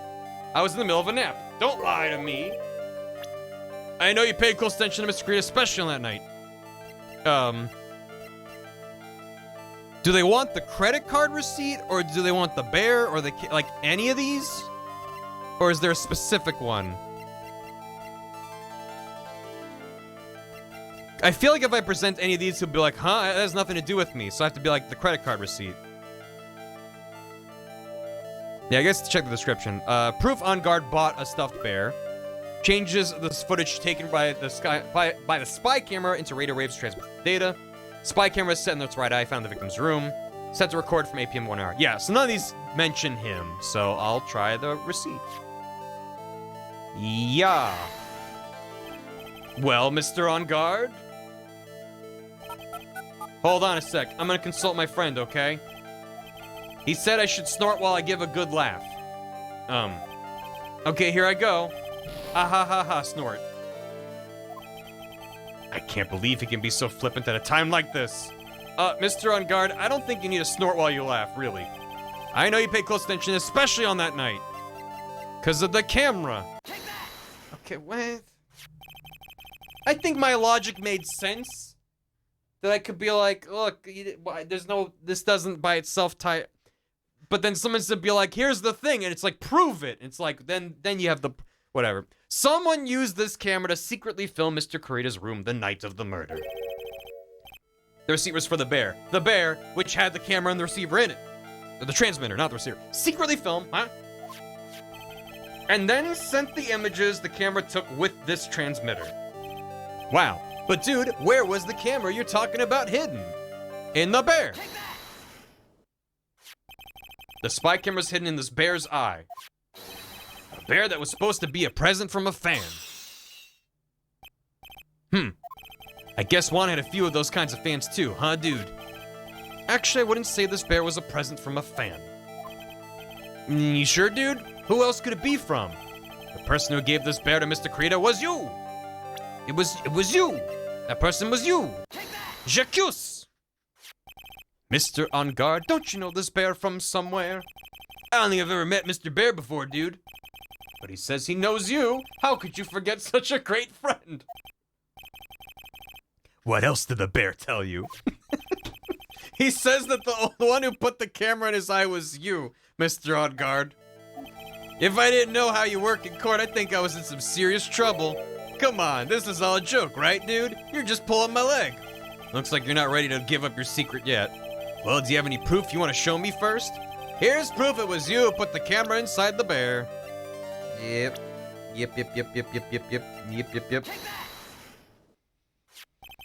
I have here one credit card receipt, Mr. On Guard. It's from when you bought that stuffed bear. Dude, all you can tell from this is that I spent $3,800.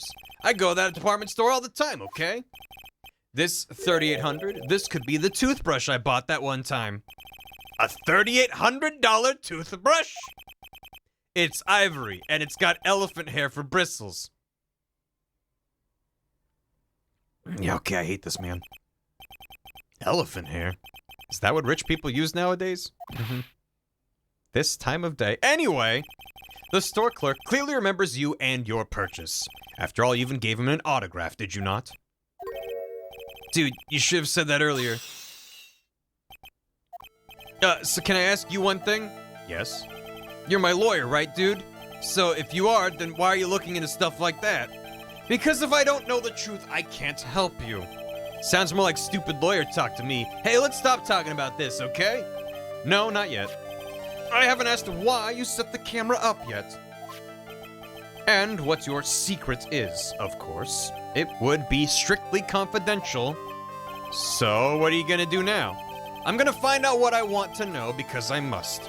The reason you hid this camera in Mr. Kurita's room and filmed it in secret is... I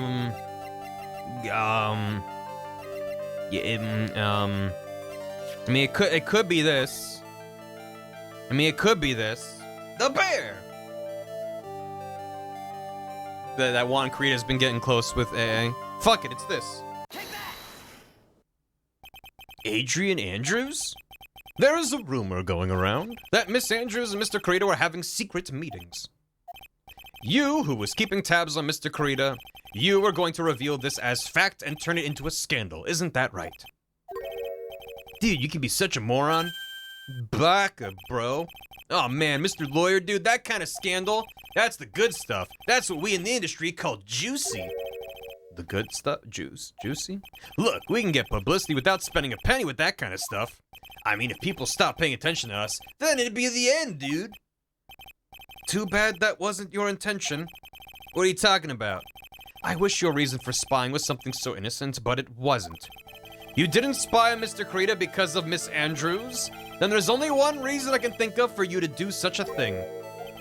The real reason you set up that camera in Mr. Carita's room was...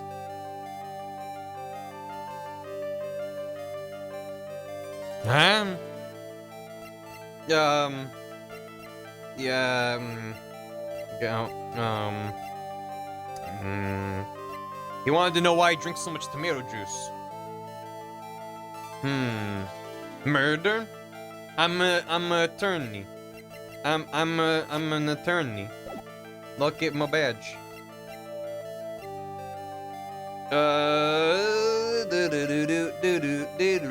I mean, it could be tied to one of these reports. The suicide note. That would be after that. The knife. Her photo. This is all tied to the murder. I'm gonna try it. Yeah. If I really wanted to set up a spy camera, I wouldn't have set it up in Juan's room. It would be in your office, dude. Huh, my office? Well, dude, you're always saying really absurd things, right? It'd be like getting the Comedy Channel for free. Mr. Nick, if you push yourself anymore, your soul will shatter. Calm down, collect your thoughts, and try again. Alright, well, shit. Dooba-dooba-dooba-dooba-dooba-dooba. A dooba-dooba-dooba. Yup. Your Nick explode. My Nick explode? That's secret. Alright, let's try this again. Yeah. I know you pay attention to him on account of the camera. Reload. There's no quit button. I'd have to just, like, reset the DS, I guess, which wouldn't take that long, but... Where's the camera hidden? Bear! Kabam! Happy listening with Like Explorers. Appreciate it. The person who gave that bear was you! That person was you! I'm really glad they got rid of the Magatama health bar in future games. Oh, do they? Here's proof it was you. The receipt. I have a crackpot theory, but nothing's disproved it. Oh, man.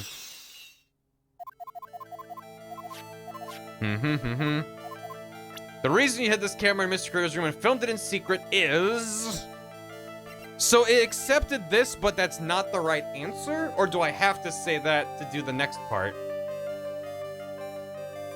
I'm actually asking. I don't know. Do they just accept the newspaper, but it's not right? You have the right answer. The bear did it? The bear did it.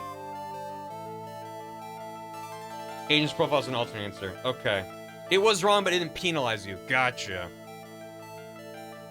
So if you do the magazine clipping or Adrian, it turns into him being like, no, I wouldn't. I didn't need to. Hey. You just don't, like, take that at his client. And he's just slamming stuff up against the glass. Look at this.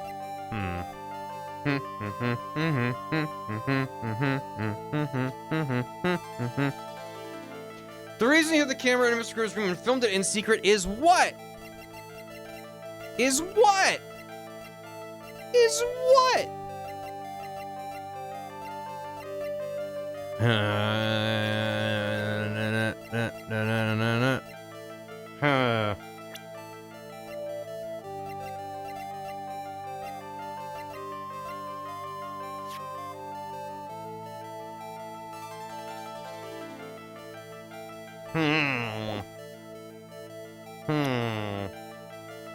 Do I want a tiny hint? Give me a tiny EB hint. Small. Small. Teeny. Teeny tiny. Now I remember. Why was the time arranged on the camera?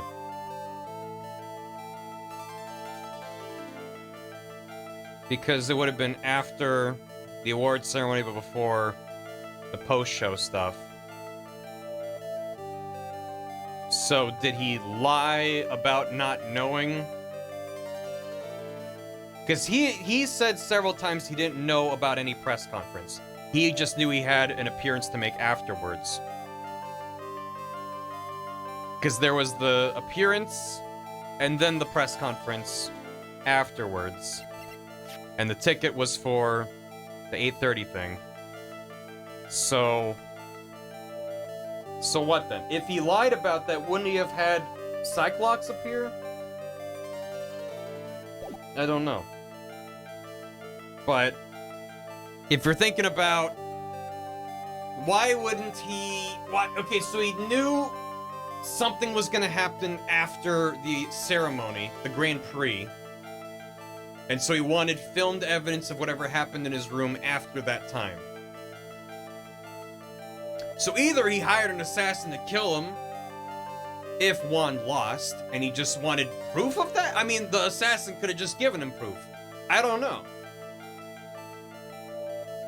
I don't really have an idea as to what his motive would be here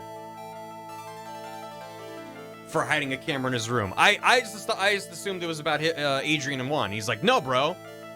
So now I'm not sure. Let me cook. I mean, right now I have a pan on the stovetop and no flame. The stove isn't on. And I'm just like, nothing's cooking. It's somewhere there. It's like a sex thing. Yeah. I don't know. What's in the pan? Stir fry. It's got some just fucking raw veggies and noodles and shit, and they're just sitting there, room temperature. And I'm like, oh yeah, you're getting there. I mean, close.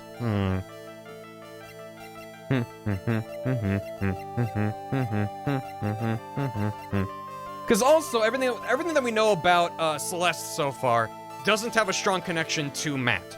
There's connections to Juan, and there's connections to Adrian. Which means he's indirectly connected to her, but he doesn't have a direct...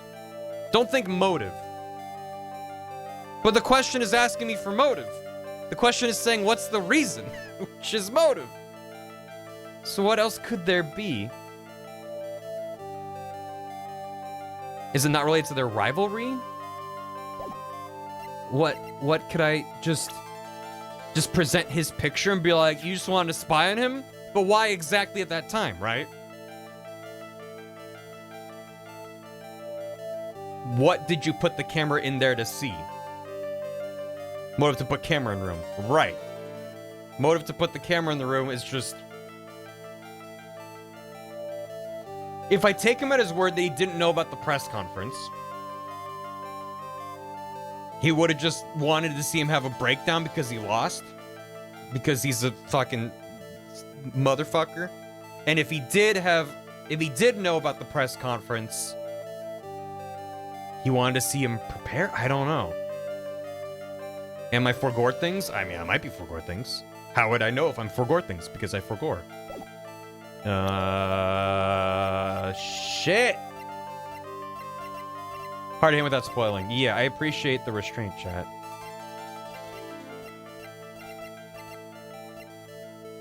Let me go through the evidence again. So we have these. Press conference. Magazine. Hotel.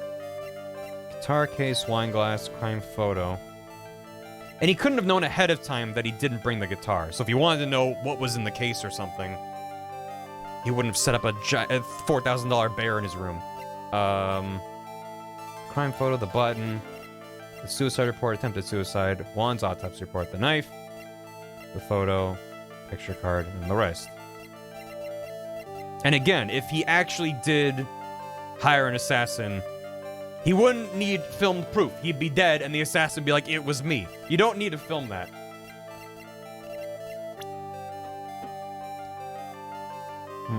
Have a good lunch, Marquinhos.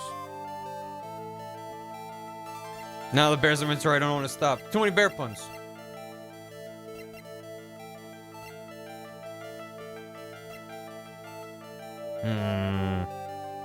Present that piece of evidence, not that one, not the other one. The other one. Was in bad terms with on guard. I don't know.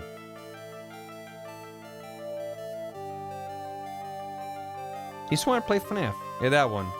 I mean, I thought maybe I could present one and be like, you just wanted to film one. But that's not really anything. It seems like there's something more decisive in the evidence that I'm not seeing. For some reason.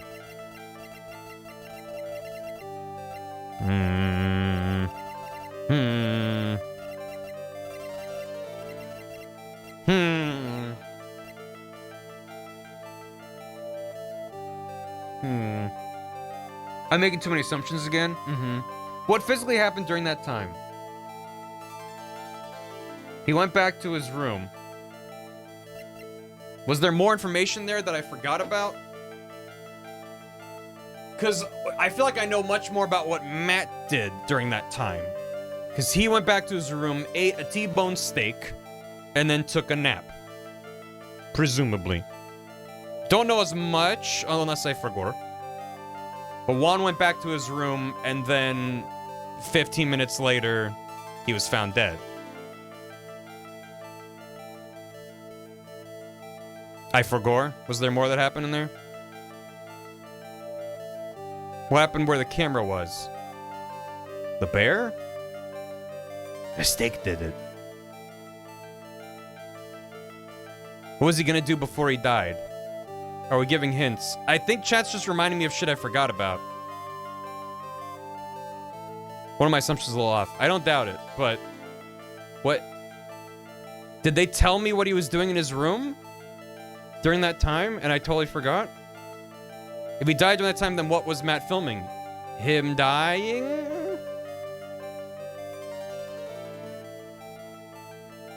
What?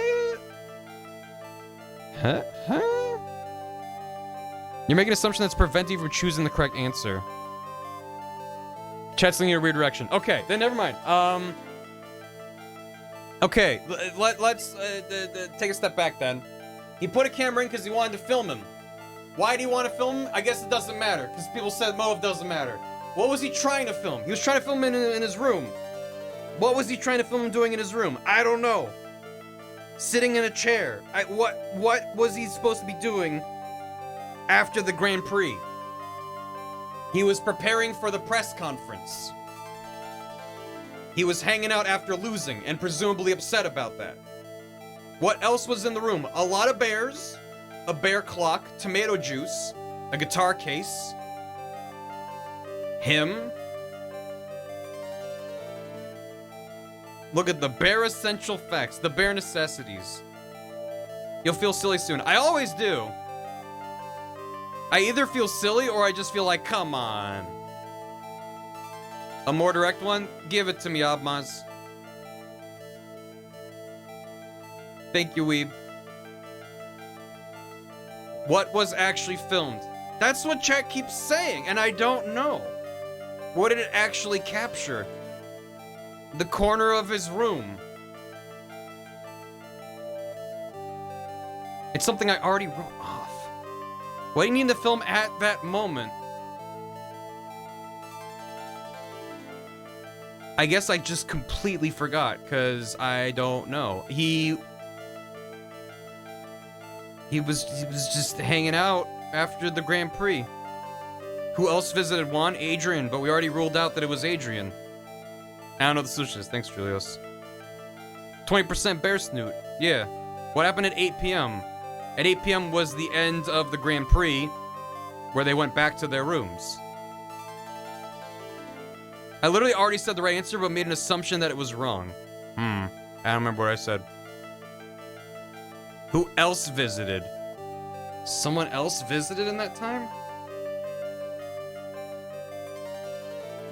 Who else went in there at that time?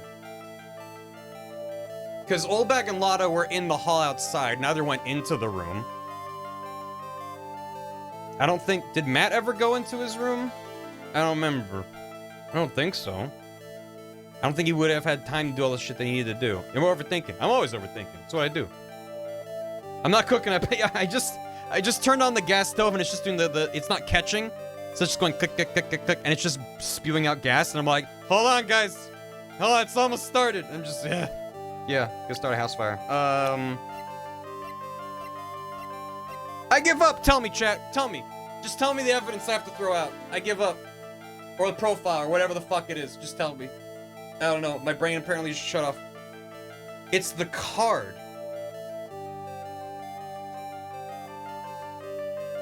So the thing that I ruled out was, why would he film the murder? Yeah, no, but why would he film the murder? You forgot the man dying at that time. I didn't forget him dying. I thought that through and thought that, I mean, yeah, I ruled it out. You are correct. Why, indeed. I didn't think that that's where things were gonna go. Why would you hire an assassin and then create more evidence that ties you to it? Because you're stupid, I guess, and you're getting caught. Let's find out. I guess, fuck me, let's find out. Thank you, chat.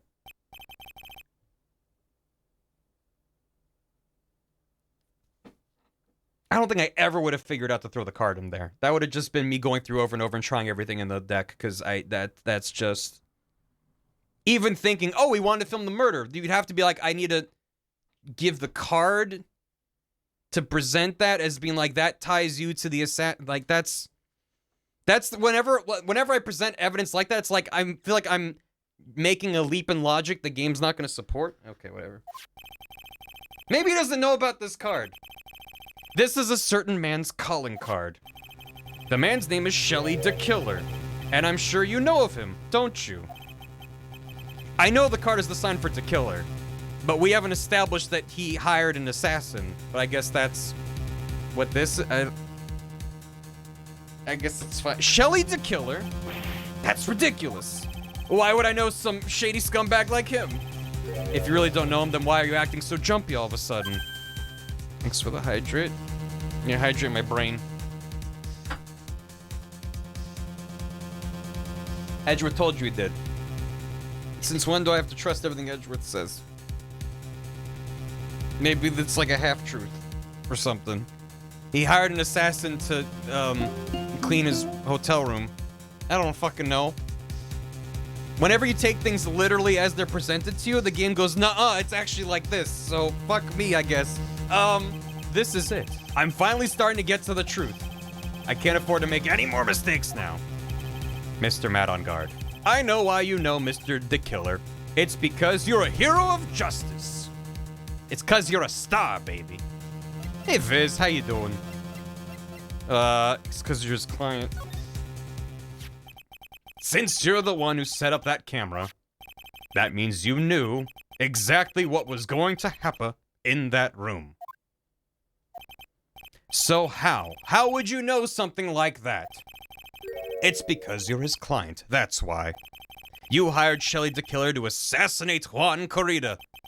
The real mastermind behind the whole murder is... you, Matt on guard.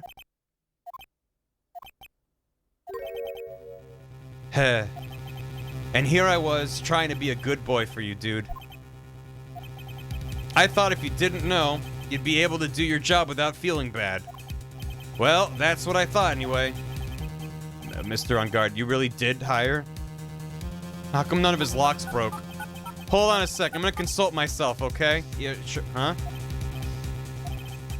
Consult myself? Well, I guess it's probably about time anyway. About time for what? I think it's time for you to meet him now, Mr. Lawyer Dude.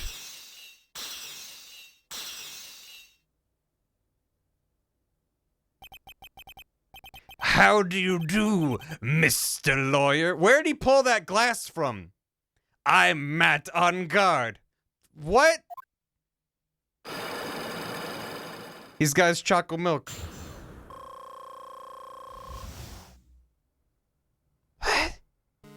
Don't worry about it. I'm worried about it.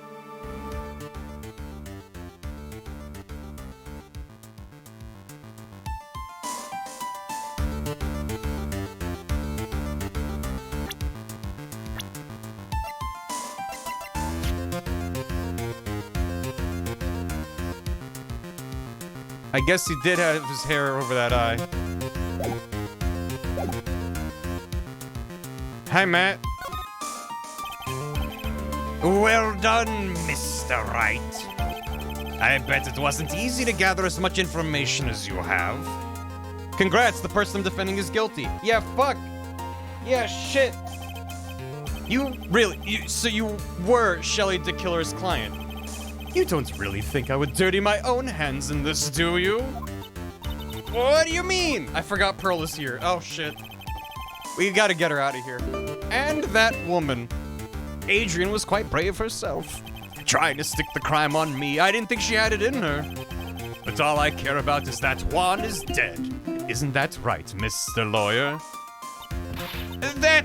You're lying! What terrible... It's way past your bedtime, little girl. Go on, let us grown-ups talk about more adult things. But why? Why'd you hide the video camera and... A weakling soon believes the words of others, just like that pathetic Adrian. He knew about Miss Andrews' secret. But I'm no weakling. I don't believe anyone, least of all assassins. What? Oh, come now, Mr. Wright. Assassins aren't above blackmail. They turn their clients into cash cows by holding the sinful deed over their heads. And a superstar like me, how much do you think I'm worth? Care to guess? Well, you bought a $4,000 bear like it was nothing. And that's why... Yes, that's where the video comes in. I see now. It's got his face and the crime scene recorded on it, preserved for all time. I mean, he wouldn't be a very good assassin if he just walked in there and murdered a man and then walked out. Like, I'm a big fan of Hitman, like, don't get me wrong. That's how the game works, but... Any security cameras in the hotel would see him there, but... I guess it's fine. Throw the fish. Yeah, okay. With that, I can keep him at bay and even blackmail him if I want. That's right, that video is my insurance. Isn't that what they call it, Mr. Wright? Why would you do something so wrong? Because I'm a grown-up, and I can. Good enough of an answer for you, little girl?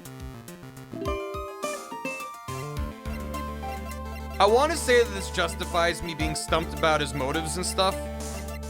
And not being sure, because I didn't fucking see this coming. Whatever the hell this is. Thank you for the bits. Why would you kill Mr. Kurita? I like that Pearl's the one interrogating him now. Because he was about to sling so much dung onto my beautiful public image. A lot of people don't, it's okay, sure. He was the asshole all along. I'm so glad you didn't see it coming. Fucking who did? Who played this for the first time and went, I bet this man's secretly evil. Scandals are a little annoying, aren't they? This is all because of that press conference, isn't it? If Mr. Kurita had been able to give it, then Mr. On Guard's secret would have... Ah, well, that's what we call taking advantage of the situation, you know? I want him to know where he was hiding that chocolate milk all this time. I had no interest in doing it, really, but bit by bit, it crept up on me. And then the situation just presented itself perfectly. How beautiful, I thought. You know what else is fun about this? Is, for the thumbnails for this series on the VOD channel, I've been using the website, the Spriters Resource, because people have dumped a lot of the sprites from this game, and it makes it really easy for me to slap together some images for a thumbnail. And if I looked up his sprite sheet, those sprites would have been on there, but I just never looked at his sprite sheet. I just pulled up like Phoenix's and forget who else. So, good thing I didn't. I guess. I mean, also, I haven't yet made the thumbnail for 2 days ago's stream. I gotta make that after stream tonight. But yeah, maybe avoid sprites. You know, sprites can hide spoilers. So yeah. Core Records fan sprite sheets of spoiler attacks. That's wild. Some give him chocolate milk because he's epic. When you get locked in the detention center, they're like, "Oh, are you epic? Here's some choco milk." Yeah, thank you. Pay out spoiler-free sprites. Yeah, I mean, maybe in the future I'll have to be careful or get someone else to do it for me. Yeah, no, it's good. It hasn't spoiled me yet, so I hadn't worried about it. And the worst thing I've ever seen is like I'll want to grab a background, and usually the backgrounds are just in one sprite sheet. So it's like I might maybe see like a single background. Like I think one I saw was the wide background in case 2 of the Fae Manor where the body is. There's like that one wide room with all the candles and stuff. But it's like really small. It's just like, okay, there's a wide interior. Out of context, it's not really a spoiler. It's different than seeing something like, oh, this guy's hanging out. Oh, I'm friendly. And then he's suddenly evil, right? Anyway, that's how Mr. Kurita ended up dead. Let me tell you something. I'm not like Adrian. I don't depend on anyone. People are simply things to be used and thrown away. Put on a sweet, innocent face and people will swallow anything you feed them. Adrian fell for it, the assassin too. Oh, and how can I forget? Even you fell for it, Mr. Lawyer. Everyone all working their butts off for me, Matt on guard. AA3 has lost sprite spoilers. Gotcha. This guy sucks, yeah. Oh, did that leave you speechless? What a shame. What's wrong, Mr. Lawyer? You've grown awfully quiet. How could I have been so deceived by you all this time? When we first met, I asked if you had killed Juan Kurita, and you answered very clearly that you hadn't killed anyone. Hey now, I never told you any lies. The person who did the killing was that the killer guy, right? All I'm guilty of is taking a catnap in my room. You killed Mr. Kurita. Ha ha ha, I dare you to say that in court tomorrow. Yeah. But too bad, you can't. You're my lawyer after all, aren't you? You could always drop my case and refuse to represent me. How does that sound? But you can't, can you? That would be the one thing you absolutely can't do. Yeah, now the request to get him, acquitted is, making a lot more sense, too. It's like insurance on top of insurance. Mystic Mire! You wouldn't want to test the killer. He's a man of his word, or so I hear. You could end up getting a certain friend of yours rubbed out if you lose.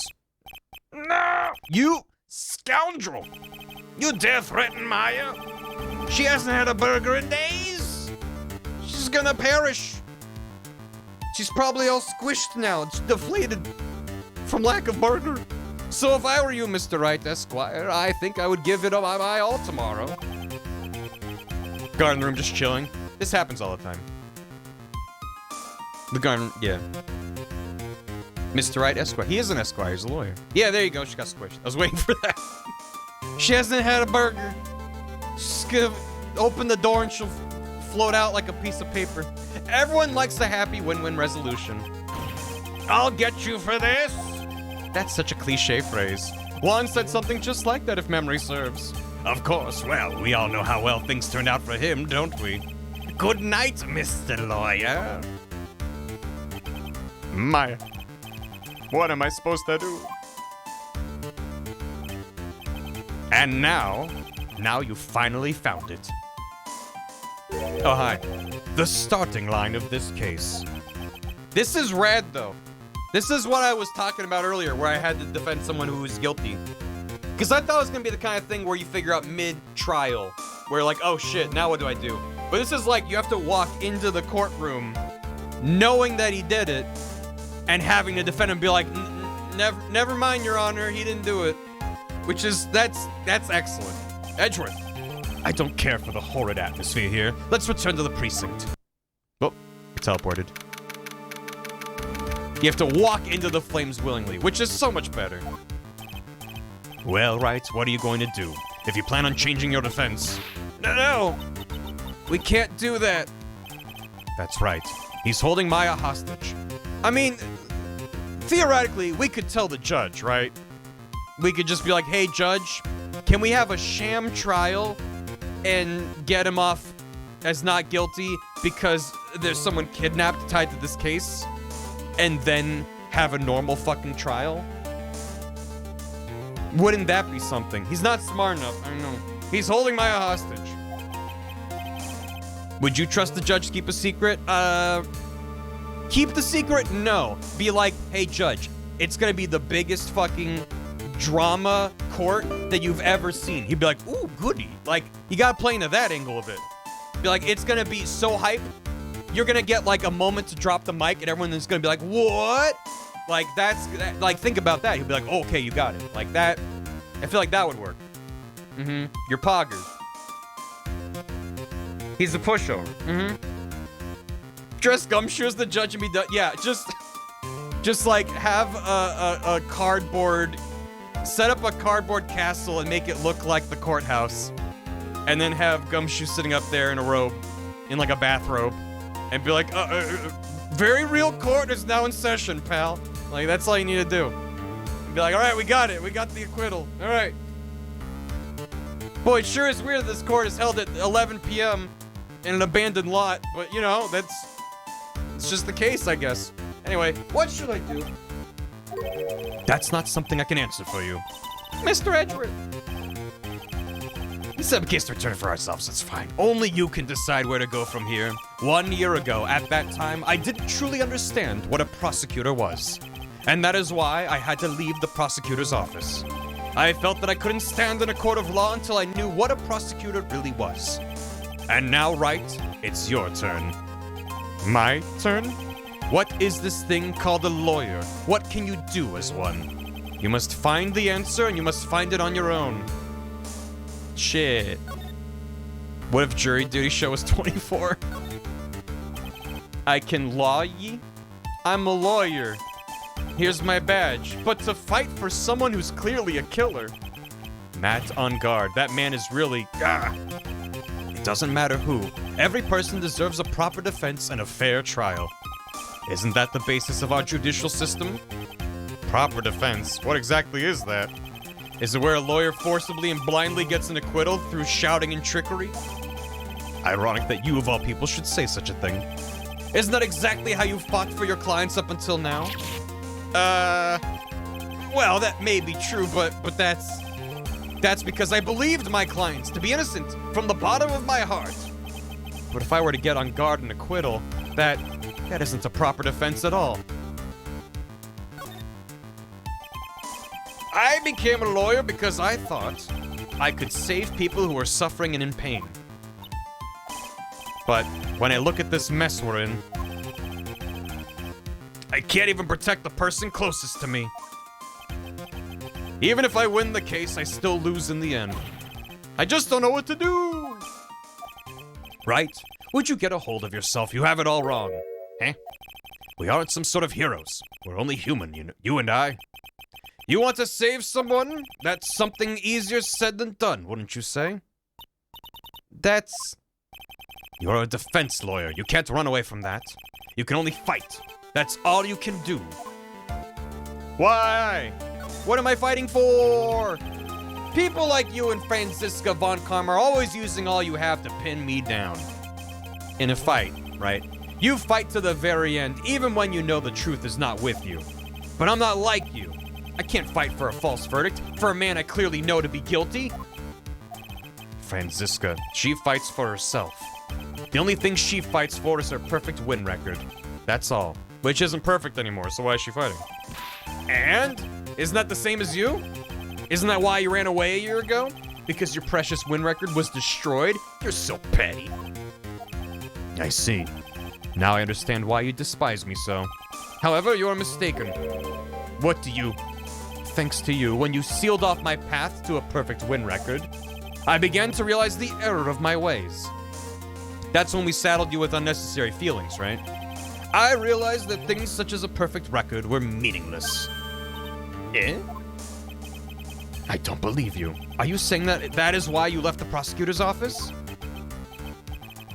We love to saddle. But then, why? Why are you here now? The answer to that is something you will find out on your own. I have faith you will see it before the verdict is read tomorrow. But if you can't, then you'll be powerless to change the ending of this story. Mr. Nick, the transceiver! I'm sorry for what happened earlier. Well then, Mr. Attorney, do you wager you can obtain an acquittal tomorrow? My, what is the matter, Mr. Attorney? I don't sense your usual anger this time. Tell me, please, why are you holding Maya hostage for Mr. On Guard's sake? Why are you doing this for that cold-blooded killer? Right? Please don't misunderstand things. He is my client. Don't toy with me. A man who hires an assassin is just as much of a killer himself. I believe you are asking me for a reason as to why I'm doing what I am. Yeah. This is what I like to call my aftercare. What the heck is aftercare? My name carries a certain amount of honor and dignity, Mr. Attorney. I take great care to ensure that no suspicion falls upon my clients for my handiwork. That is what is called client relations, and it's part of an assassin's duty. An assassin's duty? We were unlucky this time and my client was arrested as a suspect. As a result, I did what I had to do to enlist your expert help, Mr. Attorney, and to ensure that you would do everything in your power to the very end. What is your name? I believe I told you once before, however. You did, but my name is the Killer. Shelly the Killer. You're Shelly the Killer? Please keep in mind you do not have much space to maneuver with me. As a killer, I always finish what I set out to do. If you fail to keep up your end of the bargain, Maya, it would be my duty as an assassin to see to it she receives a nice long nap. No, she hates naps. She always wakes up groggy and confused. Now then, if you'll excuse me, if someone were to trace the signal back to me, it would be quite troublesome. Oh my... Oh, where have we heard a cat go meow? Oh, I just figured out where he is! Anyway. Mystic Maya! Mystic meow! I don't know what to say. Edgeworth! Did you hear that? At the end of that transmission. I wish it, like, echoed. It was like, meow, meow, meow. Huh? Oh, that. It sounded like a cat. A cat? It can't be! That cat, can it? There's only one cat in the city of Los Angeles. What is it? I think I know where Shelly the Killer is holding Maya hostage. Edgeworth, have all police units head for On Guard Mansion immediately. All right, you hurry over as well then. Don't lose hope yet, Pearls. The fight has only just begun. Yeah. Probably shouldn't bring the child with us to this, but you know. We're just hanging out, so. Let's go. Also, we still have a psych lock on Adrian to contend with before the night is through. I'm sure we'll get to that. Child's going in first. We just roll her up with bulletproof vests and just kind of push her in. All right. Hold on. I gotta say my goodbyes to Charlie in case this goes sour. No, Charlie, no! Don't water him. I got him. He's fine.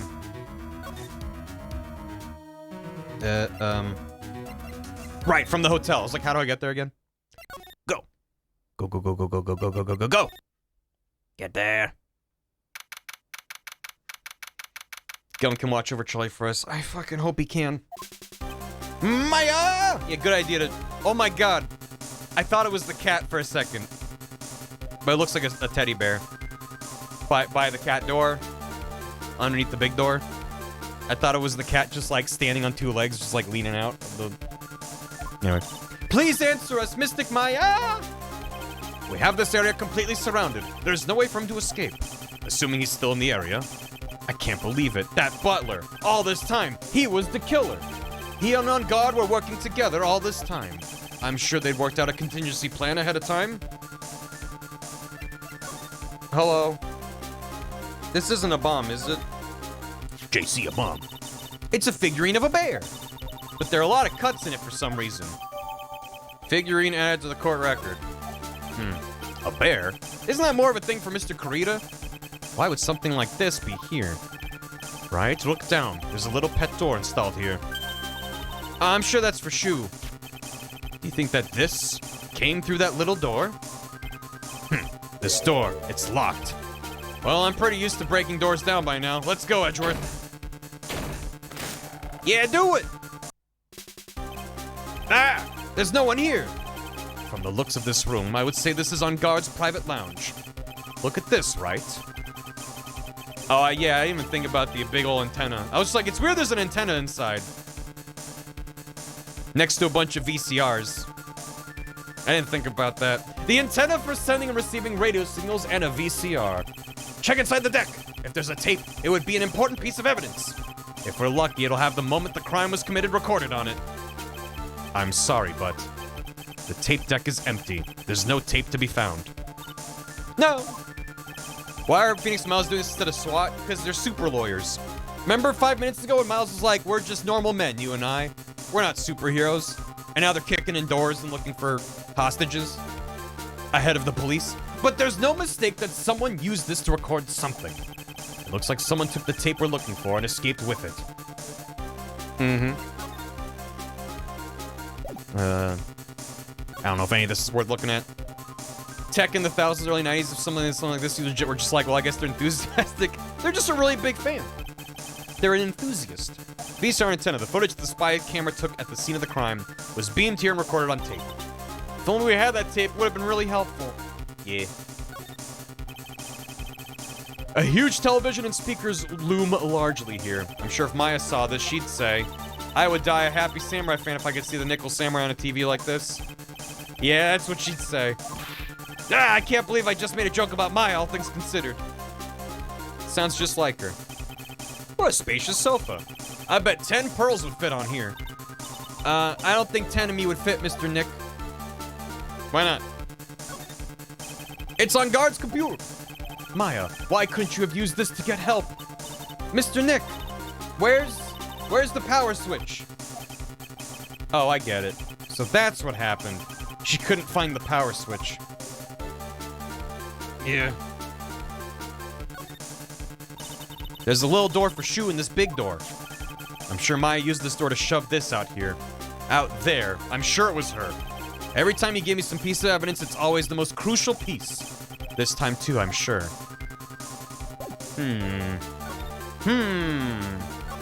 Beep, beep, beep, beep, beep, beep. We've searched all over, but it looks like he got away. Nice. Thanks, Shaken Bacon. I'm sorry. It looks like he slipped out of our grasp this time. And now, we've lost our only lead. Don't give up yet. The little girl's looking to you to be her pillar. Yeah, you're right. Why is she here? We're close, I can tell. We've already set up checkpoints along every route leading out of this district. Leave the rest to us. Maya. Maya. Maya. It's a pretty heavy door, isn't it? I can't open it by myself. Please don't shut me in here by accident, okay, Mr. Nick? Hey, Lovesick. Hope you had a good stream. Welcome. We're playing Ace Attorney Justice for All. We're really deep into the final case of the game, so spoilers and also content warning. This case covers some heavy themes and stuff. I hope you had a good stream. Welcome. If I were locked in a place like this, I'd be plenty scared too. Trust me. Yeah. The light doesn't filter in all the way, so it's hard to see. It looks like there are crates and cardboard boxes tied up with wire here. Wow. I've never seen so many bottles all in one place before. I guess when you're a star, you have so much money you can buy anything you want. What is this? This looks like a picture of Miss Impax. With love, Celeste.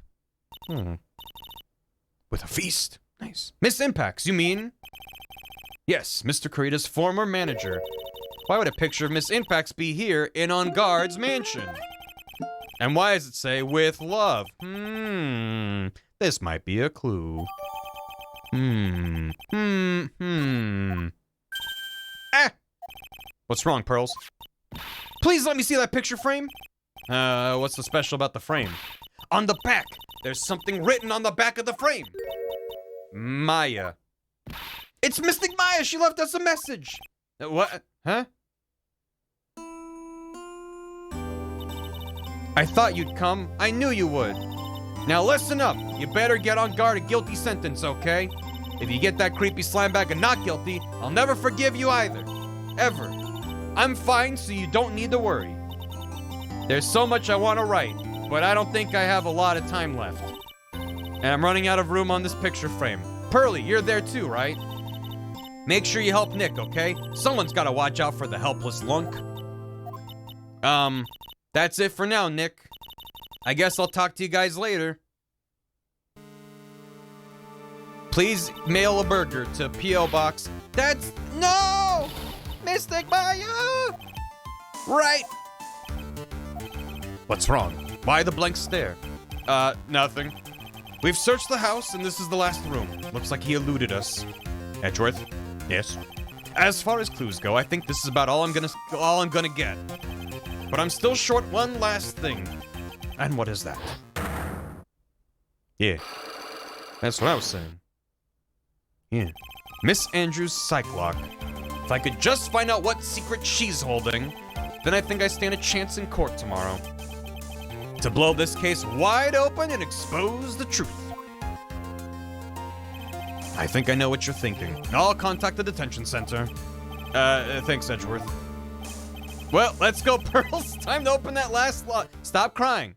It's fine. Everything's fine. Listen, we're gonna put Maya in more danger by getting the guilty verdict, but she said she's fine. It's 10 p.m. You should probably be in bed and not busting into dangerous situations with me. Anyway, it's fine. March 22nd, detention center. Visitor's room. Time doesn't matter. Good evening, Mr. Wright. What's wrong? You look ill. Miss Andrews. You have, like, splinters coming out your shoulder. I've come to remove your psych lock. Psych lock? I want to know and you will tell me your secret. You seem unwell, Mr. Lawyer. You should probably lie down. Go ahead. Try to break me if you can. Yeah, okay. I'm gonna save. Dude is, like, deranged, disheveled, has been up for 30 hours. Broke down a door. Chased the cat around. And he's talking about psych locks. He's going through it. Let's go. Okay, Ivan Drago. Yeah. It's daylight outside. Yeah, it's fine. The sun's rising. Why frame him? I'll open your magical light locks, woman. You fiend, you try to hide from me. I see the chains. Right there and there. Can you please tell me why you framed Mr. On Guard for murder? I've already told you countless times, because I thought Matt was the killer. That's not it. I know you have a personal reason to dislike Mr. On Guard. Miss Andrews, you may think I didn't hear it, but I know you said something earlier. You said revenge. You're saying that I was taking my revenge out on Matt, and that's why? What an absurd idea. I don't have anything I want to take revenge for. Miss Andrews, a woman who lives by being dependent on another person? There's someone in her past that would make her take revenge. Is it the photo? Here's what I'm thinking now. Okay, I got a little bit of fire going on the stovetop. Here's what I'm thinking. I did save. I'm thinking that we've determined that Matt on Guard is a psychopath. Okay, so he had a little tryst going with Celeste Impacts over here, right? And he's like, yeah, we got a cool thing going. Then he finds out, hey, she's getting married to what's-his-face? My rival? Nuh-uh. That's my girl. Or whatever. So he's like, if I can't have her, no one can have her. And then he hires the killer or someone, probably the killer because that's convenient, to kill her, make it look like a suicide, right? And then forges a suicide note. Or maybe there actually was a note. I don't know what's up with the note, whether it was forged or real or whatever. But maybe that's then the proof that what's-his-face, Corita had, to be like, here's proof that Matt on Guard is fucking nuts and has hired assassins to kill people. So, and he's like, nah, I'm gonna get you and get you murdered. So, that's where I'm at now. Anyway. Are you trying to help or hurt Matt with what you're doing? What am I doing? Is that wrong? This random haphazard throwing out of evidence you're so fond of doing. That's not what I was trying to do at all. I'm refrain from doing it anymore. Shit. I guess I screwed up. Never mind. Was something in her past made her take revenge? Okay, sure. This bear. It's this bear. Look at this bear. Maybe it's the big bear. I just thought it was gonna be the photo, because I thought that it'd be like, oh, well, you know, Celeste was her former mentor and all that.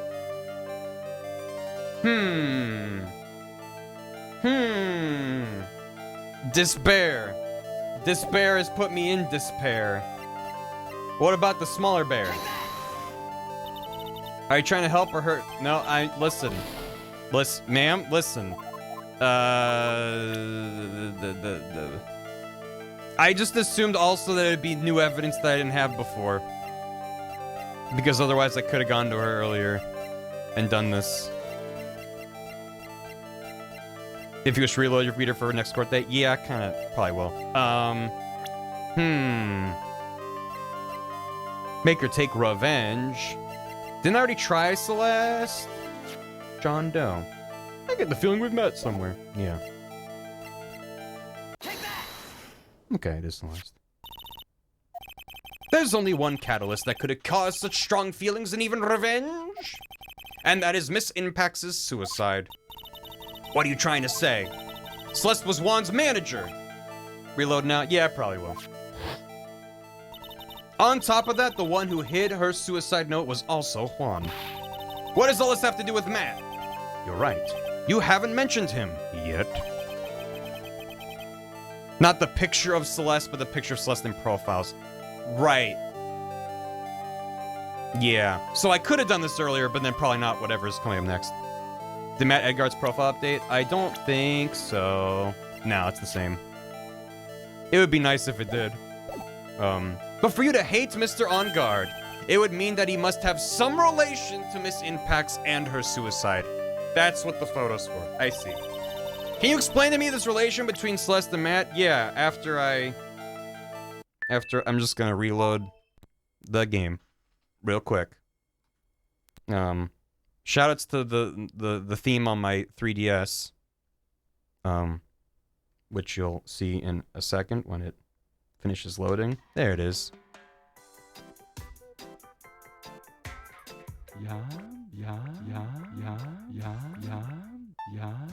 Put him back in there. It's good. Yeah. Look at that slow, bro. Yeah. Anyway, alright. I spent $2 on that, and I don't regret it at all. Actually, twice, because I have that on my actual 3DS, and then I bought it again for the Capture DS. Alright, from Save Point. Okay. Shout out to the 3DS themes. There were a bunch of free ones. But I did see that one, and I was like, shit. Alright, I miss themes in general. I'm still mad the Switch doesn't have themes. I'm mad that the PS5 doesn't have themes, man. Themes are fun. I like themes. Switch 2 will have themes. It's fucking better. The DS store is closing. It already closed. Closed earlier this year. There was a whole thing about it. Bring back themes. The MGS3 one is good. Yeah. I miss my PS4 themes. I downloaded so many PS4 themes. Anyway, presenting you with this Magatama. Themes or a shop song. I know! Makes me sad on both fronts. Just come on. Why frame him? Alright. Someone wants to take revenge as her. Take that. Yeah. Switch 1 has themes such as light and dark. I know. I remember getting my Switch early even. I was gonna say day one. And being like, oh man, there's like a room for more themes to be added in the future. I can't wait for them to add some themes. And then hackers modded the Switch to have support for themes like by like week 2. and like folders and stuff and all this shit. And it's like, oh. Explain this relationship between Celeste and Matt. Yeah. The photo. Hiya. This is a photo of Miss Impax, correct? She looks younger than when she passed away, though. With love, Celeste. This is Miss Impax's handwriting, isn't it? Where did you find this?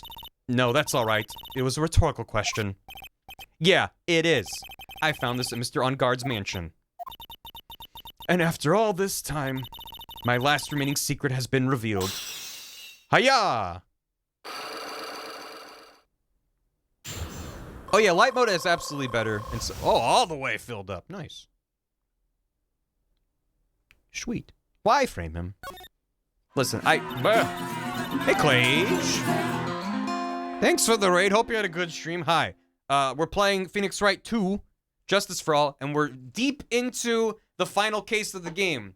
So spoilers. Also, I've never played it before, so don't spoil anything. And also content warning, because there's some very heavy themes and subject matter going on. But I hope you had a great stream. Thank you.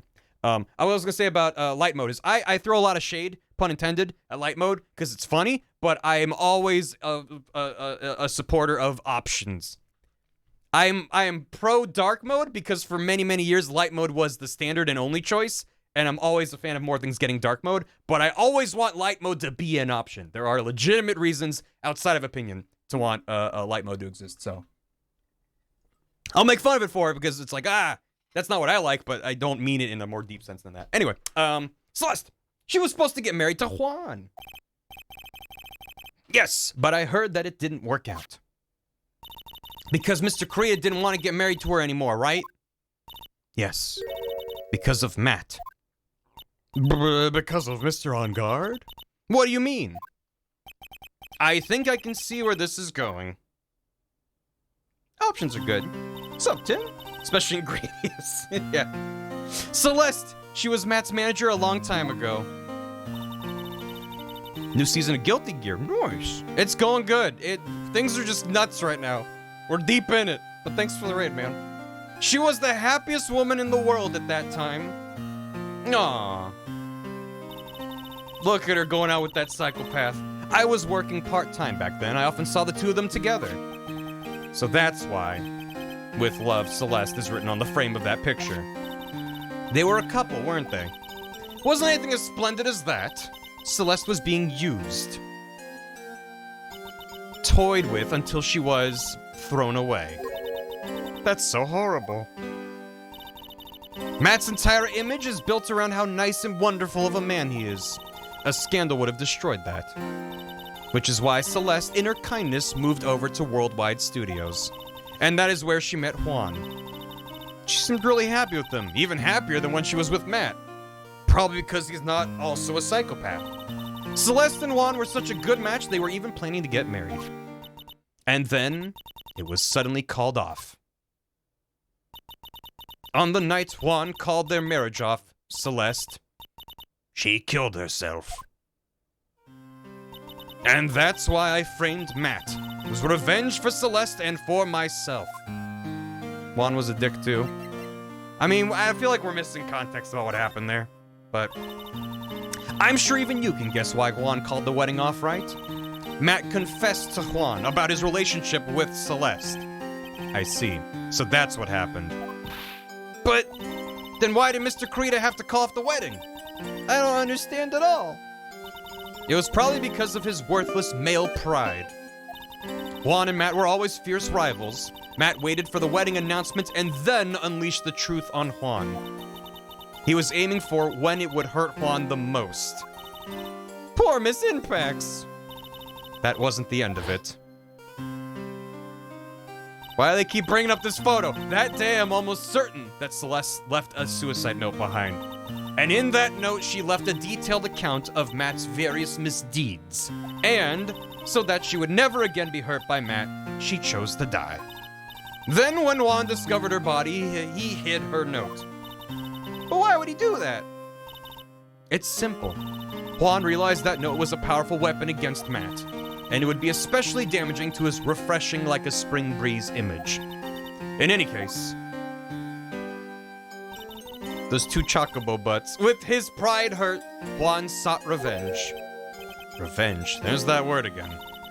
Juan wanted to publicly disclose the contents of that suicide note. At a time that would cause Matt the most damage, of course. And that was at the press conference after the stage show. I know all about it because I heard it all from Juan. It was so I could find out about all this that I drew close to Juan to begin with.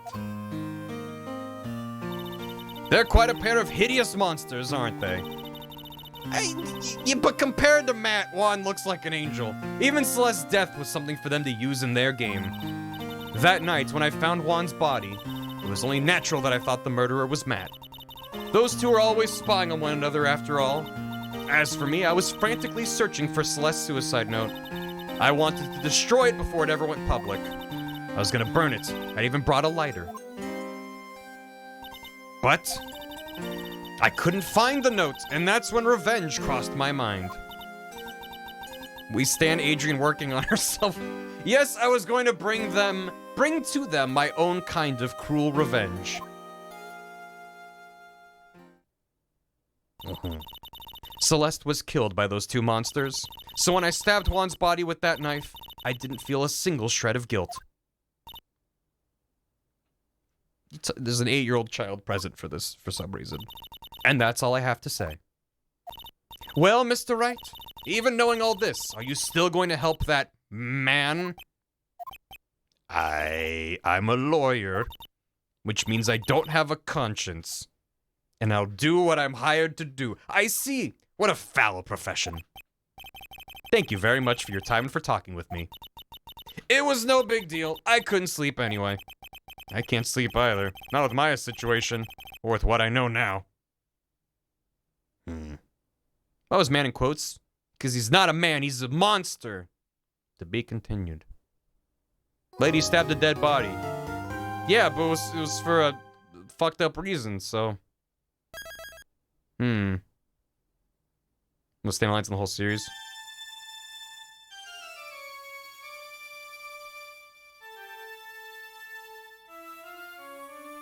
Grr, how did I get into this mess?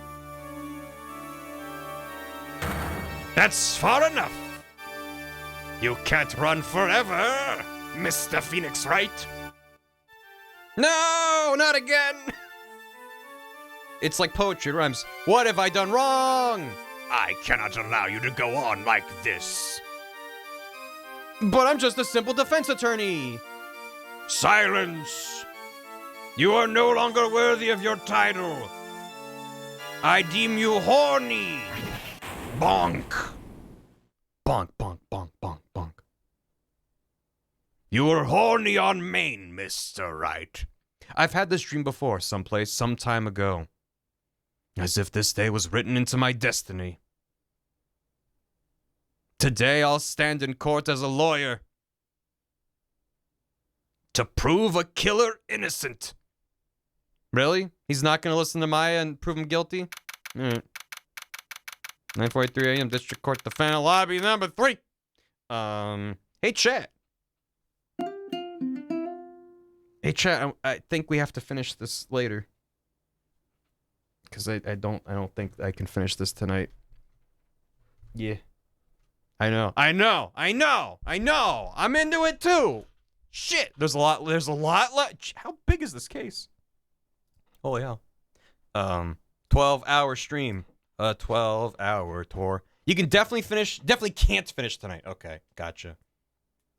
Do you think I can finish it next stream? So tomorrow I do have plans for a this stream with other people. So probably have to finish it on Sunday. Gotcha. It's a long trial. Gotcha. Damn.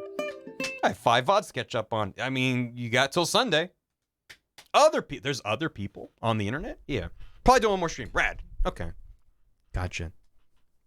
Next stream Sunday. Yeah, I mean, I'll stream tomorrow, but tomorrow's stream is supposed to be with other people. If that falls through, then we'll come back to this. But, yeah. Only 5 hours more. God damn, this is a big case. Sheesh. On my internet? We can wait. I appreciate y'all hanging out. Thank you. Thanks for all the nudges and help, and also just listening to me try to figure things out about this game. It's been great. Do I like this case? Yes. Let's put some Splatoon on. Yeah,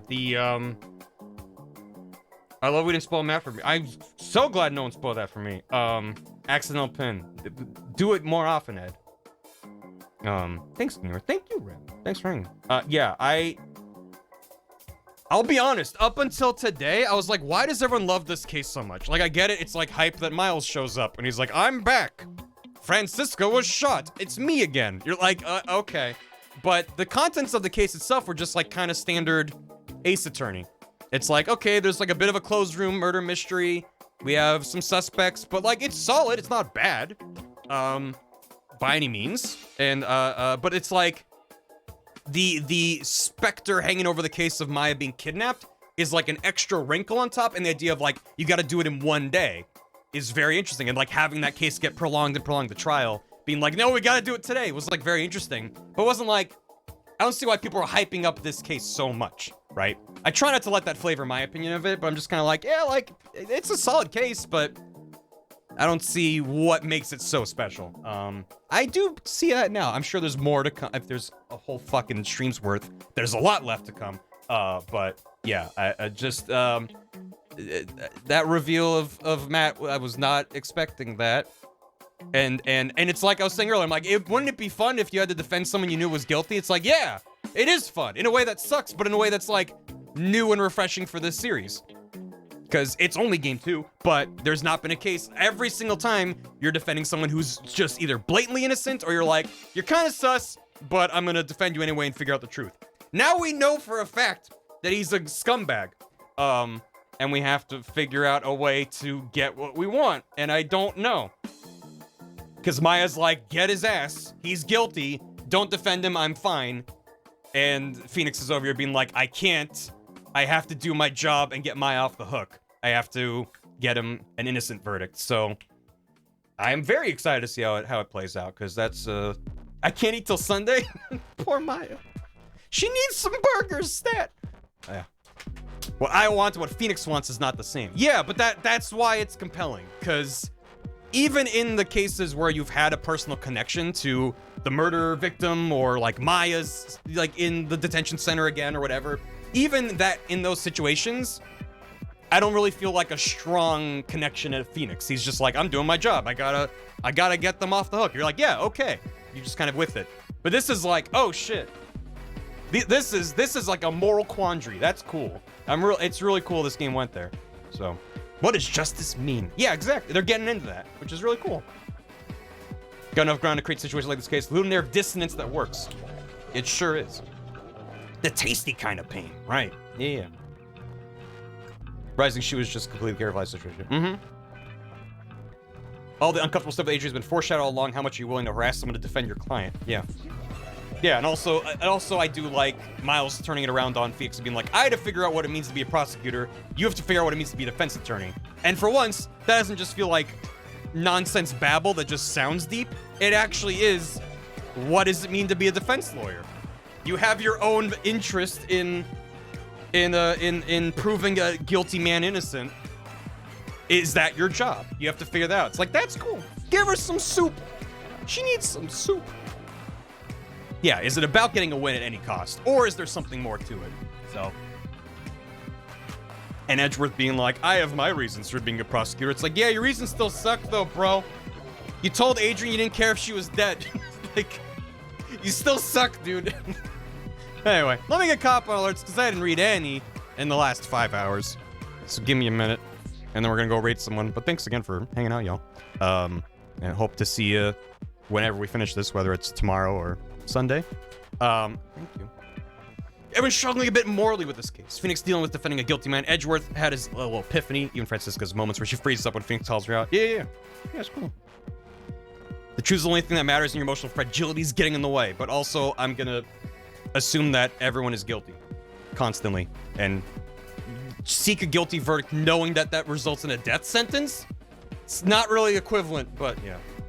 And she got shot and then was still whipping people later that day. Francisca's just the baller of the year, I guess. She matches her dad now. Nuclear Sun, thanks for Soup o'clock. Invader Zimmer, thanks for 13 months. Does the stream notification count as a jury summons? At least one person tweeted at me a picture of their jury summons and said, I blame you. And, yeah, it's my bad. Sorry about that. If you think about court, the summons appears, so don't think about it. Space Artemis, thanks for 22 months. Jubal the Lion, thanks for the Prime. Enjoy the emotes and your crayon scribbling of a key. Starkey Stefan, thank you for 58 months. MD Major, thanks for 5 years. Enjoy your Kiwi key. Little Birdie, thanks for 57 months. Bar Lechuga, thanks. Enjoy the lettuce. Smashman, thanks for 10 bits. Happy Hamburger Day. Happy burger. Darren Forrest, thanks for 20 months. What a fun way to celebrate my 20-month subversary. Murder. Wait. It's fine. Azomagia, thanks for 50 bits. If he chooses that the costume was stolen, Phoenix suggests that someone was trying to get On Guard to show up naked to the award show. Edgeworth then says that someone should strip Phoenix naked for making such ridiculous accusations. This is not a joke. Within the canon of the games, Edgeworth is like, what if we stripped you down naked and paraded you around? It's like, thank you, sir. Invader Zimmer, thanks for soup. Watching the DK64 VODs again, hearing On Guard reminds me of the Swordfish. That's what Dan did the other day. Yep, it's the same guy. Das Kaiser, thanks for 4 years. Enjoy your key card. Thank you. Roxby gifted a sub to Kiro Sveta. Welcome. Roxby with $5 said, I choose you, Adrian Mon. I choose you to be guilty of murder. But oops, I was wrong. Omega Platinum, thanks for 9 months. Enjoy your Ruby Key and your Twitch, baby. Harold, I can't believe I got summoned for jury duty while you're playing it through Ace Attorney games. Yeah, it's my bad. Sorry about that. Thank you. Coral Ball, thanks for 27 months. She brought logic in this world. Now. Goon, thanks for 31 months. Coming up on that big 3. Hell yeah. Thank you. Synonymally, thanks for 100 bits. Court dismissed. Bring in the dancing lobsters. Bring in the dancing dick lobsters. Azumaji, thanks for 50 bits. Imagine a Gumshoe game where your health bar is a salary, and everything you do results in your salary being halved. And it just has to keep zooming in further and further as it just keeps getting halved, and so you're splitting atoms and the game crashes. Skyward thanks for giving a sub to the Jolly Flying Man. Enjoy the emotes. Eves, thanks for 3 months. The end justifies the beans. Enjoy your silver key. Smashman, thanks for 100 bits. Shelly the Killer be like, feelings? Look, mate, you know who has a lot of feelings? Blokes that bludgeon their wife to death with a golf trophy. Professionals have standards. Be polite, be efficient, have a plan to kill everyone you meet. Meet the sniper. Azumaji, thanks for 50 bits. You know, between Morgan and the Killer, we sure are getting a lot of passive-aggressive cordiality in this game. Yeah, quite a bit. Flavier, thanks for 31 months. Barry, I wish to make you aware that the AA fandom often ships Adrian and Franziska and Maya. Personally, I prefer the polycule approach. Oh, thank you for sharing. Cub the Crow, thanks for 67 months. I've got nothing particularly funny to say about the number 67 out of fear that 7 will hunt me down if I make any relation to the fact that he's 80 now. Oh, no! He 8-9. He's gone. Scootsby, thanks for 55 months. Senator Sirbot, thanks for 31 bits. Hey, boys, like, Matt is/was in questioning, right? Shouldn't his representation be present for that? Nah, that's fine. Smashback, thanks for the Hamby. For some lettuce. I'm gonna go buy some lettuce after stream. We got 8. 8 got 9. Soko, thanks for 16 months. Going back. I mean, lest we forget that the best ship within Ace Attorney, which within the universe of video games, is Dick Lobster. Right? Dick Gumshoe and Lobster Cop from Frog Detective. That's not a within Ace Attorney, but you know. Dick Lobster OTP. Maya and Borgors is second OTP. 7, 8, 9. Don't sleep because they'll summon him. Mm-hmm. Turgid Crayfish and Dickless Lobster. Anyway, Synonymally, thanks for 100 bits. In one of the Ace Attorney stage plays, there's a scene where Edgeworth's ringtone is Steel Samurai, and he has a mini dance session before answering the call. It's great. He's also a fan. Unchowder and Dr. Psychotic, thank you for the raids. Odysseus Odyssey, thanks for 8 months. We believe in you, Barry. You're smart enough for a children's game. The game's rated T for teen, so I'm at least smart enough to play a game for 13-year-olds. Shit. Azumaji, thanks for 50 bits. Of course he has a pet cat so he can set it on his lap and pet it while plotting evil things. Shit, I didn't even think about that. Jinx, thanks for 46 months. What? Okay, yeah, this may as well happen. This can apply to any part of the case, probably. That's any case in any Ace Attorney game. Ground, thanks for 100 bits. I love the client always being innocent came up several times during this case, and you also assumed that was still true because of the Magatama. What else can we say except psych? Shit, I walked right into that. Yeah, I'm so glad to be proven wrong, though, that they're breaking that. And that they not only play on your assumptions about your client always being innocent, but use the Magatama against you. Hey, here's this new mechanic that catches people in lies, and he's like, I didn't kill anyone, and nothing happens. Like, it's pretty good. Can't be mad at that. Average Shoda, thanks for 100 bits. I was literally just thinking earlier in stream, I wonder if/when he's gonna have to defend an actual guilty client. And here we are. Draco the Cupcake, thanks for 57 months. I've not had time to watch either streams or VODs recently, not with school, internship, and work. Holy hell. But I hope one day soon I'll be able to watch all of the Ace Attorney streams. Thank you, Draco. Hope you're less busy soon. That sounds like a lot. If you do have the time, the monthly highlights are not a bad way to get caught up on what's been going on around here. And July highlights should be out tomorrow. So hope you check those out. Azumachi, thanks for 50 bits again. If you recall, he does let the mask slip a bit when you show him Celeste's profile on the first day. He tells you not to look into his businesses and joking around at all the whole time. Yeah, there were a few moments in that first interrogation where he's just like, not stupid, clueless guy, but doesn't fully, obviously he's not fully mask off, but yeah. Jelly highlights? Yeah. Yeah. Jacob Bacon, thanks for soup. I always thought Matt on Guard looked like Matt Pat. They have the same jacket. Oh no. Oh shit. Alpha Rabbit, thanks for 100 bits. This right here is one of the best cases in the whole series. It's so well done. I've been enjoying watching it unfold for sure. Jacob Bacon, thanks for 69 bits. The name of the jazzy song that plays when Matt's house is raided is called Hotline of Fate. It's a jam. Lovesick Like a Dog, thanks for the raid. Clage, thank you for the raid. Appreciate it. Both of you. Tiefling Fen, thanks for a year and a half. Enjoy very much the Cursed Skeleton Key. Throwing my rent in through the window with this brick I brought for the raid, but dipping for spoils. Have a good stream. Thank you. Thanks for, the brick. Azumachi, thanks for 50 bits. I like how you get Old Bag and Lottie here to make you think it's another wacky samurai case, and then you get emotional trauma for everybody. Yeah, they kind of pulled one over on us, huh? Skyward D, thank you for gifting a sub to the Chalts for their second month. Welcome back. Thanks for the gifted sub. Snow Beal, thanks for 55 months. Needed to clip this from the last case of game 1 in your playthrough, because remember it being used multiple times in this game. Which one is this? Chief's office. Beep, beep, beep, beep, huh? Chief's office. Here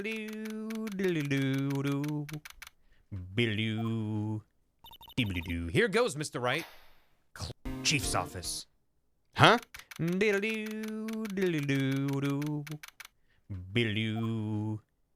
I sang the song. Here goes, Mr. Wright. Chief's office. But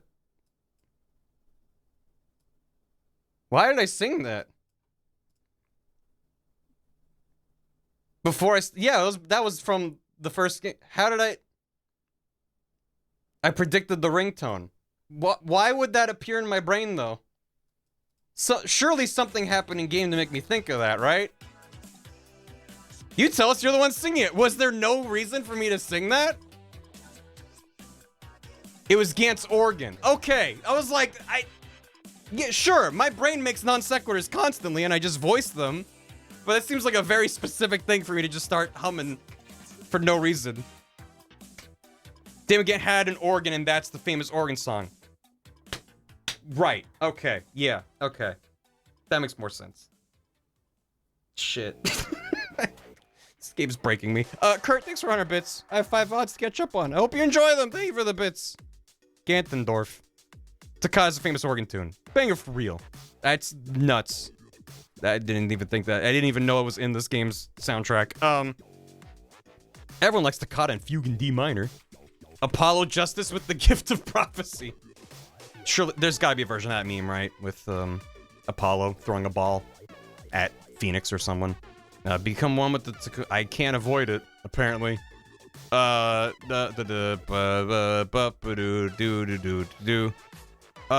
gonna raid? Who are we gonna raid? Let's not raid someone streaming, the new Armored Core. As rad as that sounds. Let's raid Pat. Thanks for streaming. Thanks for watching. Pat is playing Blasphemous 2, which also just came out, I believe. Never played the first one, but it sounded rad. Yeah, it's Pat works out of this same office. He works for Gerard instead of me, where I just pay Gerard rent. Pat's rad. Yeah, happy birthday, RJ. Hope you have a good birthday and good birthday weekend and stuff. Thanks for hanging, everyone. Appreciate it. Hope to see some of y'all tomorrow for some silly multiplayer shenanigans. And then probably Sunday, where we'll come back to this. And then if silly multiplayer shenanigans fall through, then we'll finish this tomorrow. I don't know. You think I plan shit well in advance? We do this shit live. That's the definition of streaming. So we'll see. But I'm excited to see what happens here. So thanks all for hanging. Really appreciate it. I'm having a lot of fun hopping through these. Why plan when we can just bail? Yeah.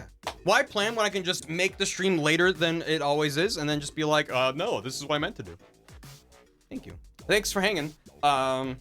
My sister's born 11:57 p.m. on her birthday. What is our raid message?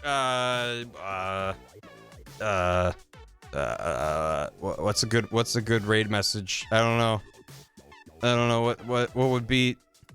Dick Lobster? No, not Dick. Hi. Yeah, hi. Meow. Yeah, meow. Just meow. Just meow. That's good. Meow. Okay, bye. Shit. Thanks for watching, VOD watchers. I hope you're enjoying Justice for All. Just desserts. And see you later. Hope you enjoy the VOD and go watch the highlights. They're already out.